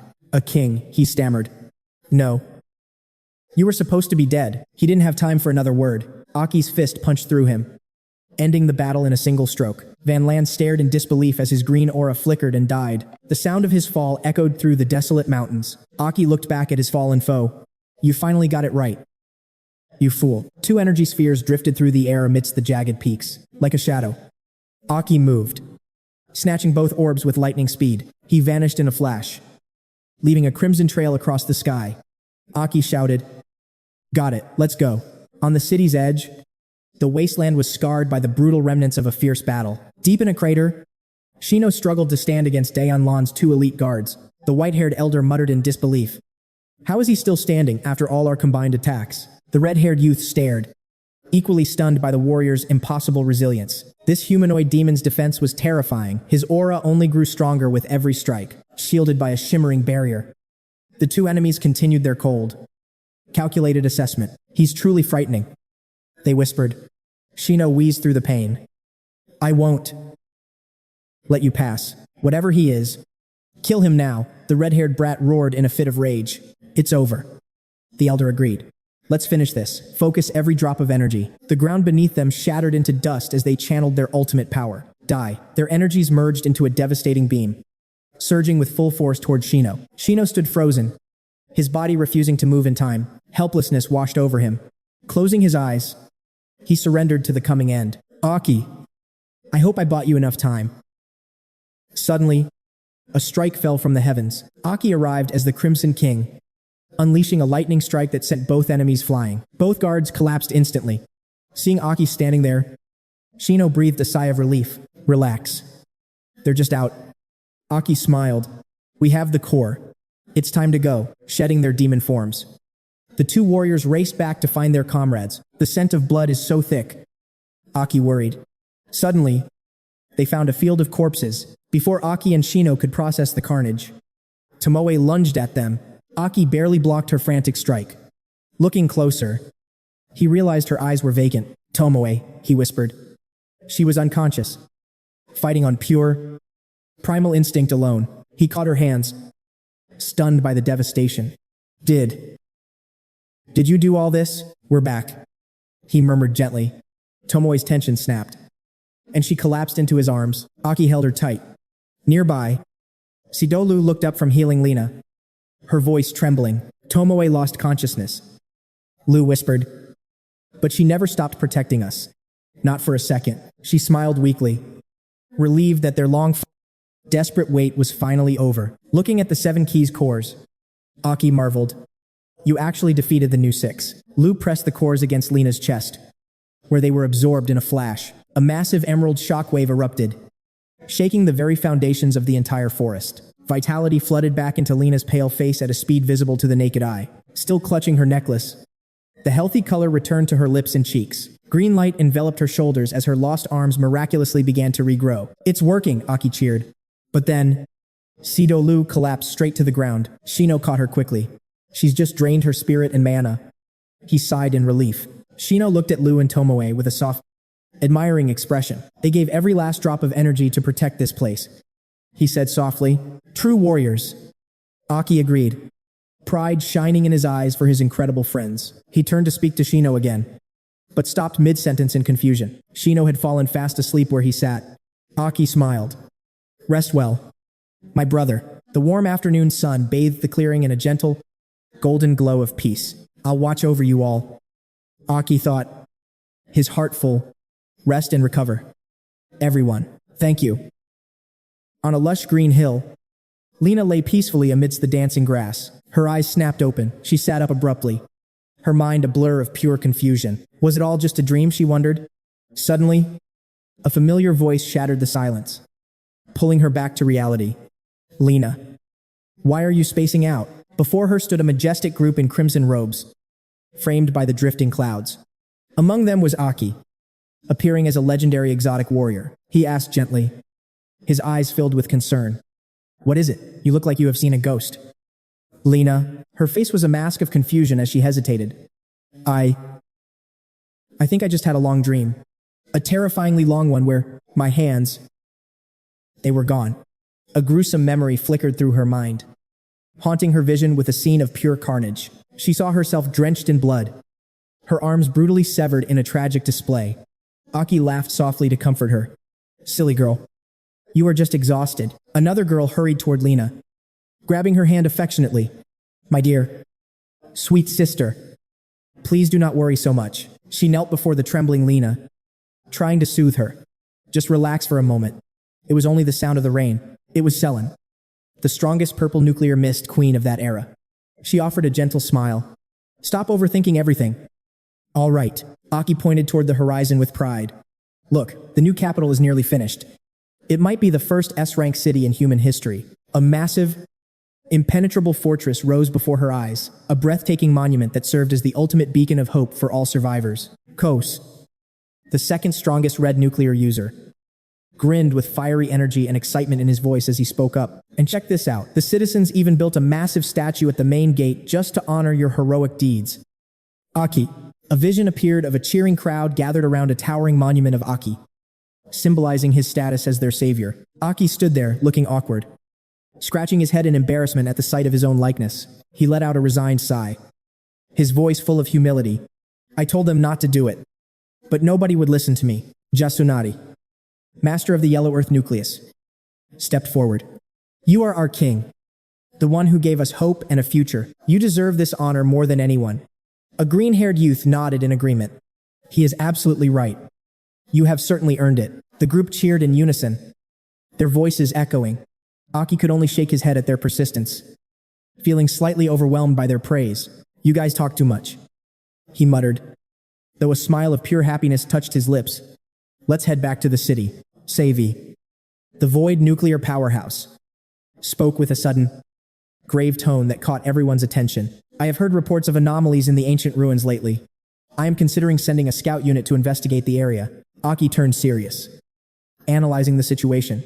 We have vital construction projects here. I plan to link the towns with tunnels for resource sharing. Furthermore, a sword symbol flashed as Aki continued his warning. Word is reaching us that a dangerous religious cult is starting to rise. Lena remained silent, still caught between dream and reality. Lena. Keep up, someone shouted. She shook off the gloom and forced a smile. Coming, she replied. But as she pushed herself up from the ground, a sickening, cold sensation suddenly surged through her entire body. She collapsed in agony. Her arms vanished instantly, replaced by a terrifying, unstoppable flow of fresh blood as she fell to her knees. Everyone. Wait, Aki, she screamed in despair, watching their blurred figures fade away as she reached out with stumps that were no longer there. Suddenly, reality snapped back. Aki, Tomo, Sidolu, and Sheena were there. Aki's eyes widened in total shock as he looked at her. He carefully laid Sidolu down and rushed to Lena's side. Lena, are you finally awake? Can you hear me? She checked her body, feeling a surge of energy. Had the two mysterious nuclei finally merged within her to grant her this power? Trembling, she stared at her hands. They had completely regrown. My arms, they are back. I can feel them again. Aki pulled her into a fierce, emotional embrace, his voice shaking. That is incredible, Lena. I am so glad you are okay. Lena gazed at the battlefield. Monsters' corpses were everywhere. She began to sob, her voice breaking with overwhelming guilt as she looked around. Did you guys do all this? I am so sorry. I have caused so much trouble and almost got everyone killed because of me. Aki held her tighter, his voice a soothing whisper against the cold air. Don't apologize. We would do it again. Comrades, stand together, even if it means risking our lives for one another. As the weight of the situation hit, Lena gasped in a roar. Van is dead. This is going to cause a massive disaster. When the new king and the 6 trigrams find out, they will hunt us down with everything they have. Her brow furrowed with anxiety. We must leave. Now. Aki agreed. Everyone is exhausted. Recovery is our top priority for now. The image of Yasunari flashed through Aki's mind as he planned their next move. He recalled that while 3 of the old 6 trigrams fell and Dessa was imprisoned, one legendary member still remained. Yasunari, the master of the yellow nucleus, had abandoned his title to live in a hidden town. A lonely figure in a sandstorm? Aki looked determined. We can find him there. It should be safe. Suddenly, his face lit up with a spark of excitement. Aki trusts his comrade.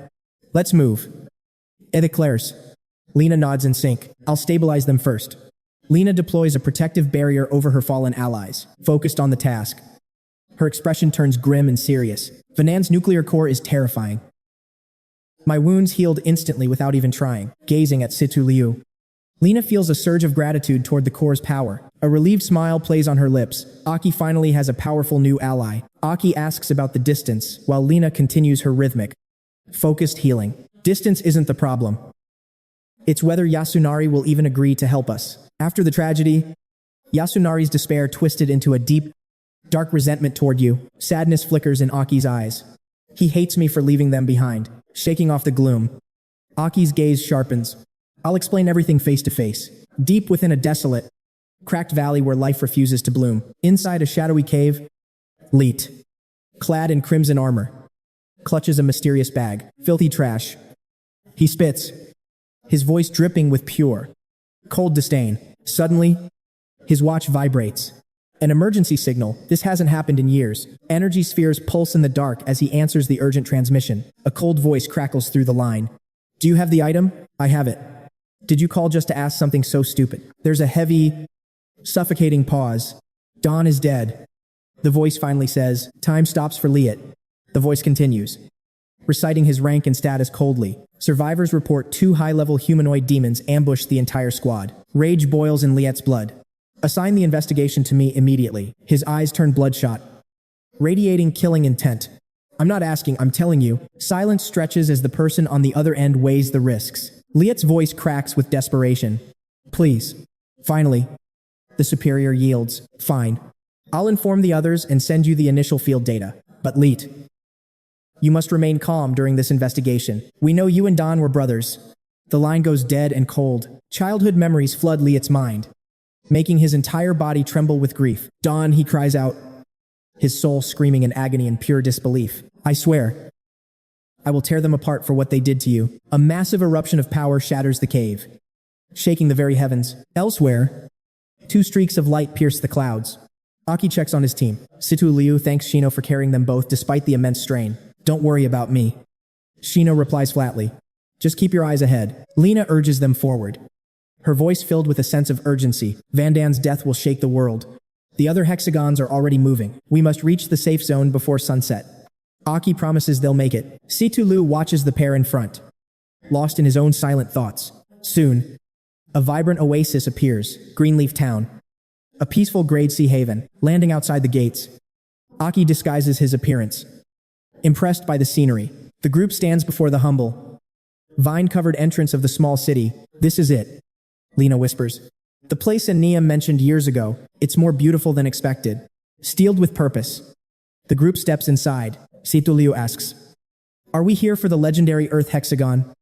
Neum. Lena was right to bring us here. In our current state, getting ambushed by the other 6 pillars would be a total disaster. Situ Liu lowers her head in a rare moment of shyness.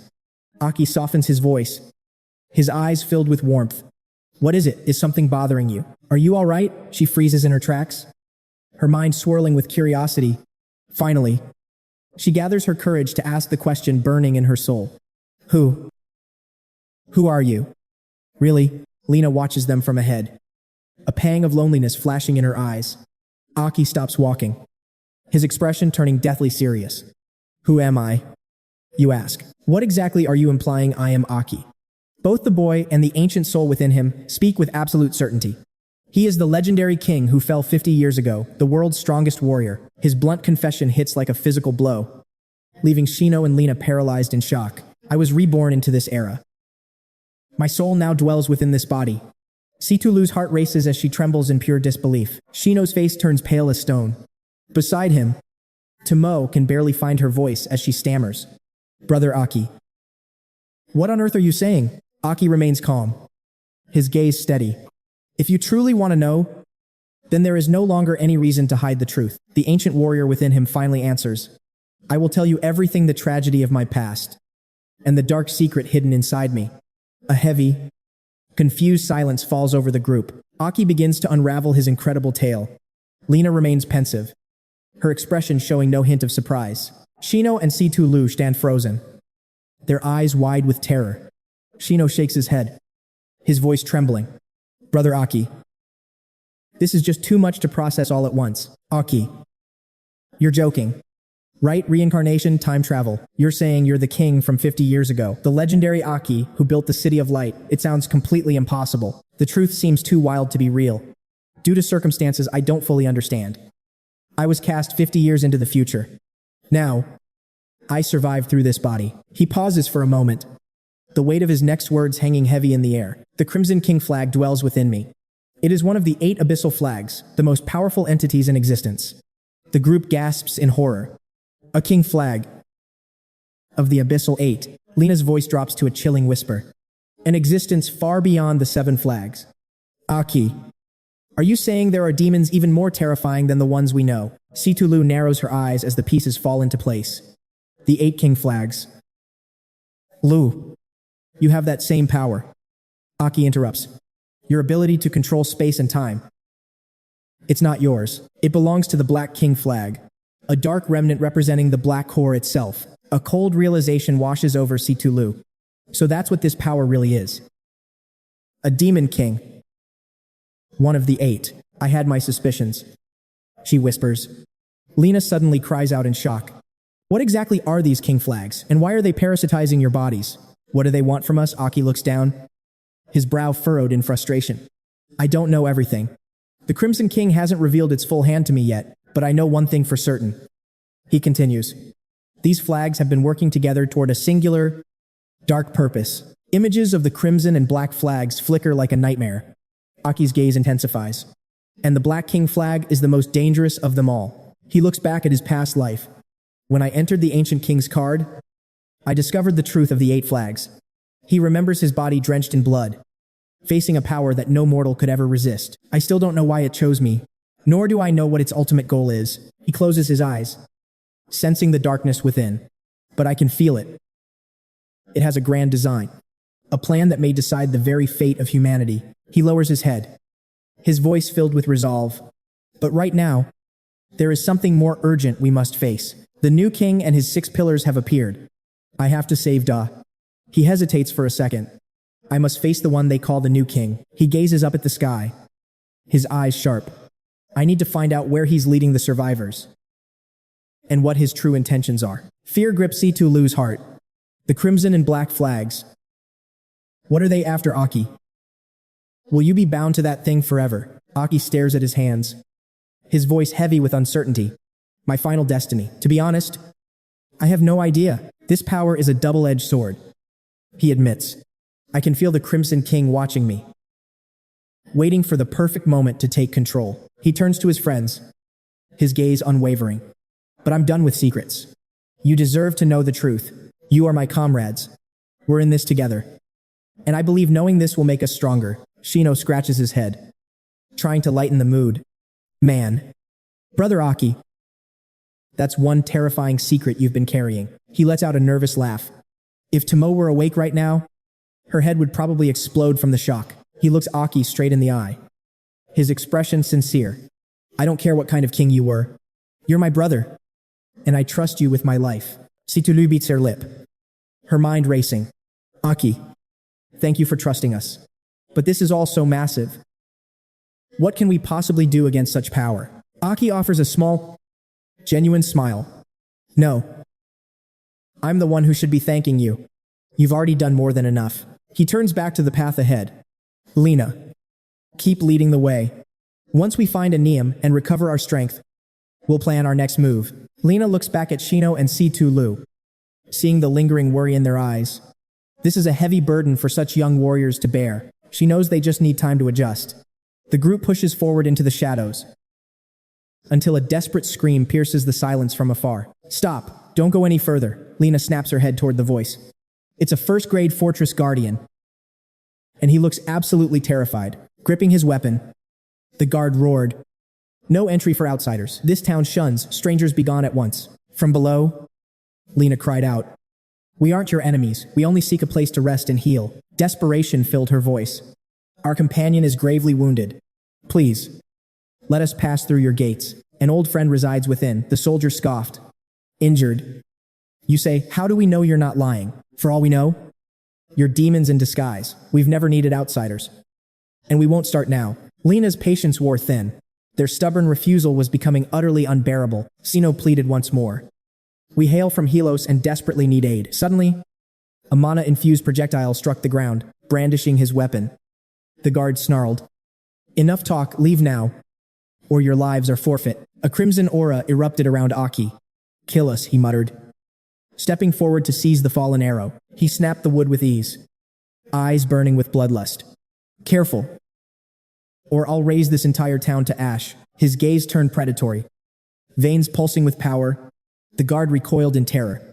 To those eyes. What are you? I knew it. You're demons, the guard screamed, drawing his sword. Ready your weapons. Prepare for battle. Aki. Stand down, Sino urged, trying to de-escalate. Lena gasped, horrified by the sudden surge of violence. Aki, stop. Their foes were merely first-rank warriors. But Tudelu sensed the Crimson King's malice consuming Aki's soul. Suddenly, a massive figure plummeted from above, shaking the very earth. Seeing him, Aki's murderous aura instantly vanished, and Anim Aki stammered. Through the swirling dust, a titan appeared, draped in a magnificent golden cloak. Anim's voice boomed like thunder. Such bloodlust! Who dares cause a ruckus within my domain? The guards froze in awe, their voices trembling.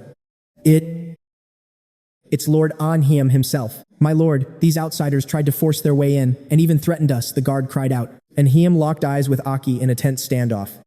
Sensing the danger, Lena scrambled forward to intervene. Wait, she threw back her hood with a smile. Aniem. It's me, Lena. Recognition flashed in his eyes. The veteran's jaw dropped in disbelief. Lena, what on earth are you doing in this remote place? We need your help. Ahiem, our friend is dying. She pointed to their comrade, pleading for sanctuary. After a long silence, the old man sighed and closed his eyes. Open the gates, he commanded. But my lord. That monster's aura, the guard stammered. Anim's power flared. Do not worry. I am here, as you wish. The massive wooden gates groaned open, revealing a breathtaking paradise hidden behind the stone walls. Elsewhere, a heavy door creaked open. A towering figure in crimson stepped through, carrying a mysterious metallic case. A woman stood waiting in the shadows of the grand hall. So, you finally returned. Liet, she asked. This was Tarina, a powerhouse of the new six, with a level 7 twin purple core. Her expression turned somber. Liet. About Den. I'm truly sorry. Silence followed as Liet placed the case down, his face masked in shadow. Words were meaningless now. With cold, mechanical precision, Liet reached down and slowly unlatched the heavy case. Rows of shimmering, multicolored cores gleamed within. The shipment is secured, Liet stated flatly. The mission was a success. His fingers hovered over the radiant stones before pausing momentarily above a brilliant emerald green core. Yet, his hand shifted. He bypassed the green and firmly grabbed the blood-red core sitting beside it. Send me every detail on Den's final battle, he commanded, turning to leave. I don't care if it was demons. Wait, Tarina called out. Liet halted, his voice heavy with annoyance. Speak, she replied. You won't go alone. Orders from the higher-ups? She sighed, knowing he'd hate the news. It's a command we can't ignore. Liet whipped around, his eyes narrowing in suspicion. High command, you mean this came directly from the top? Are you talking about the king? Or a mocking voice from the shadows cut him off before he finished. Our first time working together, isn't it?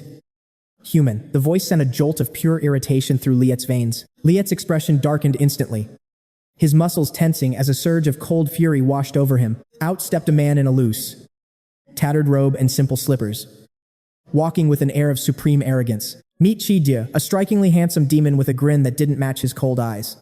Let's get along. The unlikely duo set off, loathing his new partner. Liet marched ahead, leaving the demon in his dust. Chidya followed behind with a lazy stride. He knew the tension was thick, yet he continued to poke the bear. Not thrilled to have me along. Are you? Liet whipped around, his voice dripping with venom. If it weren't for orders, I wouldn't spare a glance for a 5th-rank demon. Stay out of my way. I have zero tolerance for your kind. His cold words fell on deaf ears as the demon remained completely unfazed. A dark smirk played on his lips. Is that right? Liet boasted. I could crush a low-level demon like you with one hand. The words had barely left his mouth when a massive, spectral scythe tore straight through his chest.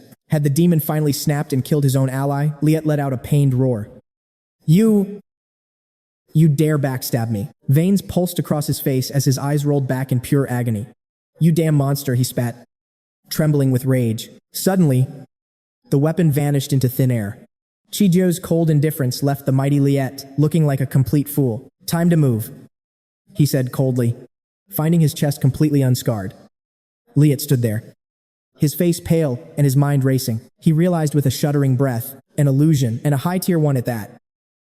I didn't even sense the activation until it was too late. Glaring at Chidyo's back, he knew one thing for certain: this man was definitely no mere 5th-rank demon. Chidyo chuckled darkly. Calling me a 5th rank? That's just the mask I chose for you to see. His eyes flared with a deep-seated hatred. Let's move, Mr. Liet. I have a blood debt of my own to settle. Cut to a small woodland cabin, where a sudden, deafening shout of shock shook the house to its very foundations. Who asked through a mouthful of food. Wait. So he's really that legend? That is absolutely insane. Seeing the boy's pure excitement, Lu couldn't help but chuckle. I knew you'd react like that. Hoo-hoo-eh. Sino watched in total disbelief as the kid inhaled his meal like a high-speed vacuum cleaner. Hoo-hoo-eh. Your spiritual core wasn't meant for fast eating, but the boy ignored him, stuffing his face. So good. While the three laughed inside, a much heavier and more dangerous conversation was unfolding out in the garden. The air was thick with tension. After laying everything bare, Aki whispered softly. That's the whole truth. Niam. Lena chimed in, trying to focus on the mission. Basically, our current goal is to rescue Da and his team. They are elite fighters. If we can coordinate our strengths, we might actually stand a real fighting chance. Suddenly, Anyim stepped forward. Without a single word, he drove a devastating punch straight into Aki's face. Lena froze in horror as Aki was sent sprawling into the dirt from the sheer force of the impact. As Anyim closed in for another strike, Lena rushed to intervene. Stop. What are you doing to him? But her body betrayed her. Her hands trembled, forced back by an invisible pressure. Damn it. I can't move. Aniem's fury was a physical force. His eyes burned with a blinding golden light as he lunged forward again. Every blow was laced with years of bottled-up resentment and the agony of a broken heart. Do you know the hell we endured after you ignored us and charged into that tomb alone? Do you know what I had to sacrifice to survive? Aki didn't dodge. He just took every hit in silence. The commotion reached the house, and Luu came flying through the window. What the hell is going on out here? Seeing Aki being brutalized, she let out a desperate, panicked cry. Stop. Get away from him right now. Aniem unleashed a wave of golden pressure, pinning everyone down. Stay back. No one interferes with this. After a relentless barrage of strikes that seemed to last forever, the storm of Aniem's rage finally subsided. He grabbed Aki's collar, pulling him close to roar directly into his face with every ounce of his soul. Our brothers died or were crippled. We were hunted like dogs with absolutely nowhere left to hide. You were our king. You abandoned us, and now you just show up talking about a rescue mission. Aki lowered his head in shame, then looked up with unwavering resolve. Aniem, please, walk this path with me again. This time, I will spend my life making it up to you. Those words finally broke Anhiem's spirit. The chaos drew his wife and son outside, their faces pale with shock at the sight of the violence. The boy screamed in a fit of protective rage. Who are you people? My father hates you. Get out. That's his family, Lena whispered. Aki looked over as a heavy, mourning silence settled over the garden. Finally, Anhiem's grip loosened. My king, please, forgive my insolence, he sobbed, falling to his knees. But the great earth Aniem you once knew, he is no longer the man standing before you. Head hung low, he whispered. I escaped to this quiet town to find love. I treasure them and this powerless, peaceful life. Now, my only purpose is protecting this small, humble sanctuary. A sudden gust swept his cloak aside, revealing a severed arm. Aki watched the fallen general weep, feeling his crushing helplessness. Suddenly, he bowed deeply before Aki, his voice desperate. I beg of you, once you recover, please leave this place. Elsewhere. Liet lay battered on the ground after a brutal clash. Fury burned within Liet toward the one who killed Den 3 hours earlier, at a cottage under a brilliant orange sunset. Inside, Tomoe smiled at Frank. Listen, little brother, we aren't here for trouble, just a safe place to rest. Frank turned away, blushing and stammering his shy understanding. His face flushed crimson as he stole glances at her. Sino appeared suddenly. We're the good guys, professional demon slayers. In the kitchen, the evening stew began to bubble loudly. Valia chopped vegetables, grateful for the extra hands tonight. She smiled warmly. To be honest, after all these years, this oasis town has seen almost no outsiders at all. Forgive our initial coldness. We were simply wary and tense. It is fine, she replied. We're the ones intruding so suddenly, Lena added. We are just grateful for your incredible kindness. Taking us in was a debt we can never repay. Once the meal is ready, let us all eat together. At the meadow, Aki sat alone, watching the massive sun. A shadow approached, and Aniem finally spoke to the young boy. He walked forward, seeing the ghost of another in Aki. His eyes widened. Finally, the old warrior spoke his truth. Despite the witness, the tale of your reincarnation was simply unbelievable. He recalled his earlier aggression with a pang of deep regret. Stepping onto the lush grass, and Aniem slowly took a knee. Demon King, Aniem formally offers you his eternal respect. Years ago, I arrived here broken, certain I would perish. He remembered her, the wife who healed his soul and body. She never asked of my past, only offering her silent support. I chose to abandon my legend for a life of love, to be a husband, a protector, a father. That became everything. This simple piece is my greatest treasure. Aki smiled softly. Aniem, I am truly happy you found your home. I never dared to dream of such a simple, quiet life. I am not the one to live that life, but create it. Aki recalled his resolve to enter the ancient King Stele. Those cursed monuments bring only ruin. I must uncover their secrets. If I do not step forward, who else will dare? Safety is an illusion while those steles exist. I have no choice. Anhiem's voice suddenly broke the silence. My king. That ancient war against the demons brought only a fleeting peace. It was a beautiful lie that blinded us all, including myself. He gazed deeply into Aki's eyes and continued. That is precisely why the crown belongs to you alone. Aki looked toward the heavens, where a new king now reigned. I wonder what path he will pave for humanity.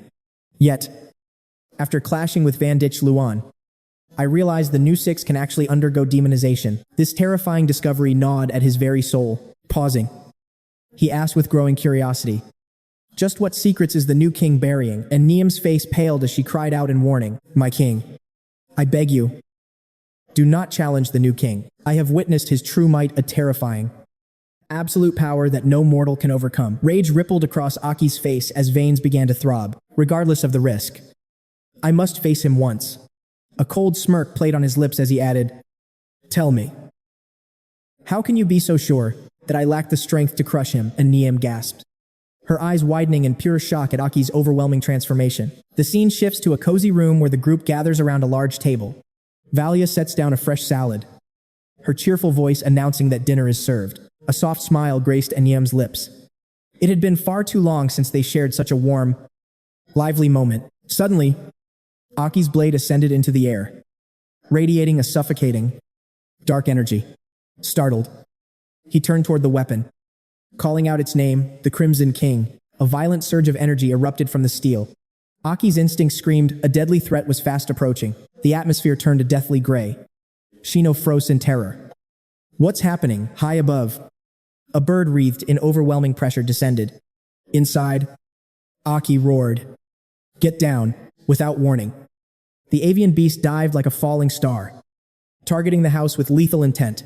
A deafening explosion rocked the earth, reducing their sanctuary to a pile of shattered ruins and debris. Dust choked the air as the group narrowly escaped the wreckage. Above the thick, swirling clouds of smoke, a flock of birds circled like omens of death. Chijia emerged calmly from the dust and shadows, his voice cold as ice. "So, you were hiding here after all." The monstrous bird that leveled the house shrank instantly, perching innocently upon his finger. Chijia's lips curled into a wicked smirk. "It was only a matter of time before I tracked your scents through the memories of my winged spies." Suddenly, a low voice echoed, "Is it you?" Liet stepped forward from the rubble, his gaze sharp and lethal as he locked eyes with the monster who had murdered Den. Confused by Chijio's strange request, Liet demanded an answer. "Why the hell did you insist that I lead you here?" Standing near the site of Den's fall, Chijia offered a chillingly logical explanation that could finally reveal the truth. "You were the one who ended Den's life." But for Liet, the mysteries were only beginning to pile up. He turned to Chijia with a piercing question. "You claimed our objectives were the same. Explain yourself.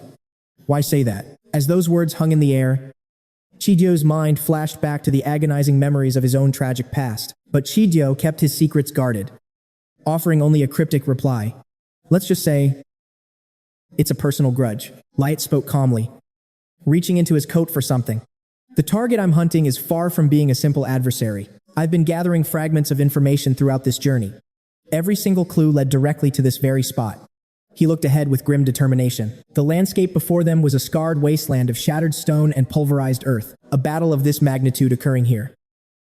"It's a bit too convenient, don't you think?" He pointed skyward, his voice laced with unspoken frustration. "Furthermore, this uneasy alliance with you was strictly mandated by our superiors."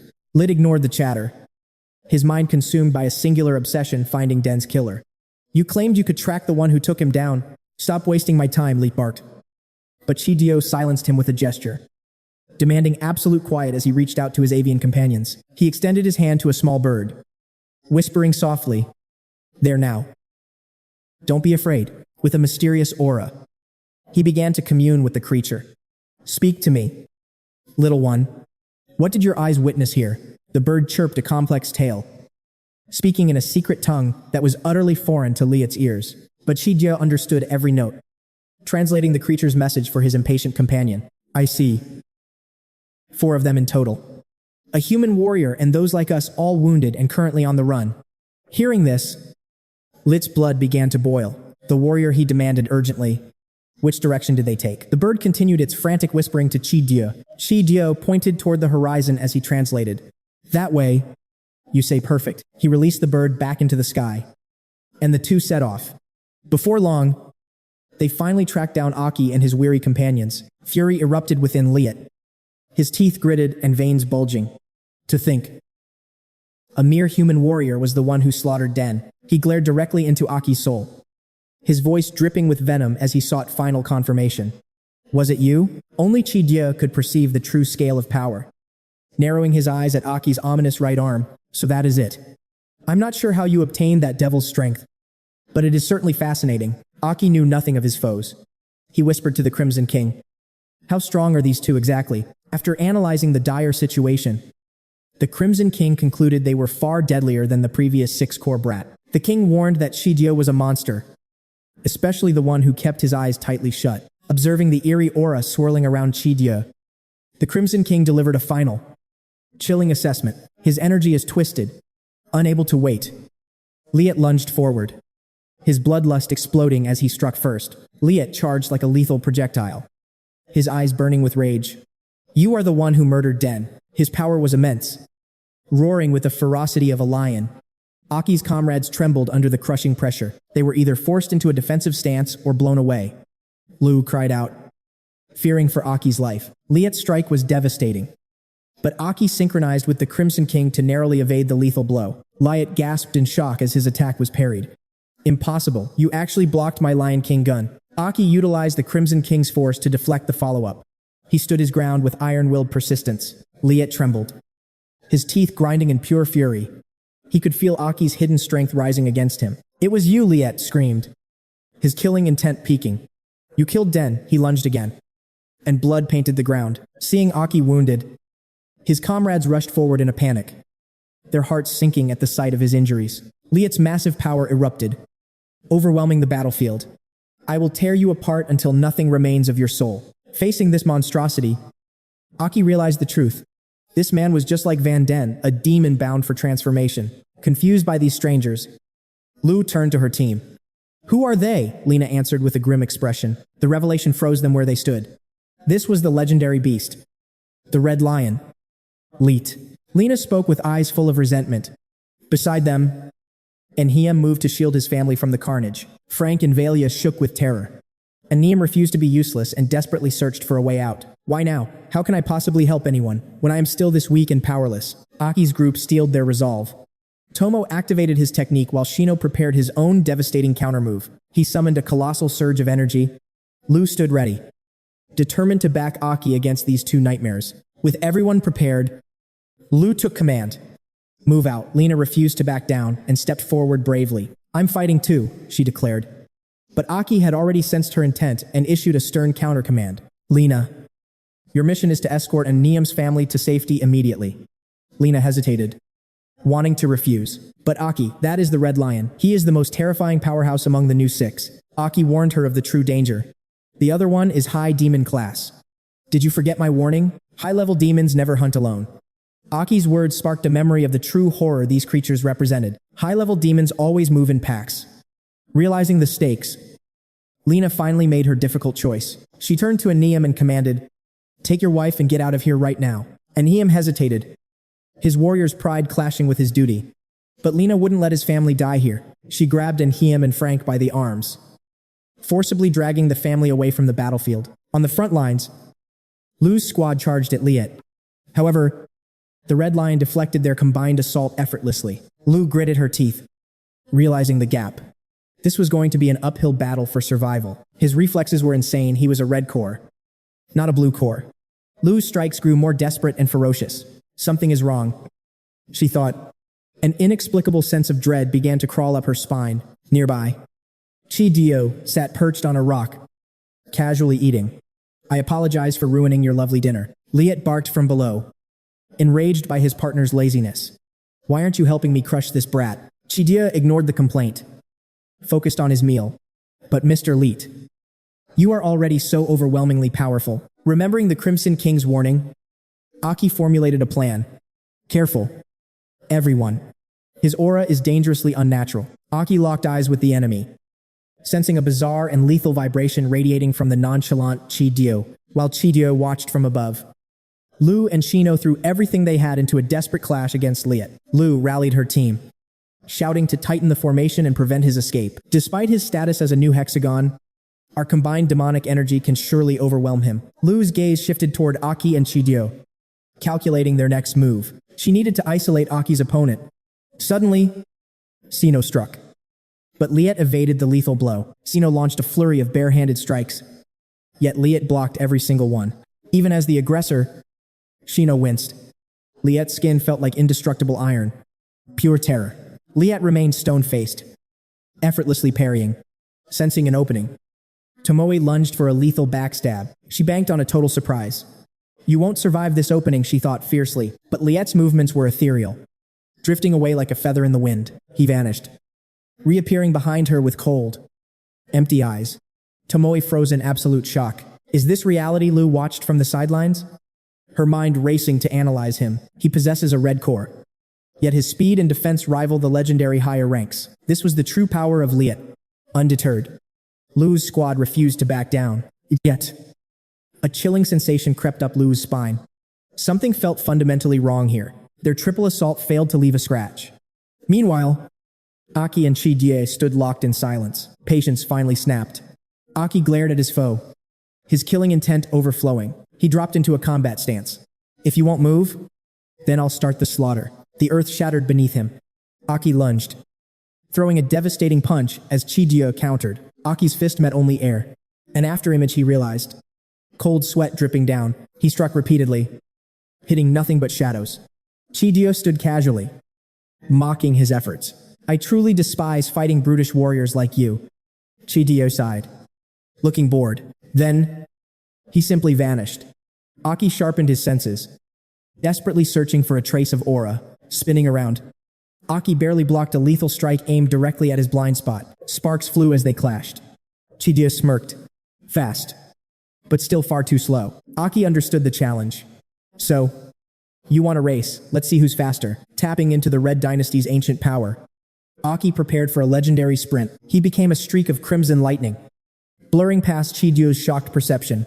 Reappearing instantly, Aki unleashed his multi-thunder rap, blasting Chi-Die into the distance. Aki didn't stop, appearing face to face with his falling foe.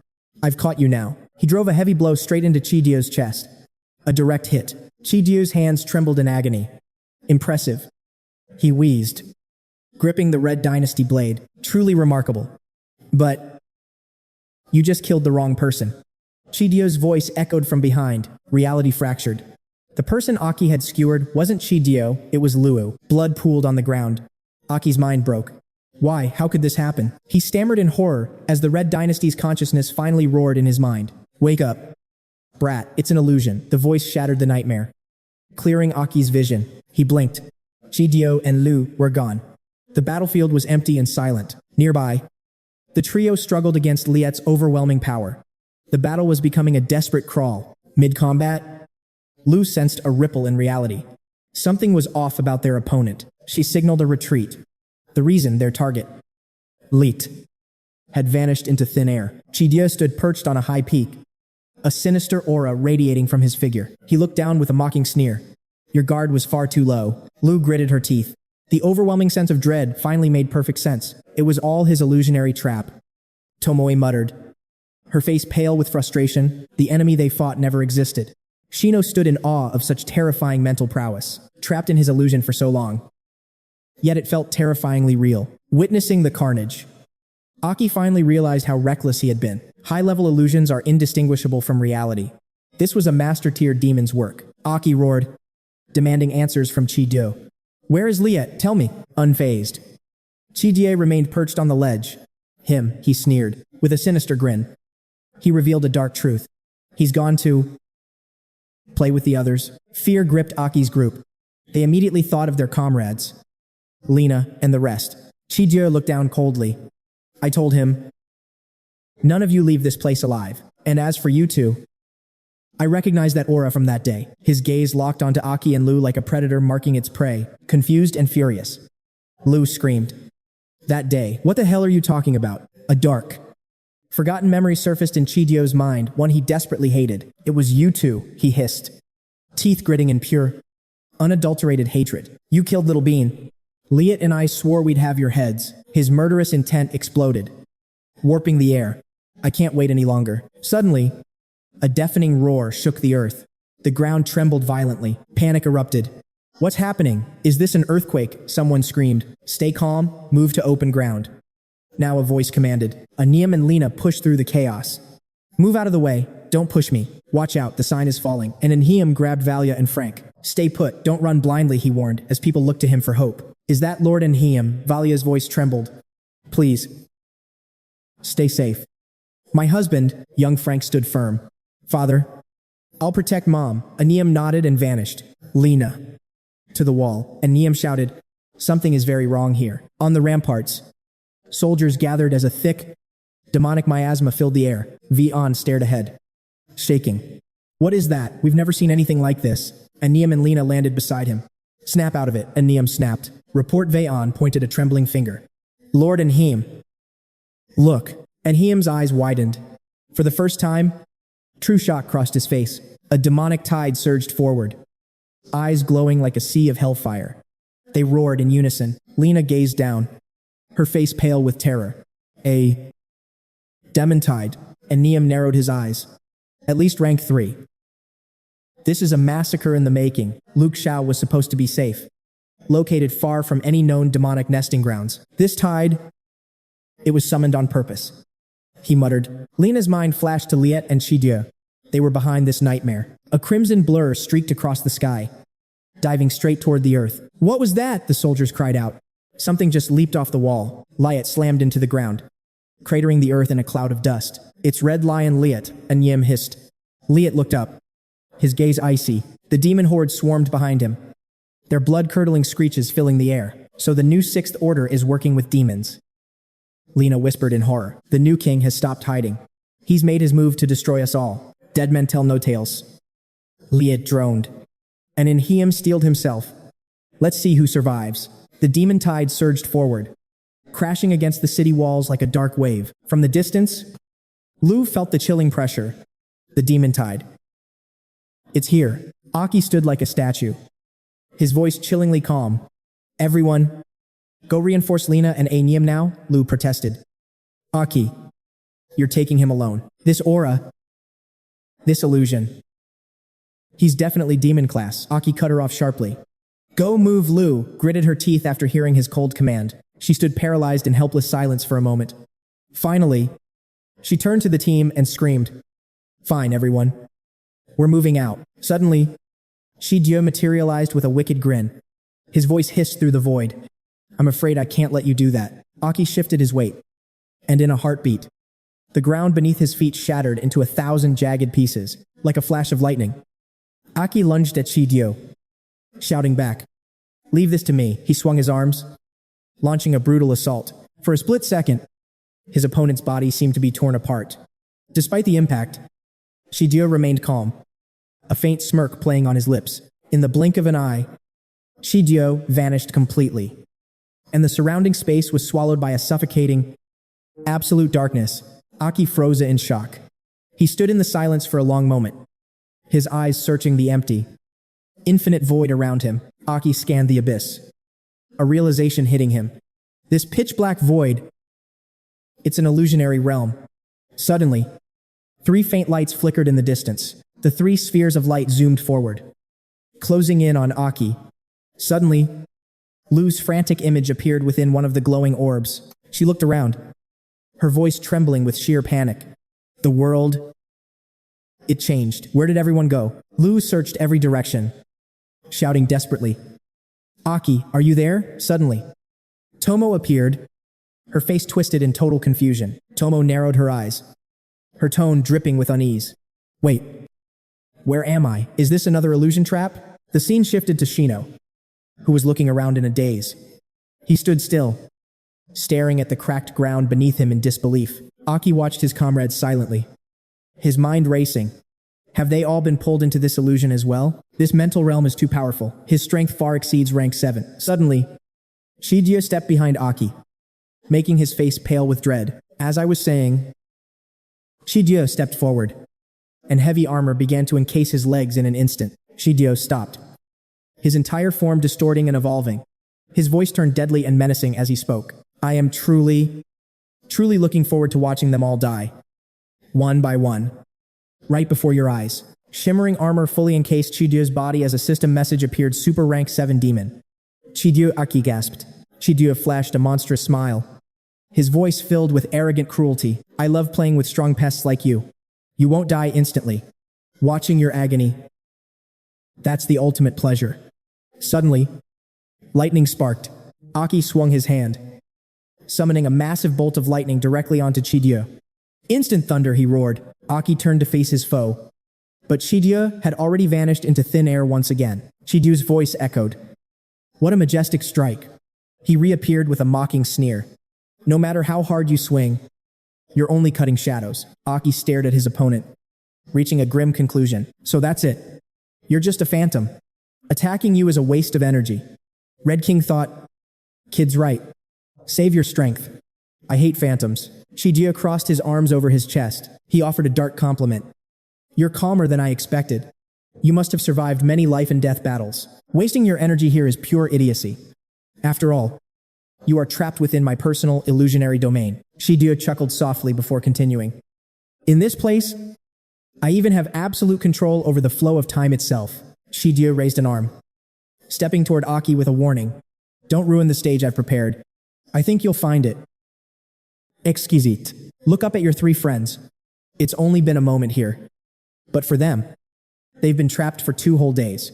Aki looked up at the floating reflections of his team, and a sudden wave of horror washed over him. Lu's image flickered. Her entire body was being constricted by what looked like demonic, writhing vines. As the vines tightened around her, Lu struggled to move her hands.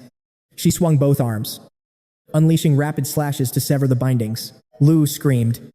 Get off me. The vines were sliced apart, falling helplessly into a nearby, murky swamp. Lu collapsed, hands on her knees, gasping for air.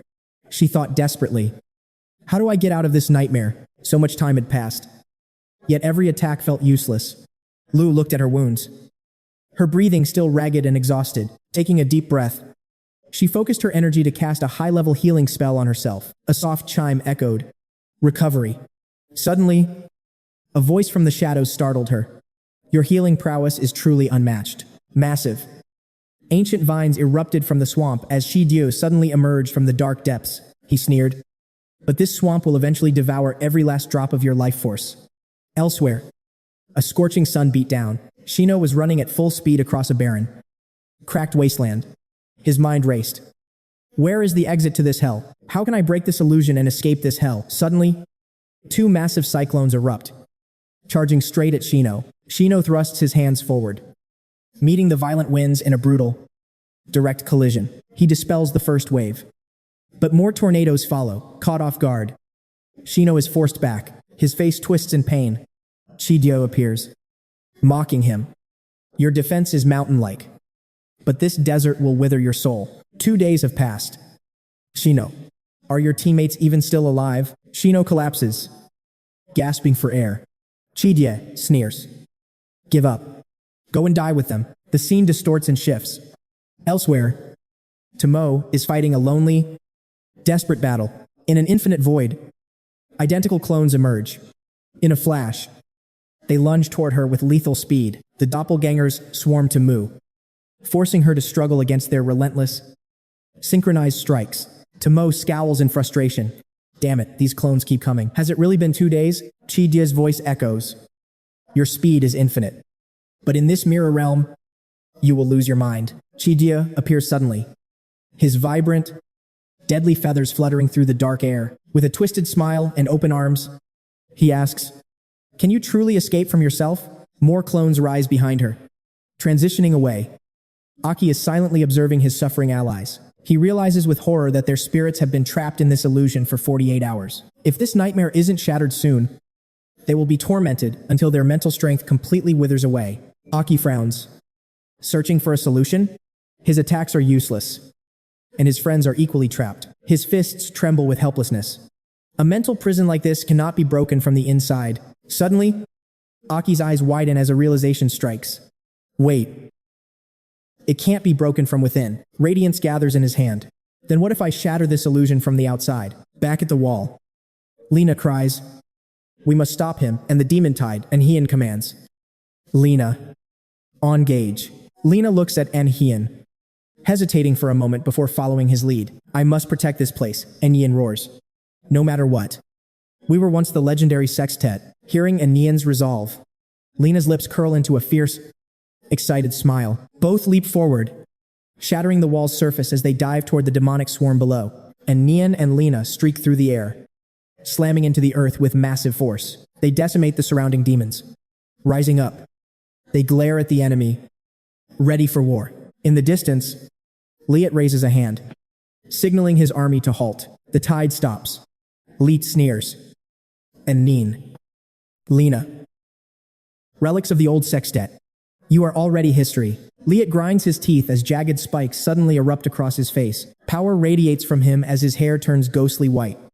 Vibrating with terrifying energy, clad in crimson armor with glowing eyes, Lena gasps in shock. He's achieved demonization. Liet challenges them. Old legends. Come at me together, if you have the courage. Thousands of demons surge. Liet mutters coldly.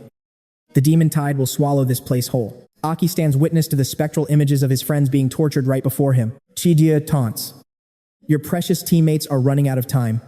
Kome. Unleash your power. His hands shake as veins bulge. He laughs manically, suddenly clutching his own throat. Show me your bloodlust. I want to see you driven mad by hopeless despair. Chijia chuckles. Watch those you cherish suffer until they die, while you remain powerless here. And once you are empty, I will finally take your pathetic life. The little bean will love this. Aki gnashes his teeth. You've vastly underestimated my team. Suddenly, Chijia freezes, staring at the floating images in utter disbelief. Lu is struggling in a suffocating swamp, her body bound tight by thorny, entangling vines. She thinks, I'm the captain. I cannot give up. I must find a way to help them. Meanwhile, Shino continues his desperate fight against the violent storms in the barren desert. He fought back with everything. Shino braved the desert storm. It was a legendary clash, facing relentless thunder. Tomoe's resolve hardened. They had to endure this together. Observing the warriors' unwavering spirit and their refusal to back down, Chijio hissed. How my illusions always crush souls, Aki retorted calmly. Confused. Demon, tell me, have you never wondered why humanity still stands after all these eons? He laughed mockingly. You are just useful cattle, lowly insects kept for our amusement. Suddenly, his stance shifted. Aki's hand glowed with a soft, ethereal light. Then witness a human's true power. Aki's gaze turned cold as absolute ice. I will crush you. Blinding radiance suddenly erupted, drowning the entire world in light. Chijio trembled. Why did this aura terrify him? Lightning danced across Aki's fingertips. Trust, courage, and hope. These are the reasons humanity will never truly fall. The crimson sky churned into a massive vortex. The ground beneath them shattered. Panic seized the demon. He realized his illusion was being torn apart from within. Aki clenched his fist and struck down with godlike force. Shatter. You nightmare. A bolt of divine wrath descended from the storm, striking the phantom realm directly. Lightning flickered above his trapped allies, signaling their imminent liberation from the dark. Light pierced the swamp holding Lu. Beneath Shino, the earth split with golden brilliance. Tomoe's prison began to fracture as pure light bled through every single crack. Hope ignited in their eyes. Shino and Tomoe knew instantly Aki had finally arrived. Chijio roared in fury, his body surging with abyssal dark energy. Impossible. What power is this? A massive explosion of light consumed the darkness. Outside the fortress, Lena and Aniam saw the blinding white flash across the horizon. It's Aki, Lena cried. Anhim gasped. This aura was completely different from before. The demon horde looked up in sheer terror as the heavens opened up. Lai stood frozen as his army wavered. Had Chiju's ultimate illusion finally failed? Seeing his plans crumble, a primordial rage boiled over within his dark heart. He dropped low, his aura exploding. He charged forward like a streak of lightning, and Niem stepped in front of Lena, conjuring a massive earthen shield to protect her. The impact roared like a starving lion, shockwaves leveling everything for miles around. Cracks spider-webbed across the golden shield from that single, devastating blow. With a final surge, the fist punched through, striking Niem with lethal intent. Lena caught him, her healing light glowing. They were both sent flying backward. She poured every ounce of her spiritual energy into stabilizing Nhiem's fading life. Are you all right? She asked, her voice trembling with intense concern. His strength? It shattered my ribs and my strongest defense. It's truly monstrous. She bit her lip. This demon form was leagues beyond anything they had faced. Trash of the old era. The enemy spat, his presence suffocatingly heavy and dark. You can't even handle one punch. Boring. Suddenly, The illusion finally dissolved completely. Everyone gasped as the nightmare faded. They had finally returned to the real world. Everyone okay? Aki checked. Lu spotted Shidio standing amidst the smoking ruins. He's a monster. Her breath came in ragged gasps. The illusion felt perfectly real. It was indistinguishable from the world they knew. A truly terrifying experience. Lu slumped. Exhausted. If not for our bond, I would have broken long ago. Shino nodded. The pain felt so real. I thought each fall was my last, but their spirits weren't broken. They had Aki. And with him, they had hope, an invincible warrior. She looked up at him, her eyes wide with awe. Without Aki shattering the illusion, we would have been lost in that dreamscape forever. Hovering over the wreckage, she realized his power eclipsed any 7 calamity demon they had ever faced before. His face twisted with rage. This lightning was his ultimate power. He raised his arm, channeling every ounce of energy into his palm. Lightning, a power feared and loathed by all. And yet, he wielded it perfectly. Shidio launched a frontal assault at Aki's team. Roaring a battle cry to crush the brat, Aki stood his ground, funneling his lightning into a single fist. He met the strike head-on, unleashing a shockwave that tore through the air. Liu cried out in panic. Aki, do you really intend to face him alone? Trust me, he replied calmly. Follow the plan and go reinforce Lina and Aenium immediately. A cataclysmic explosion erupted between them, sending a wall of dust and smoke to swallow the entire area. As the air stilled, only a desolate wasteland of rubble remained where the two powers had collided. Aki's team vanished in a flash, leaving Chidio stunned and unable to react. He gritted his teeth, cursing their escape. Suddenly, a deep, mocking voice echoed from the thick white smoke behind him. Bad luck. Isn't it Aki stepped out of the haze? It seems my lightning was made to hunt demons like you. Silver white bolts danced across his skin, crackling with a deadly, graceful elegance. The lightning coiled around Aki's arm, turning it pure white. Seeing this, Chidia felt a shiver of dread. He realized Aki was generating raw electricity. Every footstep scorched the grass white. Aki had reached his demon lightning form. Come on. Aki taunted, enraged. Chidio spread his wings wide. You think you've already won? In a flash of blinding speed, Chidio materialized behind him, poised to deliver a fatal strike. He thrust both hands forward with terrifying speed, unleashing his darkest illusion technique. Massive spectral claws reached for Aki. Heart-rending phantom claw unfazed. Aki countered. Roar of the lightning dragon. A majestic dragon of pure white lightning erupted from Aki's fist, surging forward with divine fury. Chidio's expression turned grim, his eyes wide with shock at the overwhelming power Aki now displayed. The lightning dragon shattered the illusion, blasting Chidio backward like a broken doll. Hurled back, Chidio let out a primal scream. Curse your lightning, refusing to yield. He unleashed the heartbreaking ghost shadows. Grotesque. Sharp-beaked shadows swarmed Aki like a pack of starving beasts emerging from the abyss. Aki slammed his foot into the whitened earth, causing the ground to shatter into 1,000 jagged fragments. He vaulted into the air, dodging the swarm.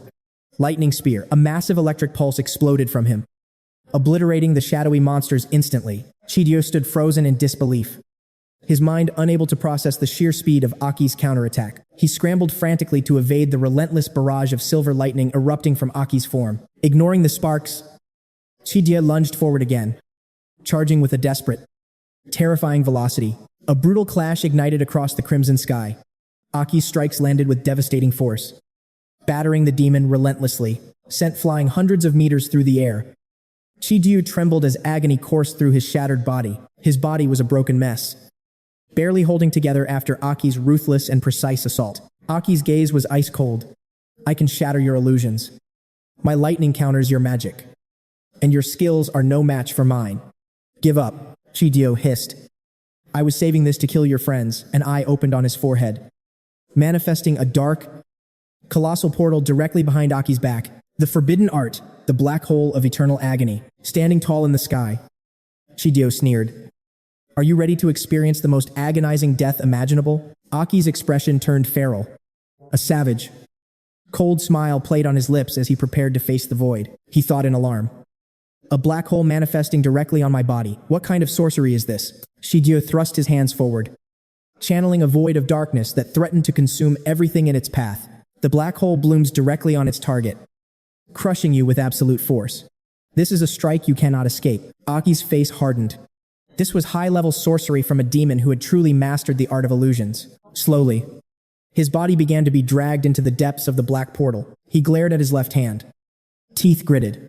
"It's disrupting my energy focus." The demon gave a sinister grin. "Stepping into the endless abyss. Enjoy the abyss." With those words, he was swallowed by the infinite void. The dark portal contracted around Aki. Chi Dieu arrogantly commanded devour. He spoke with a sneer of absolute superiority. "The whole of misery is a realm of eternal agony. No soul escapes alive." Aki was pulled into the abyss, screaming as his life force was drained. An invisible force siphoned every drop of his lightning energy away. The white mirror on his chest sparked, desperately resisting the energy drain. Suddenly, the silver mirror glowed intensely and commanded disperse. He drifted among hundreds of floating skulls, their maws gaping hungrily. Terrifying white energy erupted from the skulls, seeking to invade his soul. The ghostly energy burrowed into his chest, beginning a cycle of torture. Aki trembled in pure agony, helpless as his power vanished into the void. Bones snapped with a haunting crackle from an invisible, crushing force. The skulls fought over his body, desperate to feast upon his essence. These were manifestations of pure pain. Aki screamed in absolute despair. The pain was sharp, like 1,000 blades cutting his soul. From searing heat to bone-chilling frost, fear and regret consumed his mind. Visions of his comrades flashed before him. "My memories," he wailed, trapped in an eternal loop. Aki aged rapidly as his life was drained. He felt his body withering at a terrifying, breakneck speed. Skin sagged and hair whitened as his strength turned to dust. Suddenly, time reversed. He became a child again. Haunted by the memories, he grew again, reliving 1,000 lives in a cycle of agony. In one life, he was merely an ordinary human, a child watching loved ones die. Then a weary soldier on the front, a veteran defeated on the battlefield, his body torn apart by demons. Then, he was a lonely King Aki, clutching a blood-stained sword, standing alone among a field of corpses, the sole survivor of ruin. Bound by regret, his body shifted constantly between youth and old age. Every reincarnation added new trauma. An infinite cycle of torment. His body was shredded and his spirit was completely shattered. Chidia landed gracefully, a vibrant feather drifting from his wing. Standing before the sphere, he gloated over the eternal torture. He bared his teeth cruelly. Not even the strongest could survive this. Spreading his wings, he ascended and commanded the sphere to open. He gazed at the crimson sky, momentarily lost in distant thoughts. Chidia remembered the warmth of happy days with those he loved. Suddenly, the dark orb containing Aki began to crack and dissolve. He reached toward Aki. "My disciple is finally avenged through you." He sneered at the broken body. "When did you die of pain?" Eyes snapped open in the darkness. The lightning demon had returned. Aki regained his demonic form, striking pure horror into Chidio. "Impossible," he roared. "No one can withstand the void." In a flash of light, Aki vanished, moving faster than the eye. He appeared behind him. "Fool! I am humanity's strongest warrior." 5 years ago, the heavens split open, and torrential rain fell like the very wrath of nature. In a rank sea town, blood stained the streets, mingling with the downpour as it washed over the freezing earth. A solitary figure drifted through a sea of corpses, where the ground was painted in a grim shade of crimson. Chidio stood motionless in the storm, his hair matted and soaked as heavy droplets traced his features. Resting a hand in his coat, he surveyed the ruins. Rebuilding was impossible now. A faint, gentle smile touched his lips. "I told them to be gentle," he mused. "Why must they always resort to such crude violence?" Cold killing intent flickered in his eyes. His subordinates were still unrefined. Their evolution was far too slow. Suddenly, a hand reached through the downpour, clutching his cloak with desperate strength, freezing the very air in surprise. He spun around to find a girl collapsed on the frozen mud, her breath coming in shallow, dying gasps. The moment he saw her face, Chidio froze, his eyes widening in pure, unadulterated shock. Kneeling beside her, he whispered, "A mere human, unconscious and dying, yet still clinging to a passing stranger." Chidio gently brushed her cheek. "Is this pure instinct?" he wondered aloud. "The instinct to survive. How fascinating. Humans are truly as resilient as they are fragile." He murmured coldly, "I can grant you life." In that instant, an overwhelming surge of power erupted from his form. "But you will forget what it means to be human." A glowing purple stone materialized, shimmering against the gray rain, lifting the violet gem in his palm. He addressed the dying girl with a chilling calm. "Little girl, Heavy rain continued to hammer against the pulsing purple stone held in his grasp. The wind began to howl as a vortex swirled around them. From now on, I shall call you Little Bean. A violent burst of purple light tore through the storm and shadow, consuming the surrounding graveyard of souls. Within the heavy downpour, the faint silhouette of a butterfly appeared, its wings trembling in the cold air. Suddenly, Aki lunged from the shadows with lightning speed, giving Chijia zero time to react. That rain, it felt just like this. He wheezed. Then, Chijia's body went limp, and he collapsed. I am sorry, Little Bean. He slumped into the mud, his pale face partially hidden by his soaked hair. Chijio gnashed his teeth, his jaw tightening as he fought to suppress a tidal wave of agony and fury. Before Aki, a brilliant green stone hovered in midair, emitting a radiant, pulsating glow. Ancient, twisting symbols crawled across its surface like living creatures, flickering beneath the falling rain. Aki slowly extended his hand, his fingers closing around the shimmering, vibrating core of power. The gem shuddered violently, its light wavering as it tried to slip away from his grasp. Yet, Aki was faster, snatching the seven-colored core before it could escape. He stared at the prize in his palm. If my lightning hadn't perfectly countered his essence, he realized I wouldn't have been so certain of this victory. He was stunned, even here. He could feel the terrifying pressure of the new Six Lords' power levels. Aki's resolve hardened. He knew he would soon face even more formidable demons and ancient foes. To protect everyone from the new king and the conspiracies lurking in the dark, he had to transcend his limits. Without hesitation, Aki pressed the stone into his chest. I must grow stronger to find the truth. The core fused with his body instantly, triggering an explosion of light and soul-shattering pain. A monstrous surge of energy erupted, rippling through the air like a devastating shockwave. Aki's scream tore through the rain as veins bulged across his face, his muscles spasming from the raw power. A savage, untamed aura exploded from him, sweeping across the battlefield like a relentless tsunami. The very sky began to tremble under the storm's fury as gale-force winds roared across the land. A massive, screaming vortex materialized in the heavens, plunging downward with terrifying speed. Aki's eyes flickered, his eyelids twitching as he fought to maintain consciousness amidst the internal chaos. His eyes snapped open hollow, yet glowing with a sinister light. Yes. Continue the evolution, he roared. Push past the limits. Evolve directly into the complete eight-colored state. Reality itself groaned as the atmosphere was ripped apart, the howling winds tearing the very earth from its roots. Aki's hair lashed wildly in the screaming gale, whipping through the air amidst the torrential downpour. He stepped calmly through the deluge, his steady footsteps echoing with unwavering resolve. Aki had achieved his seventh demonic form, a sinister aura of pure malice enveloping his entire body. Massive wings folded as he descended onto the rain-slicked earth, one wing crackling with conjured lightning. Like a gale-severing arrow, he vanished into a blur. Everyone, hold on, I am coming. Meanwhile, the battlefield was a theater of blood and rain, facing an overwhelming foe.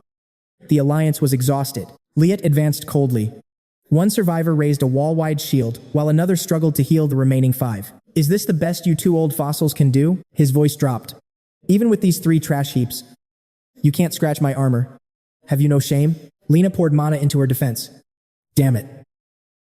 What kind of monster is he? Their attacks were useless. Even Nem was powerless. His fists felt like mountains, breaking her defensive barrier. Liu's eyes remained locked onto Liet.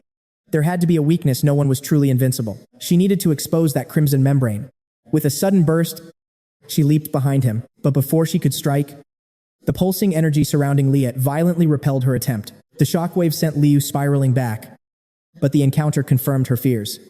Everyone, listen, this fight is rigged. That red aura isn't just a shield, it is absorbing our damage to strengthen itself. She warned that the membrane fueled his bloodlust, making him faster and deadlier with every hit taken. It was his ultimate innate skill. Hearing this, 2 nearby allies immediately shifted into a combat stance, shrouding themselves in power. They charged. Shino bellowed. Tomoe, I will take his frontal assault. Find a gap and shatter that red membrane. Before they could act, 2 streaks of lethal light cut the air. Shino was hit while Tomoe dodged. With no time left, she was forced to unleash her ultimate trump card. Godspeed, Wasp Sting. Just as her needle was about to pierce him, Tomoe suddenly hesitated. Liu's warning echoed a direct strike would only feed his shield and make him more monstrous. Liet finished off Shino and turned toward Tomoe. He unleashed a palm strike, bathing the area in light. Under that terrifying pressure, the radiance exploded, sending her figure flying into the distance. Shino screamed Tomoe's name in despair. But just as hope flickered out, Liu's voice cut the chaos. "Do not panic." I pulled her away just in time. The hit did not land. Liet lunged forward with murderous intent. His red aura manifested into a colossal, fanged beast. "You insects keep jumping around. Just die already." Shino threw himself forward, channeling every drop of strength into his steel god impact. He knew the risk Liet would only grow stronger by devouring this energy. Indeed, Liet's power surged again. He trampled Shino, using him to launch into the air. Lena's eyes widened in terror for her comrade. Desperate, Lena channeled her remaining essence into a recovery spell. Divine Restoration. A soft green light enveloped Shino, mending his broken form. Lena glared at Liet, relieved she was timely. "He is getting stronger. I cannot move. I must focus on healing if he targets me next." As if reading her thoughts, Liet turned his predatory, death-filled gaze toward her. Without hesitation, he rocketed toward Lena. She finally realized his ploy, using the shield to scatter them. His true target was the heart of the team, the healer herself. While Lena and Aneum froze, a sudden bolt of brilliance streaked across the sky toward Liet. The impact was colossal. Despite his momentum, Liet was violently blasted backward by the force. As the debris swirled, a glowing crimson orb flickered. When the dust cleared, his invincible shield vanished. Liet stared in disbelief. It was impossible. His absolute defense had been shattered in a single strike. He scanned the horizon, searching for the source of this impossible, overwhelming power. There, emerging from the chaos, stood a silhouette with silver hair billowing in the wind. Aki arrives like an invincible shield. Shock fills everyone's eyes. He stands majestic. His broad back brings total peace of mind. "Leave the rest to me," he growls. Liet still underestimates him. In a flash, Aki transforms into a crimson whirlwind. Golden claws reach for Liet's face in mere seconds. Aki slams him down without mercy. Power begins to explode. At godlike speed, Aki drags Liet, scarring the very earth. Liet is helpless. Why is his red core power suppressed? Reality blurs as a red streak tears through space. Aki tosses Liet skyward like a toy, then slams him down. The impact detonates like a bomb, shaking heaven and earth. "He evolved again," Liu gasps. "Help him now." To urges, Aki hovers above, silently observing the absolute destruction below. Liet crawls out of the rubble, eyes bloodshot with rage. "You evolved after killing Van Dai." Land power surges within him. "I'll tear you to pieces." A terrifying aura erupts. A massive pillar of light pierces the midnight sky. Lena trembles. Was he just playing with us before? At the core, Liet prepares his final, lethal strike. He breathes fire, his very soul boiling with killing intent. He enters Berserk armor state. Aki remains cold and unfazed. Liet lunges, a meteor of pure destruction aimed at Aki. Aki doesn't flinch. He ignites his power and charges head-on. Two titans clash. The air screams under the pressure. It's a stalemate. Aki calculates dual red core plus demonification. A dark thought crosses his mind. A bold plan forms. A new fusion. Purple core illusion. The light expands into a devouring void of energy. An energy sphere swallows them. Both vanish from sight, trapped in memories. Liet whispers a forgotten name, Van Dylan. Cracks spiderweb across the massive energy sphere. With a primal roar, Liet shatters his prison. He's gone berserk, white hair flying. He reeks of madness. Aki strikes. A sonic kick catches Liet off guard. Yet, Liet's gaze remains icy, devoid of any emotion. Aki spins, delivering another heavy blow. Liet spirals downward. The crash is so violent it shatters the magic barrier. Liet Li's broken. How? How does he have purple power? Amidst the confusion, Aki descends like a dark god. Aki's form shifts. Van Dylan appears, calling his name. Overwhelmed by grief, Liet cries out to his lost comrade. In a white void, Van Dylan runs toward him. Van Dylan embraces him. It's over. Let's go together. Liet tremble. His mind is on the brink of collapse. He makes his choice. Then, he coughs up green blood. It was none other than Aki, having delivered the fatal strike. He watched as Liet clutched his chest, realizing his end had come. The cold, merciless blade was slowly withdrawn from his flesh, stained with steaming blood and losing all support. Liet's body collapsed in agonizing defeat. In his final moments, the truth became clear. It was all a brilliant illusion. Even as his life ebbed away, he cursed the very concept of mental arts. With that final silent resentment, Liet's body fell heavily onto the frozen ground. In an instant, only a cold corpse remained before Aki. Shortly after, a radiant red core emerged from the fallen warrior, a 7th stage scarlet mana core. Suddenly, the gem resonated with the air, hovering mysteriously in mid-space. Surprisingly, Aki didn't claim the prize, turning to walk away instead. His comrades watched, completely baffled by his indifference. Aki coldly telekinetically shifted the core toward his ally. Lu, keep this for me. Startled by her name, Lu instinctively caught the palm-sized gem. Upon contact, she was nearly overwhelmed by its surging presence. This was a 7th stage dual core, containing an infinite well of energy that beat like 2 living hearts. Aki explained it would be vital for their future breakthroughs. He then approached his weary teammates, praising Anyem and Lina. Both of you fought like true elite warriors today, because you held the line. I could strike without hesitation. Lina remained tense.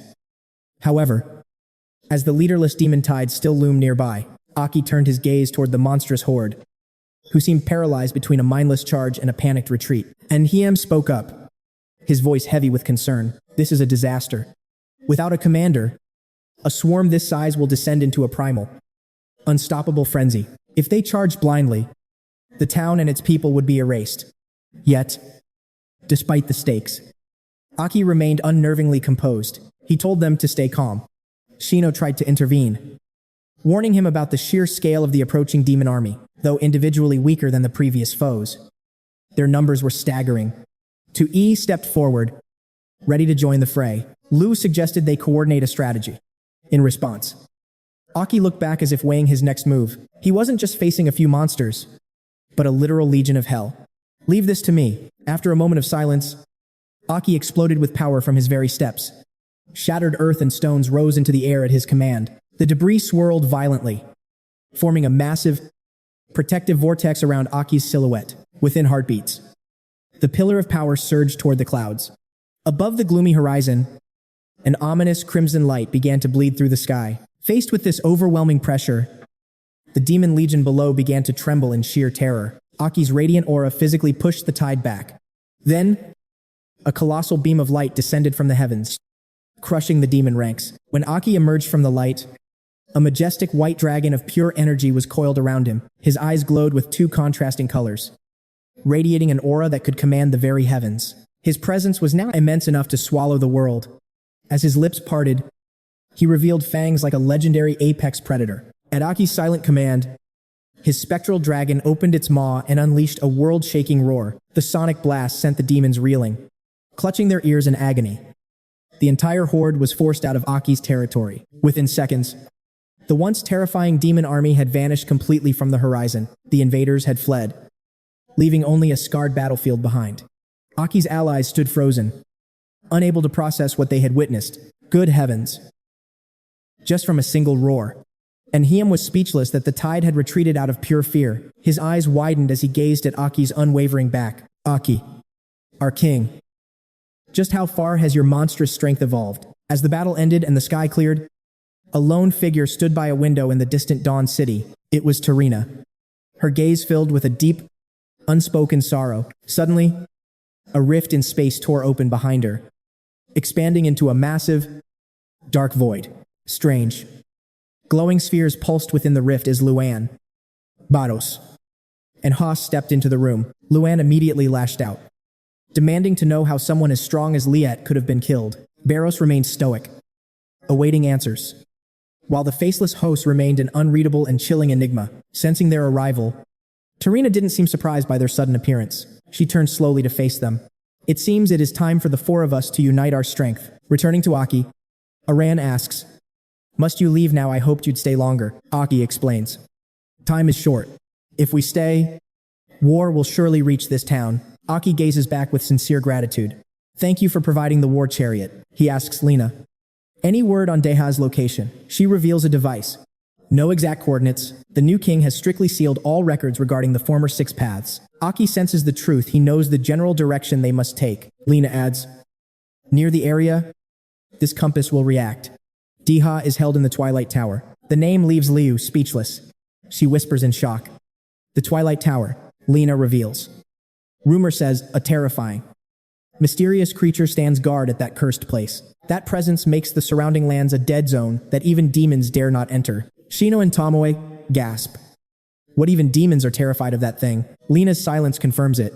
Only such a monster could imprison a legend like Deha. Furthermore, Deha might not be the only soul trapped within those walls. Are there other unknown entities, allies, or foes? Aki calmly accepts the compass. I see. But Lena hesitates. No. Aki. Let me carry it. I'm coming too. The dual cores and demonization are far more powerful than I ever imagined. I need to analyze the combat data of Van and Liet to help you. I can help you fight the new 6 paths. But Aki remains firm. Lena.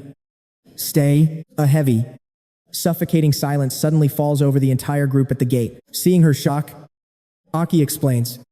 Help Aran protect this city. I'll feel safer then. Aran stays silent. Watching Lena, she stands frozen, unable to find any words. After a long silence, she finally nods. Understood. I will follow your orders. As Lena speaks, an awkward tension lingers in the air between them. Inside, Lena's heart aches. She realizes she can no longer keep up with their power. Against enemies like the new 6 paths, she would only be a helpless burden, a mere weight to carry. Amidst her inner despair, Aki reaches out to her. Thank you. He gently pats her head with sincere warmth. Thank you for everything. Lena. Aki boards the vehicle and departs. Once alone, Aran asks, Is this okay? I thought you'd follow your king anywhere. Given your deep feelings for him, Lena's gaze softens as she looks at the bright moon shining above. Aki carries a destiny and a burden that none of us can truly understand. I am no longer a reckless girl who can just follow her heart blindly. Watching the moonlight, Lena sighs. Aran. This era no longer belongs to us. True love means supporting him fully, not becoming a weakness he must protect. She watches their vehicle disappear, then turns away, ready to face her duties. Let's go. There is work to do. Meanwhile, Liu checks the group's compass. It's a long journey. We'll pass 3 A-rank towns. We can rest at the nearest. Tomoe's eyes sparkle with excitement. Really, a real A-rank city. She raises her camera, beaming. Great, my gear desperately needs some maintenance. Only Shino looks miserable.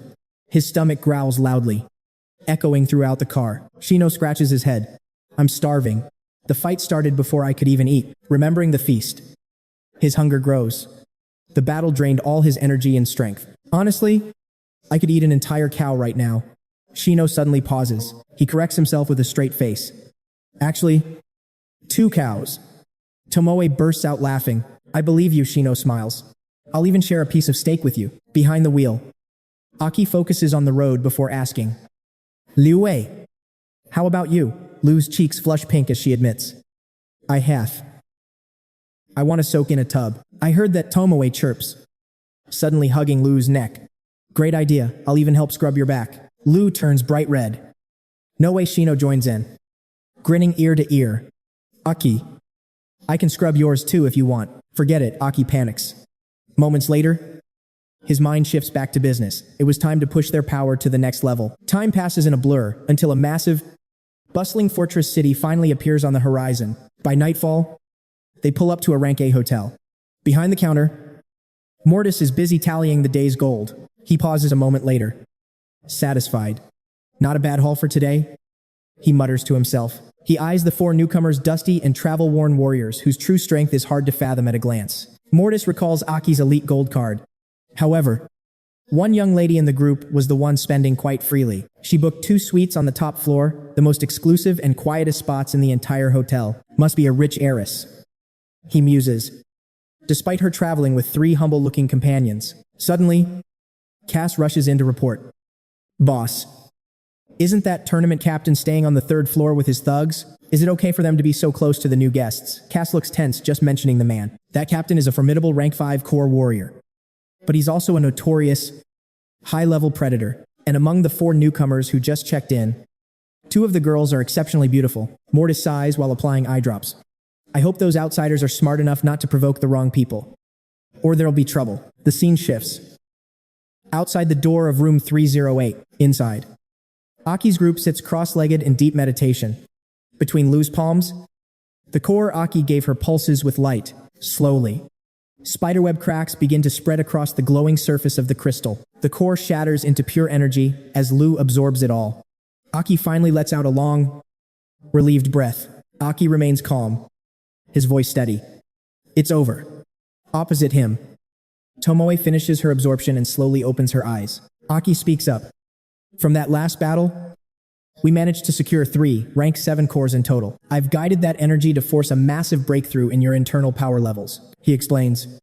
Your foundation might feel a bit unstable for now, but with practice, you'll master it. Congratulations. You are all officially rank 7 warriors now. Shino stares at his hands, his mind reeling in absolute disbelief. To leap through so many ranks in such a short time, it was unheard of. But Aki's expression turned serious. You are my most precious comrades. This power boost was necessary. But the road ahead will be brutal. Even further down the line, we will face endless hardships and trials waiting for us. He emphasizes his point. This is the only thing I can do to prepare you all. Don't say that, Lu interjects, cutting Aki off immediately. We're warriors.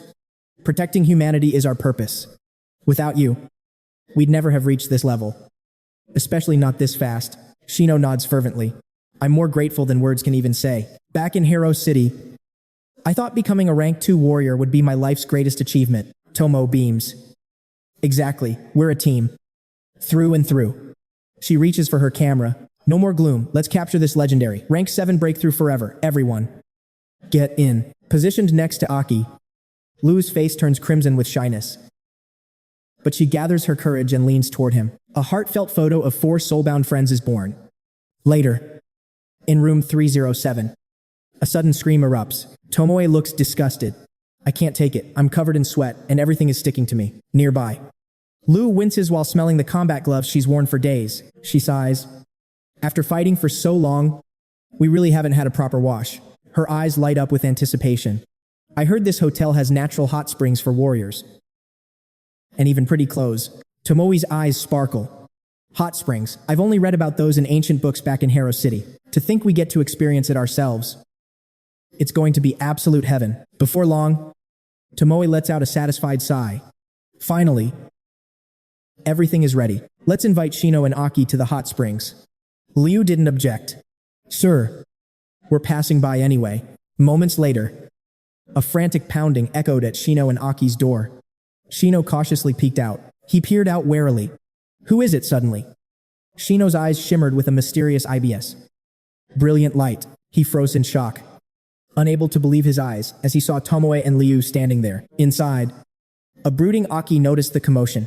Liu, where are you two going this late? They stammered. We're heading to the hot springs. Tomoe wanted to invite you both. Tomo be made. Aki, Shino, want to come. Their voices rang out in perfect, startled unison. No way. Even Liu flushed deep red. Wait. Tomu, what are you even saying? I thought a demonized water battle would be fun. Eventually, they reached the hotel's hot springs. Tomoe tilted her head. Why separate us? The books say everyone soaks together. Liu reached her limit and flicked Tomoe's forehead. Stop it. Demonization isn't some playground toy. Next time we're at a private beach, I'll play. Now, move. Liu dragged Tomoe inside. Aki and Shino will be here soon. Just then, the curtain of the men's section parted. A man named Bach stepped out, but he froze dead in his tracks. His eyes were glued to Tomoe and Liu's stunning beauty. Bach greedily licked his lips. Goddesses, a vile, dark thought crossed his mind. Looks like I've found tonight's entertainment. Staring at them, Bach whispered, absolute masterpieces. Probably just tourists from out of town. Viber and the rest of the thugs followed his gaze. The pack swarmed toward the girls. Hey there. Gorgeous Liu turned, her gaze cutting through them like ice. What do you want? Tomoe stepped up. Sorry. You have the wrong people. Bach smirked. Oh. I don't think so. I'm Bach, captain of Moonlight City's second squad. A level 5 nuclear warrior. He leered. How about a drink tonight? Beauties, Bach chuckled inwardly, confident in his prey. There wasn't a single woman Bach couldn't possess once he set his sights. One look at his rank and they'd fall for him. He smiled wickedly, tasting victory already. Squad captain level 5. Liu's voice was cold. You just remind me of a cockroach. Tomoe smiled thinly. If you're done, get out of our way. We have a bath to take. Liu added. Bach's face darkened, his body shaking with fury. Bach slammed his foot down. You dare look down on me. He pinned them against the wall. He wore a savage grin. Tonight, I'm taking you both. I'll make sure you enjoy it. Understand? You brats, Liu stared him down, her voice deathly calm. And if we refuse, Bok's smile turned twisted, or else he licked his lips like a predator. I'll use force. Suddenly, two shadows loomed. Get lost. You have 3 seconds. It was Aki and Shino. Their eyes were razor sharp. Aki, Shino, the girls exclaimed. Shino's rage simmered as he glared. Bok roared. Do you have any idea who I am? Aki's brow furrowed. In a low, chilling tone, he began the countdown. 3. Hey, show the captain some respect, Viber barked. Aki didn't blink. 2. Bok spat an insult. Damn it, what happens when you hit one? I'll count for you. 3. Bok shouted. Suddenly, a wave of pure power erupted. Bok's eyes widened in terror. In an instant, Aki's fist connected. Bok was sent hurtling back, crashing violently into the masonry. Veins bulged on Aki's face as he uttered the final number. 1. The thugs stood frozen, panicked. The henchmen scrambled toward their fallen leader. Captain, are you all right? Bok crawled from the wreckage, coughing violently. His face was a mask of crimson blood. That speed. You're a warrior, he stammered. But you're not wearing a suit. How? Normal warriors required specialized black combat suits to safely handle such energy. They needed a chest converter to guide the violent power within a demon nucleus. Synchronization is the ultimate key. The higher the rate, the more power a warrior draws from their demon core, Aki murmured to himself. But somehow, the 4 of us never realized that until now. Bok froze in pure terror. He realized they no longer needed combat suits to channel their immense strength. In that instant, an overwhelming pressure erupted from the group, sending shivers down everyone's spines. Bok broke into a cold sweat, his body trembling, terrified by that display of power. The enemies fled instantly. Liu turned to speak but stopped dead. Before her stood Aki, his muscular, chiseled physique on full display.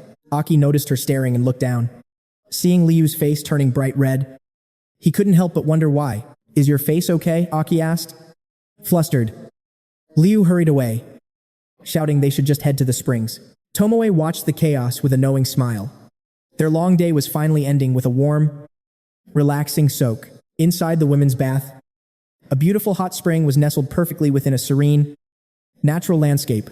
Liu stepped slowly into the steaming water. As the heat enveloped her, she let out a satisfied sigh. Nearby, Tomoe adjusted her towel, barely concealing her curvaceous figure as she prepared to join her. She stretched luxuriously in the water, feeling her fatigue melt away. This is heaven. She exhaled happily. On the other side of the pool, several women watched them with gazes full of pure admiration. Look at them, one whispered. They're warriors. Yet their skin is so flawless. I'm so jealous. I even saw their abs in the changing room. Another added, they look more imposing than my husband. A local woman eventually approached them. Are you 2 warriors from the outside? She asked curiously. Your grace is unmatched, she continued, setting down 2 cups of fragrant tea. Care for a drink? The woman smiled warmly while introducing the brew. This is a famous specialty of our Silver Moon City. Snowy Peak tea is the best while soaking. Liu thanked her politely, feeling a bit shy. Another lady brought a tray for Tomoe. Soon, the surrounding women were all eager for them to try, mesmerized by Liu's beauty. They crowded around. Try mine too. No. Mine is much better. Liu could only smile at the sudden attention. She didn't know how to handle such overwhelming kindness. Tomoe took a sip of the offered tea. Her eyes immediately sparkled with delight at the rich flavor. This is incredible. Tomoe cheered after finishing her cup.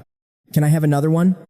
Please. Liu took a sip herself, thinking she should try to be as open and energetic as Tomoe. Meanwhile, behind the men's partition, the crowd stared at Aki and Shino with wide, nervous eyes. Look at those muscles, they whispered. They must be high-ranking warriors from the front lines. They look far stronger than average soldiers. Maybe they're elite rankers. Hey, look at that. Those scars. They've clearly survived hellish battles. Keep it down. They look like they'd kill us for looking. Stop talking nonsense, Mino muttered, staring intensely in one direction. He then called out, Aki. Aki glanced over as Shino spoke up first. Aki? I have something I'm curious about. Me too, Aki replied. Why is everyone staying so far away from us? The locals trembled in fear. Wait, are they looking at us? To the commoners, Aki and Shino looked like terrifying, bloodthirsty demons. After a long, relaxing soak in the healing waters. The group finally finished their bath. As the four of them stepped out together, they noted, "The people here seem a bit low on energy." Tomoe raised a finger in disagreement. "What are you talking about? The ladies were incredibly lively. They shared tea with us and even gave us tips on the best places in Silver Moon City." The boys exchanged confused looks. Aki recalled the terrified silence they encountered and fell into deep thought. "Wait. Really?" Tomoe shouted in shock. At that moment, Liu turned and started walking away. "Let's go," Liu said with a smile. "I'm taking Tomoe to pick out a brand new camera lens." "I love you so much," Tomoe cheered, clutching her camera with pure, unbridled excitement. "This lens is so expensive." "Thank you." Liu Tomo mate. Liu simply replied, "As long as you're happy." Whispers followed them through the streets. "Look. It's the blue Corberos, yellow Cor Luzanne, and purple Cor Terena." Aki walked past the crowd with indifference. Suddenly, both he and Terena stopped simultaneously. Sensing something, freeze. The air turns heavy as both sides fall into a chilling silence. Liu glances at him, confused. "Aki, why did we stop?" A sudden shiver runs down their spines. All three are stunned, sensing an overwhelming pressure radiating from those four strangers. Terena's sharp gaze cuts through them like a blade. She signals her crew to move, leaving Aki's team frozen in a tense silence. The standoff is suffocating. As they face off, the very atmosphere seems to thicken, making it hard to breathe. Locked in a silent battle of wills, Aki and Terena stare each other down, neither willing to break the tension. Suddenly, Terena looks up and flashes a stunning smile. Aki freezes, momentarily mesmerized by her unexpected beauty, but the moment vanishes as she turns to her subordinates. "Move out," Liu whispers urgently. "Aki, do you know them? That woman?" Was she really smiling at him? Aki shakes his head, dazed. "No." She doesn't ring a bell, but doubt lingers in his mind. Why did the core in his left eye suddenly react? Sino analyzes the situation. Their auras are bizarre, their power levels bottomless. Worse, when they stood together, their energy felt like an absolute, unbreakable fortress of power. Tomoe wonders aloud, are they an elite A-rank squad or perhaps a legendary mercenary corps from the shadows? Liu shudders as a dark thought crosses her mind. Or maybe they're literal demons in human skin. She calls out to the retreating figures, "Hey!" Wait, but her voice is drowned out by a sudden, booming explosion from above. Fireworks erupt across the night sky. The Silver Moon Festival has begun, painting the horizon in brilliant, shimmering colors, her eyes sparkling with joy. Tomoe quickly grabs her camera. The fireworks. They're finally here. She'd only heard stories of this beauty back in Hiluosi City. Seeing it in person is truly breathtaking. Aki and Liu watch in awe. For a brief moment, the danger is forgotten. This is the peaceful life worth fighting for. Liu looks back, but the four strangers have vanished without a trace. They disappeared into the shadows as if they were never there. A low voice calls her name. Aki gazes up at the cascading lights, finally letting out a breath he didn't know he was holding. "It's beautiful." Liu nods, completely mesmerized by the hypnotic display dancing above the city. High above on a rooftop, Terena's squad looks down at the festivities with cold, calculating eyes. Who is the first to speak? Terena. Are those four the targets we've been hunting for? She tilts her head thoughtfully. I can't say for sure, but those warriors possess monstrous strength. Truly unexpected for this place. Terena recalls Aki's face, a wicked glint in her eyes, especially their leader. He definitely caught my interest. Barrows scoffs impatiently. If we aren't sure, let's just kill them all. Better safe than sorry. Right. She sighs at his recklessness. Men. Always so hasty. We have a specific mission to follow. Remember, we're tracking the ones who slaughtered our comrades. All leads point to them passing through this very city. She closes her eyes, explaining calmly. But we can't just massacre people in an A-rank town without being certain. We are the great Hexa-rank warriors, not mindless monsters. Have some pride in your status. Hu asks suspiciously. Then what's the plan? Terena, are you going to use your puppet art? A dark, mysterious smile spreads across her face. Exactly. Tonight, I'll turn that handsome boy into my finest masterpiece. She raises her hand as if grasping the moon. If they're innocent, he'll be my proof. But if they're guilty, I'll use him to infiltrate their group and tear his precious friends apart from the inside. Her smile turns murderous. watching him slaughter them one by one with his own hands. Wouldn't that be exquisite? Liu Jian agrees coldly. The power of the dead soldier puppet art is indeed a terrifying weapon. It invades the victim's mind without a sound, creeping into the deepest corners of their soul. Once the spiritual sea is conquered, there is no hope for escape. Every secret is bared. With a single thought, their consciousness is erased, leaving only a loyal, mindless shell. Her core unit is already a legion of these puppets. During the last demon tide, their sheer numbers, combined with their lack of fear, allowed them to take down a 7-star warrior with ease. Baros smirks, impressed by the utility. A truly convenient ability to have on our side. Your core power is something else. Hugh adds. Tarina laughs softly at the praise. You flatter me, Van Lee. We will avenge you soon. Tarina places a hand on her chest. Wait for me. Pretty boy, tonight, I'm going to strip away every single one of your secrets. Below, the festival reaches its peak. The moon-silver sacrifice fills the streets with joy. But a dark shadow now looms over the celebrating crowds. Is this the grand festival those girls at the hot spring mentioned? Even Liu felt dwarfed by the massive sea of people. An A-rank settlement truly lives up to its reputation. Suddenly, a roadside stall caught Tomoe's wandering eye. She grabbed Shino's hand, dragging him toward the games. Shino, let's go. We have to play the ring toss. Seeing their bond, Aki and Liu shared a warm smile. High above, on a distant rooftop, a sinister light flickered. It was Terena, and she had tracked them down. Cold eyes followed every move of Aki's party. What a touching display of friendship, she whispered to herself. Her voice dripped with a twisted malice, a bond so pure she couldn't wait to shatter it with her own hands. That's when she made a fascinating discovery. Upon closer inspection, it appeared that the beautiful girl named Liu was actually the squad leader. However, Terena's instincts told her that the true heart of this team was the handsome boy named Aki. A wicked grin spread across her face. He shared a name with the ancient king. How intriguing! As dark mana surged around her, Terena prepared to make her move. In a blink, she vanished into thin air. Meanwhile, Shino was already buried under a mountain of prizes. His arms were full of ring toss trophies. He couldn't stop praising Tomoe for her unbelievable skills. Among them, only Aki's instincts screamed danger. He froze as Terena suddenly materialized before him. She intentionally leaked her aura to bait him into a trap. Confident in her plan, Terena's face twisted into a mocking sneer. Her pupils glowed with an eerie light, her gaze becoming sharp and predatory. Sensing the approaching threat, Aki halted amidst the festive cheers. Tomoe was the first to notice his sudden change. Aki, why did you stop? Aki's voice dropped to a cautious whisper. I saw that female warrior from before. Her eyes and aura have completely changed.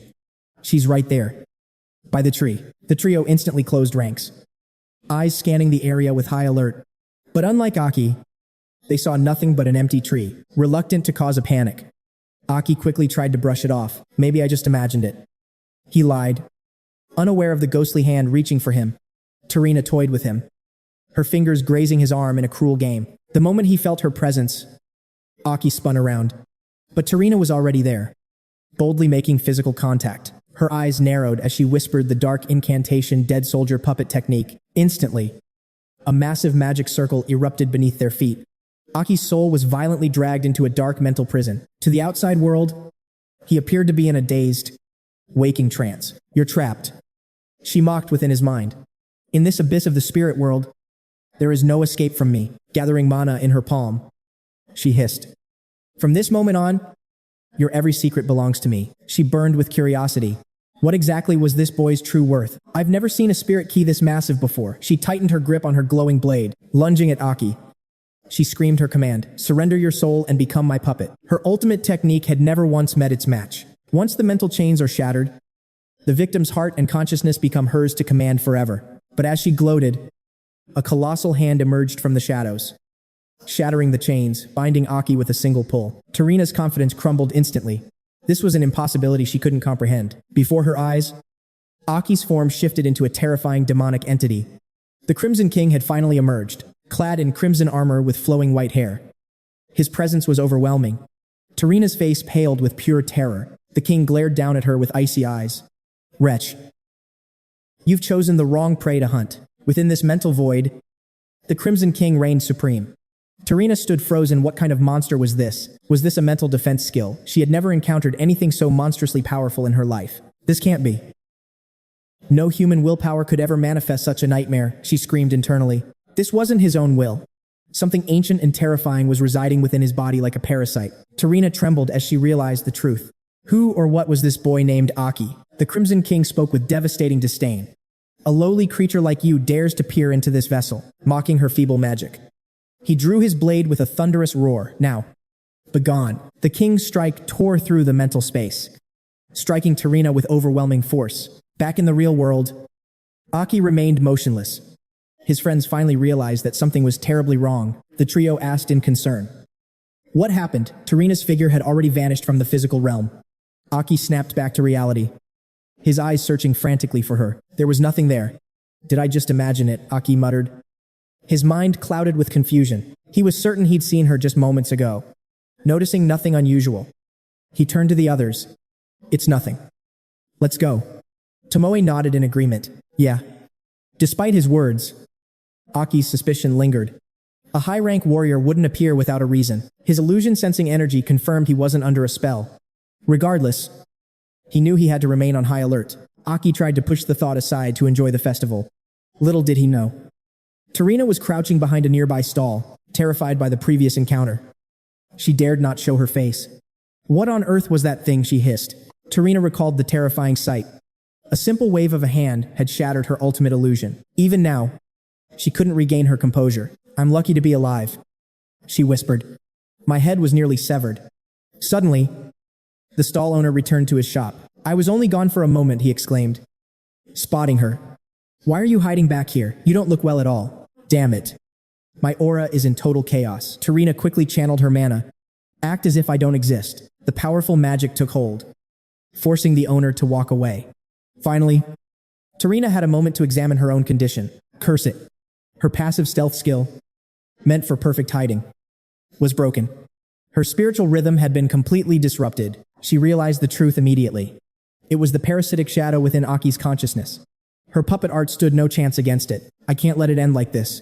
Stealing her resolve, she rose from behind the counter. This time, Tarina swore a silent oath of vengeance. I won't fail twice. I'll tear your team apart from the inside. Her target shifted to the white-haired girl, Liu. Meanwhile, Aki and his friends were still exploring the stalls. Tomoe was leading the group through the festivities. Among them, only Tomoe seemed truly capable of having fun. Do I look like a clown? She laughed. Liu chuckled softly, unaware she was being hunted. Tarina unleashed a long-range spell toward the unsuspecting group. This was her calculated plan. She had to keep her distance to avoid Aki's interference.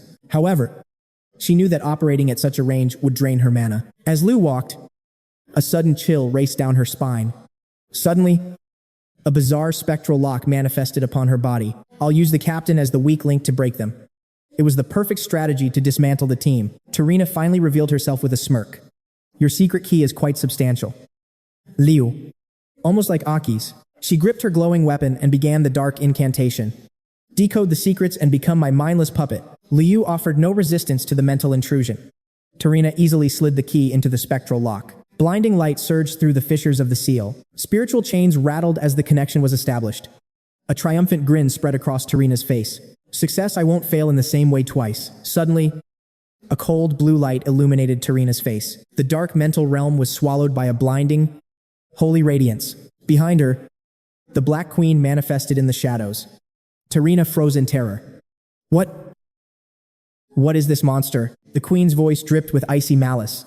You dare use mental arts on my precious one. She stepped past Tarina, her dark robes billowing. The air itself seemed to freeze with her every step. She looked at the ensnared Liu and sighed. You really are a handful, aren't you, my little treasure? Liu stood motionless, her eyes hollow and vacant. Tarina's key had her consciousness completely sealed away. The Black Queen approached Liu. Her hand rested gently on the glowing key. With a simple flick, she shattered the seal into pieces. She leaned in close to Liu's face. A chilling whisper filled the void of the mental realm. I gave you my power to transcend your limits, to protect the Red King's vessel and stay by his side. She bowed her head, her voice a low, haunting murmur. Do not disappoint me again, child. Turning back to the paralyzed Tarina, she scoffed. I'm not sure what this little worm intended, but I doubt it was anything beneficial for my darling. She pointed a finger at Tarina as dark energy gathered. And I really don't like being bothered. In a flash, The Dark Queen unleashed a surge of energy. It tore straight through Tarina's mind. Tarina froze, letting out a stifled cry of agony. The Dark Queen turned to Liu, smirking. "I've settled your grudge for you." She stepped closer, her hand grazing Liu's cheek with haunting gentleness. After a soft kiss on Liu's brow, she whispered, "Guard the Red King's vessel well." Placing a finger on Liu's lips, she murmured, "I know your heart, but sincerity alone won't suffice. Give it your all." Pulling away with a faint smile, she added, "That boy Aki is vital to our grand design." As her form began to fade into the ether, she spoke one last time, "I'll depart now. Don't let anyone breach our sanctuary so easily again." The space shattered as her voice echoed, cracks spiderwebbed across reality. The sound of breaking glass filling the air. Light bled through the fissures. Between the paralyzed Liu and Tarina, a blinding radiance suddenly erupted. Reality snapped back into focus, like waking from a fever dream.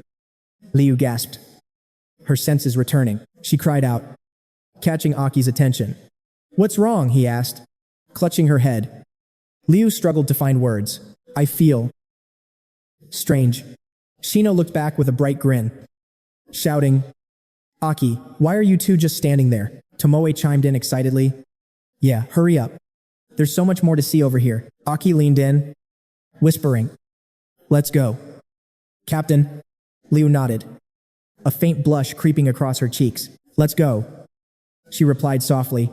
The group merged into the bustling crowd, their figures slowly fading away. Behind them, Tarina remained frozen. She stood like a statue, her body refusing to move. The passers-by were oblivious to her presence. A lingering stealth spell still shielded her from sight. Suddenly, Tarina's eyes flared. Her body jerked as the concealment spell finally shattered. Nearby, citizens gasped as she flickered into view. "Look, what is she doing?" someone whispered in confusion. As the stealth skill failed, a man shouted out with sudden, twisted excitement. "Hot stuff, is this a performance?" But then, blood began to trickle from Tarina's ears. She snapped awake, hacking violently as a spray of crimson erupted from her mouth. Her strength vanished. Tarina collapsed, her hands trembling as she struggled to stay upright. Panic swept the crowd. People scrambled back in terror. "She's bleeding. Look at all that blood," clawing at her mouth to stop the flow. She hissed. "Impossible." A direct mental strike. Who was that inside my illusion? Suddenly, a glowing magic circle materialized beneath her feet. In a blink, Tarina vanished. The onlookers were left in a state of pure shock. Dust swirled where she once stood. "What happened?" a voice cried. "She's gone, just gone." Atop a distant skyscraper, light flickered as Tarina materialized, her broken body slumping to the floor. Host stood before her, his hands still glowing with the residue of a teleportation spell. He had forced a spatial jump. "Baros. Seven tenine place of place. Also." And Luzan rushed to Tarina's side in a panic. "Tarina, what happened out there?" Luzan demanded. Tarina's eyes went wide, her voice trembling. "Thanks for watching. I was hit by a devastating mental assault," she stammered, her face pale. "My mental core is shattered. My head is exploding. I need to stabilize my soul immediately." Haunted by visions of the twin sovereigns, she whispered, "Aki and Liu. They both have gods guarding them." I couldn't even process what hit me. Luzan and the others fell into a grim silence. They looked down at Tarina, who lay shivering and broken upon the cold ground. "Who on earth are those people?" someone muttered. Back at the festival, new photos were developing. They captured the group's joyful moments. Tomoe, camera in hand, threw her arms around Liu. "Liu, you're a goddess. This new lens is incredible. Way better than my old one." "Thanks for the gift." Liu patted Tomoe's head. "You're exaggerating. I'm just glad you like it." "Let's head back to the hotel," Liu suggested. Tomoe clung to her, whining playfully. From above, a massive crowd gathered at the entrance of the hot spring resort. A furious roar echoed near the gate. "Follow me in, drag them out of there. Not a single woman I set my eyes on escapes me." Bach appeared, clad in shimmering plate armor. He roared in frustration. "What a cursed day. My old core must have been malfunctioning back then. I have upgraded everything, from gear to core. Today, I will teach these brats a painful lesson." A bystander whispered, "Is that Captain Bach, who was foolish enough to provoke that monster? Poor girl." Another sighed. "He is the hero who slew demons, and his power is truly terrifying." Mortis forced a nervous smile, rubbing his hands together as he stepped toward the enraged captain. "Captain Bach, what prestigious wind blows you here? Has my humble shop somehow offended your greatness? Please, show mercy and spare us your wrath. Do it as a favor to me. Shall we? Bach barked. Move aside. Old man, hand over the punks who insulted me or shut your mouth. Glaring at the hotel, he screamed. Or perhaps you want me to redesign this building into rubble. Mortis panicked. Easy. Captain, those guests went to the fireworks festival and haven't returned yet. Suddenly, Viber leaned in and whispered, Captain, look, the targets have finally shown their faces. Bach froze instantly, his eyes narrowing as he waited for his prey to walk into the trap. Aki's group approached, laughing casually. Bach's squad intercepted them, shouting, right on time. You bastards. Encircle them, a guard commanded, as the squad quickly trapped Aki's party from all sides. Aki halted, a flicker of genuine surprise crossing his otherwise calm and unreadable features. He locked eyes with Bach, who stood like a mountain, radiating a heavy wave of killing intent. Bach's core flared. Behold, I am a rank 5 core warrior and captain of Silver Moon City. Grabbing Aki's collar, he sneered. Trash like you doesn't even wear gear. Yet you dared strike me. Regret it yet. Now. Get on your knees and beg for your pathetic lives right now. Aki remained unnervingly still, his expression cool despite the captain's overwhelming and aggressive presence. After a long silence, Aki asked with genuine confusion, Excuse me, but who are you exactly? Laughter erupted from the crowd. They don't even know him. Bach's jaw tightened in pure fury. Mortis rushed in, hands clasped. Wait. Captain, please don't let your emotions take control here. They are just ignorant kids. Come inside. I have the finest wine waiting just for you. Bach shoved Mortis aside as the old man cried out. You already leveled a building last time. Playing dumb with me, Bach bellowed, pointing a trembling, armored finger directly at Aki's face. Shino and Tomoe recognized him, their eyes glowing as they immediately entered their combat stances. Aki stroked his chin, his gaze turning cold and indifferent as he finally spoke. I remember. I assumed you were someone important, so your face slipped my mind. He mocked him. You're the rude thugs from the Springs who harassed my female teammates. Stepping forward with his hands behind his back, Aki spat one final word, vermin. Bach's eyes turned blood red with rage. Go to hell, he roared, swinging a devastating, heavy fist. Mortis shielded his eyes, his mind screaming in despair. It is all over for them now. Aki didn't flinch. In a blur, he countered, sending Bach flying with a single, effortless strike. Viber watched in horror as his captain was launched violently toward the central stone fountain. The structure shattered upon impact, vanishing under a thick, suffocating cloud of dust and debris. Bach lay broken. Aki remarked coldly, Your face was just begging to be hit like that. Turning to Viber, he added casually, My apologies. I might have overdone it a little. By the way, you lot are paying for the damages.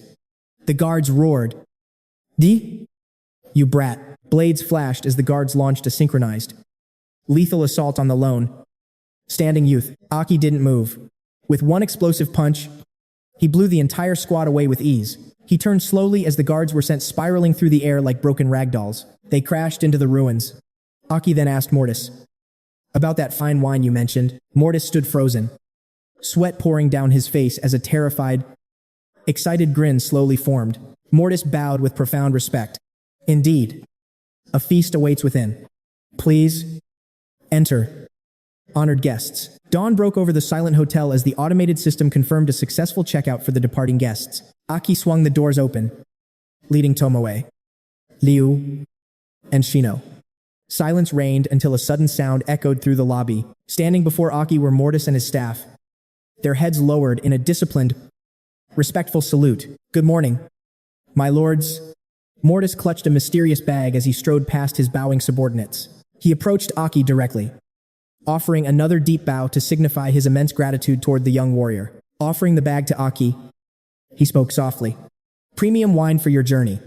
Please, accept this humble gift. Aki stood frozen, stunned by the unexpected gesture.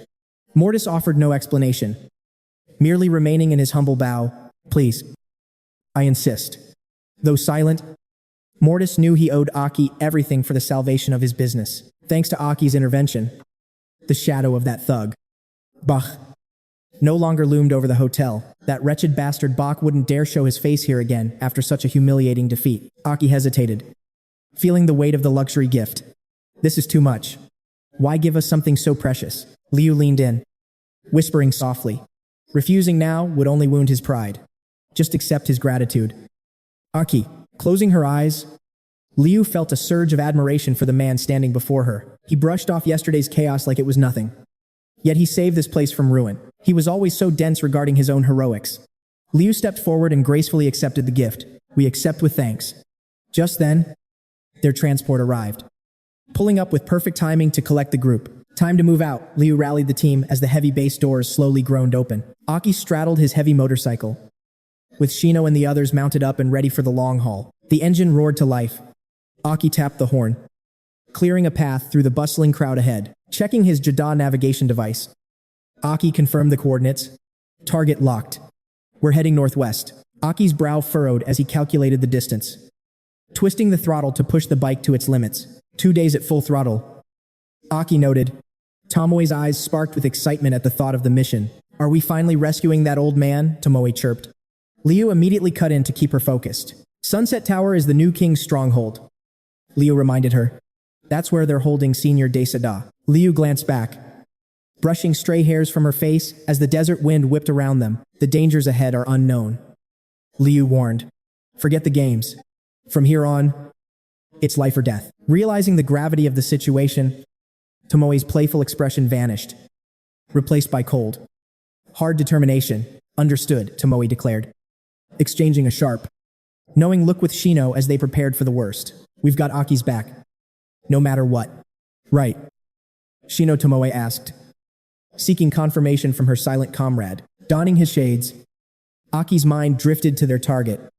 Desada. Just hold on a little longer. The motorcycle tore through the desolate wasteland. Asterisk, wait for me. Old friend, I'm coming for you. 30 minutes earlier, at a hidden desert outpost, the dust from Aki's departure had barely settled. A colossal spire pierced the sky, the Silver Moon Signal Tower. Beneath its shadow, a sinister group gathered. Luzon supported the weakened Tarina as she glared toward the horizon. They're heading for Sunset Tower, there is no mistake. Rage boiled within Tarina. Those bastards who slaughtered Lai and Den. I'll make them pay in blood. Suddenly, Haas's eyes narrowed. He had caught their scent. The hunt was officially on. Host surged into the air, his energy flaring.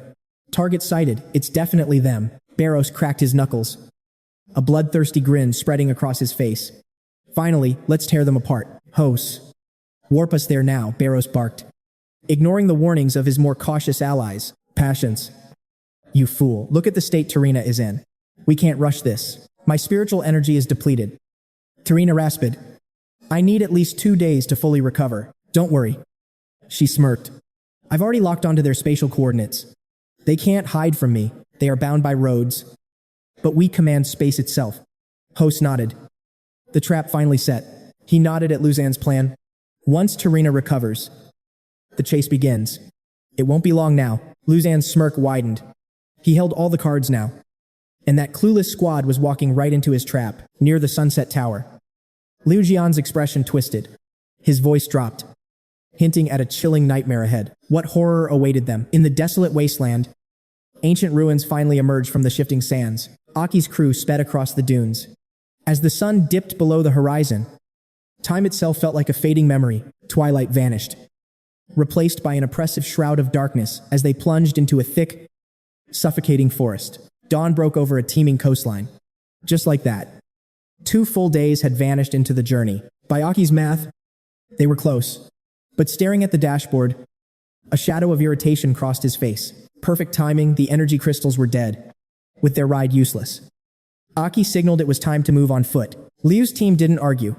The destination is close, she noted. We will finish the journey on foot. Before long, a massive spire pierced the sky. Everyone froze.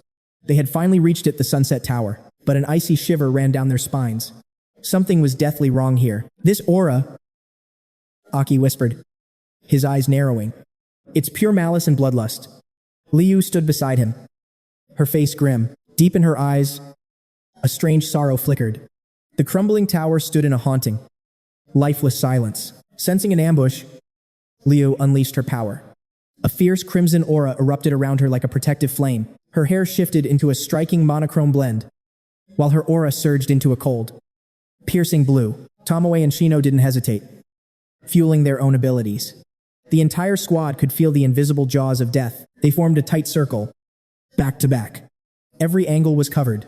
No one was getting the drop on them. Eyes scanned the shadows. This atmosphere, it's unsettling, Shino muttered, his voice echoing in the dead air. Tomoe tightened her grip. I feel it too. It's like the air itself is cursed. Thick, overwhelming malice is everywhere, Lu added, her senses heightened to the breaking point. It's aimless, she continued, an ancient, lingering resentment that has been trapped here for eons. Aki sensed the truth more than anyone. It's not just malice, he growled. It's pure, chaotic insanity. Aki knelt, pressing his palm to the earth. Below this layer of madness, he searched for a deeper pulse, while the team held their guard. A heavy, suffocating wave of suppressed sorrow began to bleed through. The enemy remained unseen. Yet Aki could feel the overwhelming pressure of Tarina's presence lingering in the air. It's like we've stepped into a high-tier demon realm. Aki noted. Tomoe frowned. But where are they? Why is it so empty? I cannot see the existence of a single demon anywhere. Aki's eyes widened as the pieces clicked. Don't you see it? The answer is right in front of us. Forget demons. Since we entered, have you seen a single living soul? The group suddenly scanned the barren landscape. They looked up, spotting skeletal birds circling high above. On the jagged cliffs, something else moved. A mutated lizard scuttled away. A lizard. Then Aki's question began to truly sink in. Aki pushed further. Look closer. Is there even a single living plant in this entire wasteland? There's nothing, Aki concluded, his gaze shifting upward. We're being watched by someone from above. Shock gripped the trio.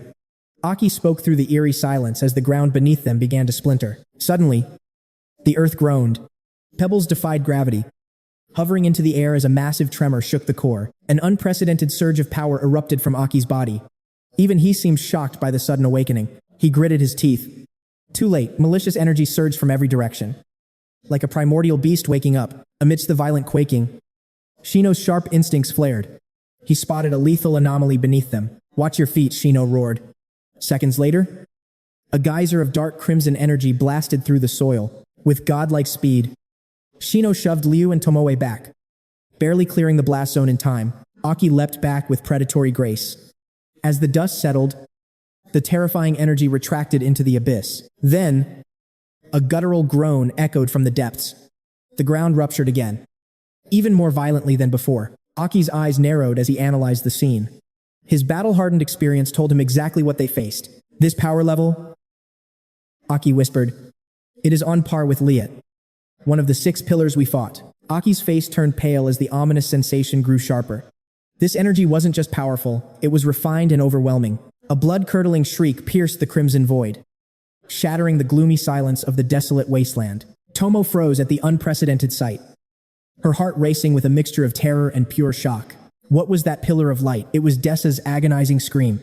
As he emerged, the crimson energy began to dissipate. Dessa seemed to be enduring unbearable agony, his cries echoing endlessly until the red aura finally vanished into nothingness. Dessa appeared with a hideous expression, his face looking like a grotesque patchwork of stitched-together flesh and fabric. Witnessing Dessa's return, Hino felt a wave of dread for the future, staring at the monster in silent horror. Lu sensed that Dessa was now powerful enough to dominate the entire battlefield, while Tomo looked on in complete confusion. She realized the gravity of the situation. This enemy was dangerously strong, an absolute force of destruction. Sensing the lethal threat, Lu shouted a warning to Aki, who stood alone against this terrifying humanoid demon. His energy is off the charts. We must fight together. But Aki seemed possessed, walking straight toward Dessa's killing intent. Seeing Aki's abnormal state, Shino and Tomoe tried desperately to stop him. What has gotten into you? Get a hold of yourself, Tomo screamed his name, praying he would snap out of the trance. Aki. Dessa looked satisfied, throwing his head back in a mocking laugh before preparing a devastating strike aimed at Aki. The shockwave rattled Lu's team. Both Lu and Shino braced themselves with their arms to survive the impact. When Lu opened her eyes, horror struck. Dessa was slowly closing in on his target Aki, yet Aki didn't flinch. He continued forward, showing no fear toward the monstrous power standing right before him. Why is he going there? Upon reaching a certain distance, Aki finally spoke, his voice trembling as he called out. Aki stood inches from Dessa, opening his arms as if to embrace an old friend from a distant memory. Desa.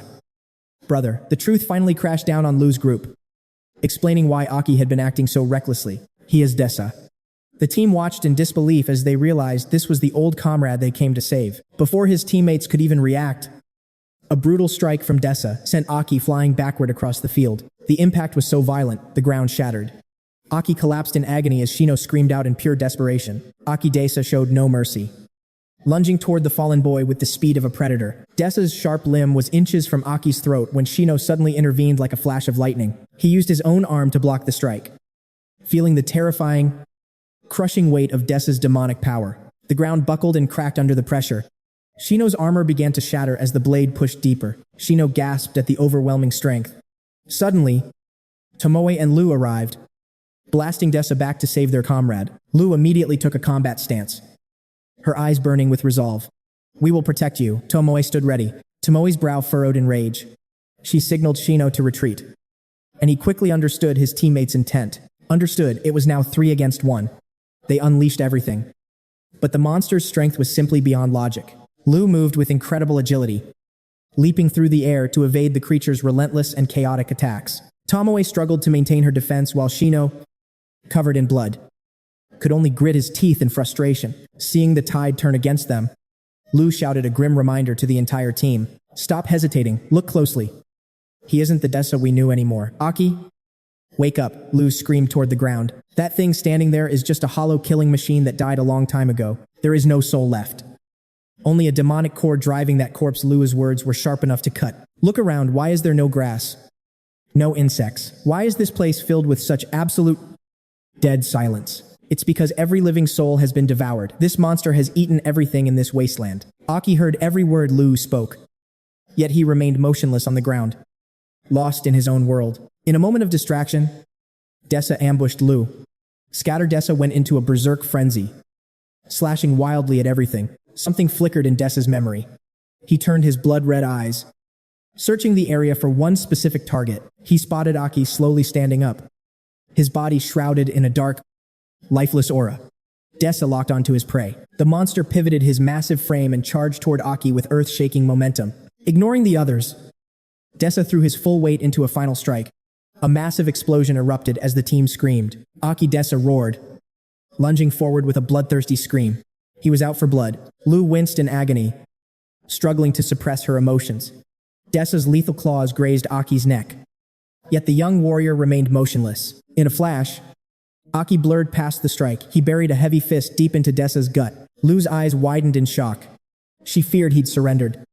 But Aki had finally begun his counterattack. Desa was sent spiraling into the air. A single strike had dealt a devastating blow. Shino and Tomoe felt a surge of relief. They shouted his name in unison. Aki gritted his teeth, his voice trembling with gravity. I knew it the moment our eyes met. I sensed the darkness within him. Tears streamed down Aki's face. How can I accept this? He sobbed. The man who vowed to be the strongest hunter, reduced to a monster. Aki's knuckles turned white. There was only one way to save his friend from this nightmare. A heavy silence fell over the group. They hesitated, but the enemy gave them no time to think. Desa was already back on his feet. He vanished, reappearing right behind Aki. The trio lunged forward like lightning to intercept the blow. Torment ripped through Aki's heart. He shut his eyes, unable to bear the weight of his resolve. Forgive me, Desa. Aki looked back one last time. The 4 warriors united their strength to end his misery. The final blow landed with a thud. Lu touched down, her voice trembling with disbelief. Is it? Finally, over Tomoe and Shino glanced at Aki, their hearts heavy with concern. Senior, Tomoe whispered. Aki stood frozen in grief, whispering a final prayer for his fallen friend. Suddenly, a violent tremor shook the earth. An explosion erupted from the crater, leaving Aki paralyzed with dread. Out of the smoke, a massive shadow loomed. 3 glowing cores, red, yellow, and blue, pulsed with malevolent power. Desa had cheated death. He stood tall, empowered by the 3 mysterious gems, letting out a blood-curdling roar, and the group froze in terror. The realization hit them. This was the legendary triple core. Lu's entire body began to shake. Even for a high-ranking demon, this is impossible. This wasn't just a boost. It was a complete evolution. The raw energy radiating from him was suffocating. His power level... Lu gasped. It surpassed the 7th tier. Dessa's bloodlust reached a fever pitch. He lunged at the group like a starving predator. Every footstep shattered the earth beneath him. His sheer physical dominance was overwhelming. He spun into a lethal, tricolored hurricane. As panic set in, Shino stepped forward, ready to take the first hit. "Leave this to me," Shino shouted. Memories of Einheim's legendary battle flashed through his mind. He channeled the techniques he'd witnessed at Luzhou Town. Earth armor. Activate. Shino poured everything into the barrier, but Dessa's power was too great. With one strike, Shino was sent flying. The enemy's strength was beyond comprehension. They couldn't afford to hold back any longer. Shimmering blue wings erupted from her back. Tomoe blurred through the air, unleashing a flurry of phantom slashes. But Dessa countered instantly. Lethal red orbs shot out from the spikes on his back. Tomoe's eyes narrowed in pure terror. A barrage of crimson energy rained down upon her. She twisted and turned midair. But the onslaught was too thick to escape. Even Lu was caught in the crossfire. "Wait. This technique," she muttered. "Is this spatial magic?" Sensing a momentary opening, Lu prepared to launch her own strike. "Spatial blade," she roared, striking with all her might. But Dessa didn't even flinch. Lu's heart sank in disbelief. "How is he still standing?" she gasped. Not even the power of the Imperial Core could scratch him. Another figure charged into the fray. Tomoe's eyes turned stark white, her resolve burning brighter than ever. Dessa sensed the threat and snarled. A glowing red jewel began to manifest in his maw, expanding rapidly. He launched the orb directly at the charging girl. A massive explosion consumed the entire battlefield. Was she able to survive that blast? Dessa's power had reached a godlike level. Dessa became a whirlwind of destruction. Tomoe was trapped within a suffocating cloud of dust and fire. Visibility dropped to zero as the smoke thickened. "Tomoe, look out!" Lu's scream echoed through the chaos. Relying on her survival instincts, Tomoe performed a series of desperate aerial maneuvers. "I'm still standing," Tomoe panted, gritting her teeth. "But damn it, he's a monster." Shino realized the grim reality. The onslaught was relentless, a suffocating storm of raw power. He ignored the crushing strain on his own frame, even as his muscles tore and bled from the sheer, violent overexertion. Though his bones snapped under the pressure, his assault never faltered. Dessa then turned his murderous gaze toward Leo. Terror seized her, but Aki intercepted. With a thunderous strike, he repelled Da, snatching Liu from certain death. Aki touched down, but the moment his feet hit the ground, a new disaster erupted. Aki charged Dessa head-on. Their collision unleashed shockwaves that shattered the very earth beneath their feet. They were perfectly matched, locked in a stalemate. Amidst the carnage, Aki wondered if his foe sought death's release. Da's eyes flickered with haunting sorrow. The agony of being unable to stop must have been unbearable. Resolve hardened in Aki's heart. "I will end this nightmare," he roared to his allies. "Everyone, on me," Aki commanded. Tomoe and Liu's eyes burned with lethal, focused intent.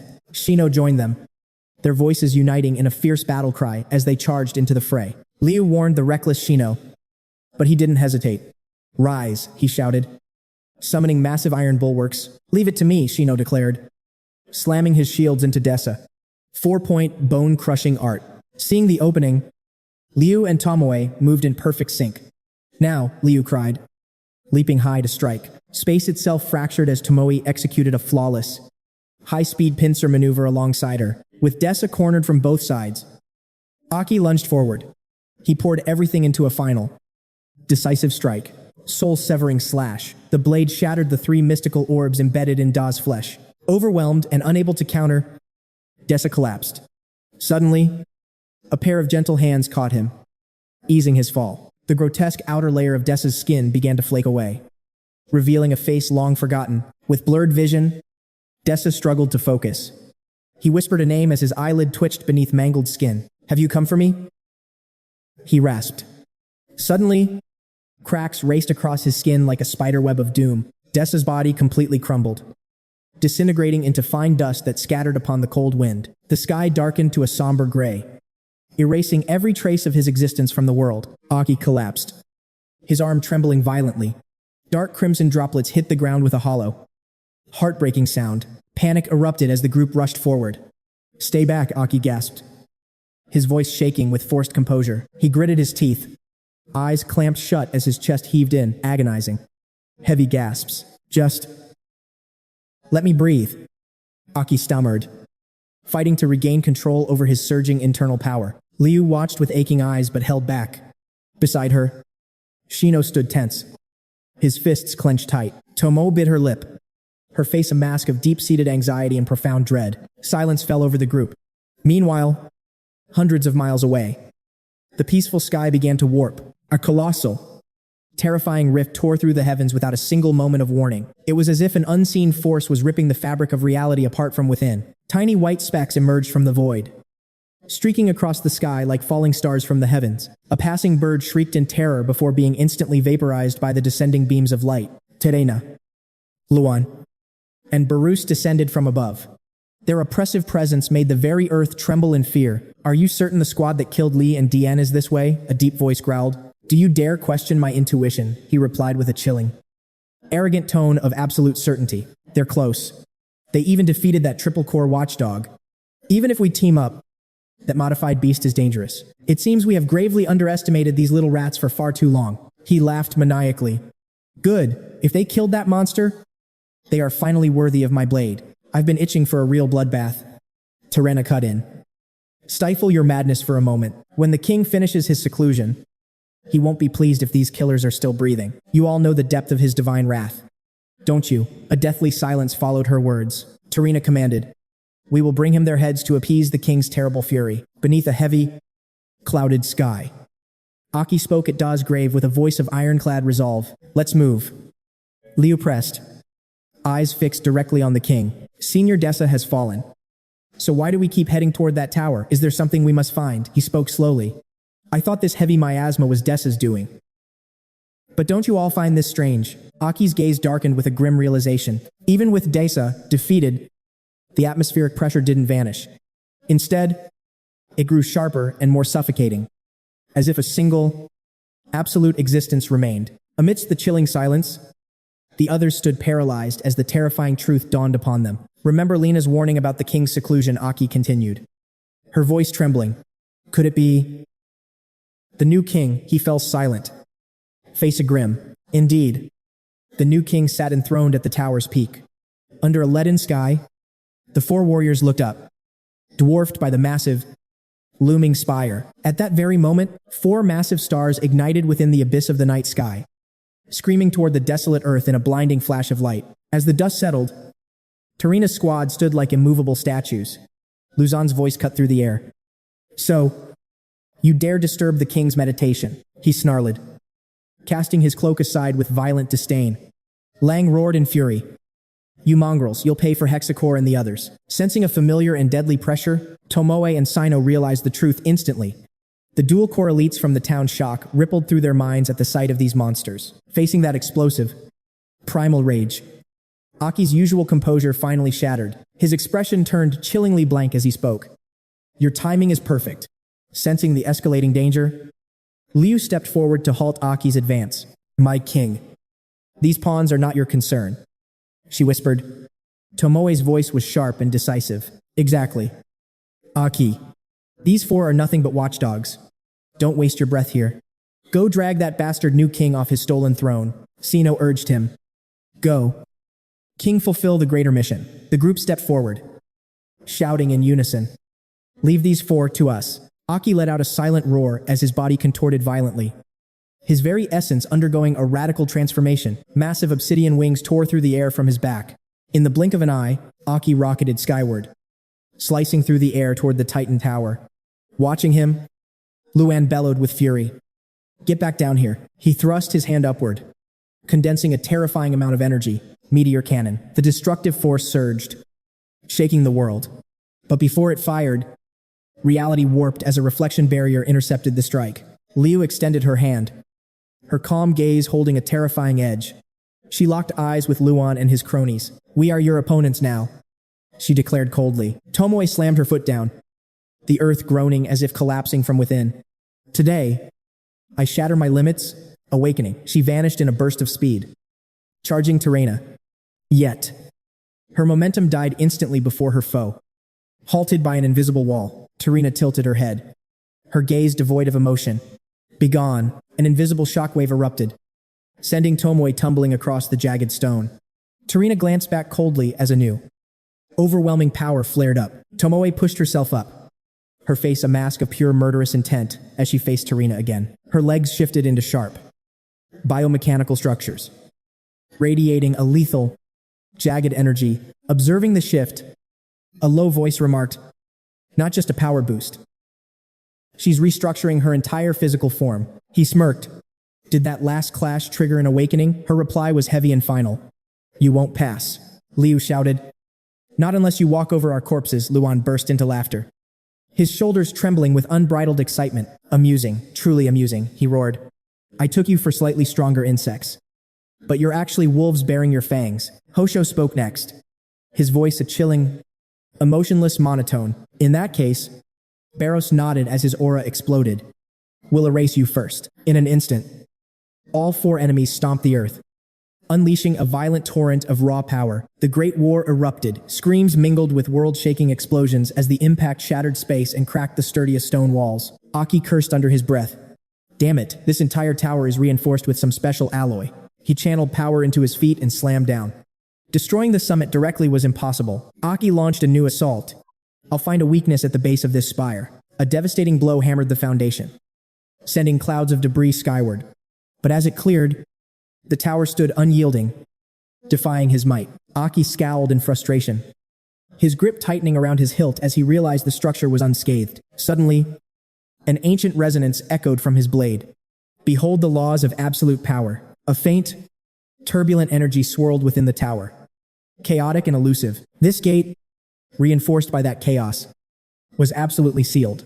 The sword muttered, "Seals and rules, they mean nothing here." Aki stared silently at the massive gateway, his gaze sharpening with lethal intent. His voice dropped low. "None are worthy of sealing a path before us." The blade laughed in manic resonance, raising his blade. Aki's roar shook the air. One devastating strike descended, forcing the tower to finally react. Tarina's face pallid. "Foolish, you think you can break the king's own seal." As dust cleared, Aki stood resolute before the threshold, cloaked in black lightning. Spiderweb cracks spread across the door. Suddenly, red sparks flared into a magical barrier. Gathering his full might, he braced himself for a second. World-shattering blow. The gate splintered as terrifying pressure leaked from within. The four enemies stood frozen, paralyzed by his overwhelming power. Tarina's voice trembled in shock. He actually broke the seal." Lu scoffed, parrying strikes.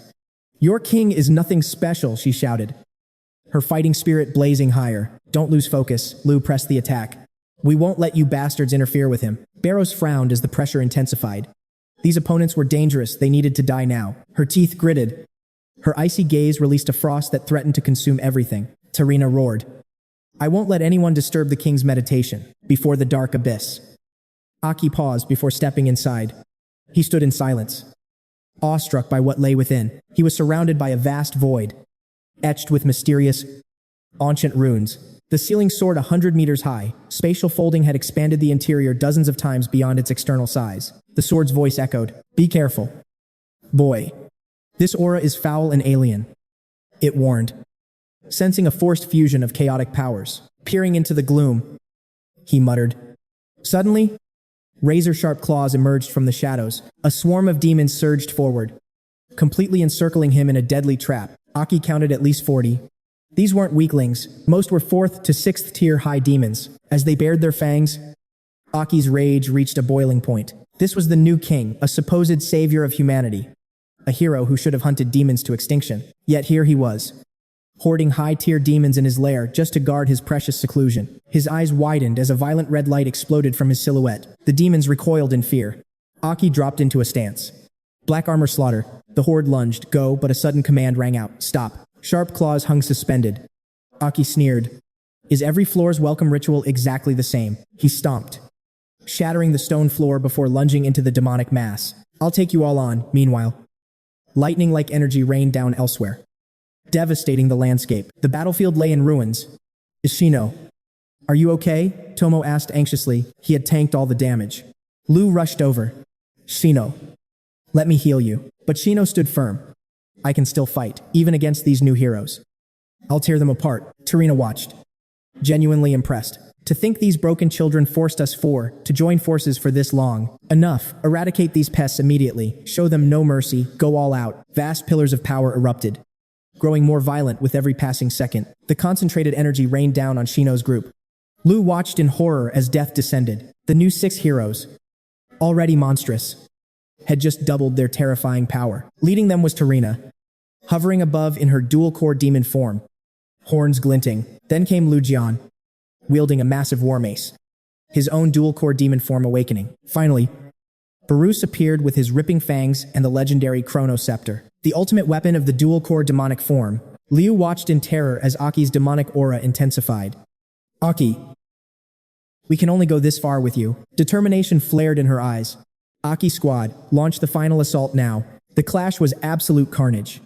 Triple-layered light cannons blasted through the blood-soaked battlefield. 3 monsters charged their energy to strike. But an unseen force instantly decapitated them all. Aki moved like a bolt of lightning, reaping them one by one. His eyes turned to hollow, terrifying white. Too slow, he hissed coldly. Since you love welcoming ceremonies so much, use your lives to wash the floors of this tower. He became a whirlwind of slaughter and overwhelming pressure. The room was painted in blood as crimson lightning and blinding white light exploded. Slowly, the thick veil of dust and debris began to clear. Aki stood amidst a mountain of corpses, sword planted in the earth. Floor, 1 demon's annihilated, a murderous glint flashed in his eyes. Elsewhere, golden lightning shattered the darkened heavens. Shino engaged the enemy in a high-stakes aerial duel. He plummeted like a meteor, shattering the earth upon impact. Meanwhile, Aki reached the next stage. Floor 2, total annihilation. Elsewhere, Liu screamed toward the rising smoke and rubble. A rift tore open behind her. Still have time to worry about others. A massive strike surged toward her, but Liu managed to block. Simultaneously, Aki cleared the 3rd floor. Floor 3 demons annihilated. Back with Liu. She gritted her teeth in high alert. Something was wrong. Her body felt heavy and slow. Was that a voice whispering from the shadows? Tarina appeared with a smirk, scythe in hand. Finally noticed the Yang poison's hallucinations. Stop struggling. No one can move freely within this formation. Aki continued his relentless ascent. Elsewhere, a small figure stood centered within a vortex of sparking energy. Tomo was violently hurled back by a devastating shockwave. She gasped for air as her opponent mocked her. Little sister, your speed is dropping. Is that all? On the final floor, Aki's blade pierced through the heart of a demon. The final guardian, a black 7-fin dual-core demon. Aki summoned his darkest inner power. Rune stones began to break away from the demon's body. The fragments hovered in the air before flying toward Aki. Red for power. Yellow for defense. Blue for speed. Green for recovery. And purple for illusions. Now, the black stone of space was added. All attributes were finally gathered in his hands. Aki crushed the stones, embedding their essence directly into his core. An explosion of primordial energy erupted around him, veiling the room in pure darkness. The power of space is mine. He opened his eyes, revealing 2 terrifying, mismatched irises. So this is the true potential of all attributes. He reached out and tore through the fabric of reality. The rift opened, revealing the shifting currents of the void. He gazed toward the final gate, the tower's peak. Suddenly, he sensed a chilling presence behind him. He turned to face the one they called the new king. Elsewhere, Luan Jian raised his hammer over Shino. He sneered maliciously. Your shield won't save you this time. Will it? Now, perish. But the world suddenly turned gray as time ground to a halt. Time stop. In the void of darkness, green celestial circles pulsed across the sky. Aki focused his mind, his voice echoing to his allies. Sorry to keep you all waiting. I've collected every core and shattered the barrier. The fusion is complete.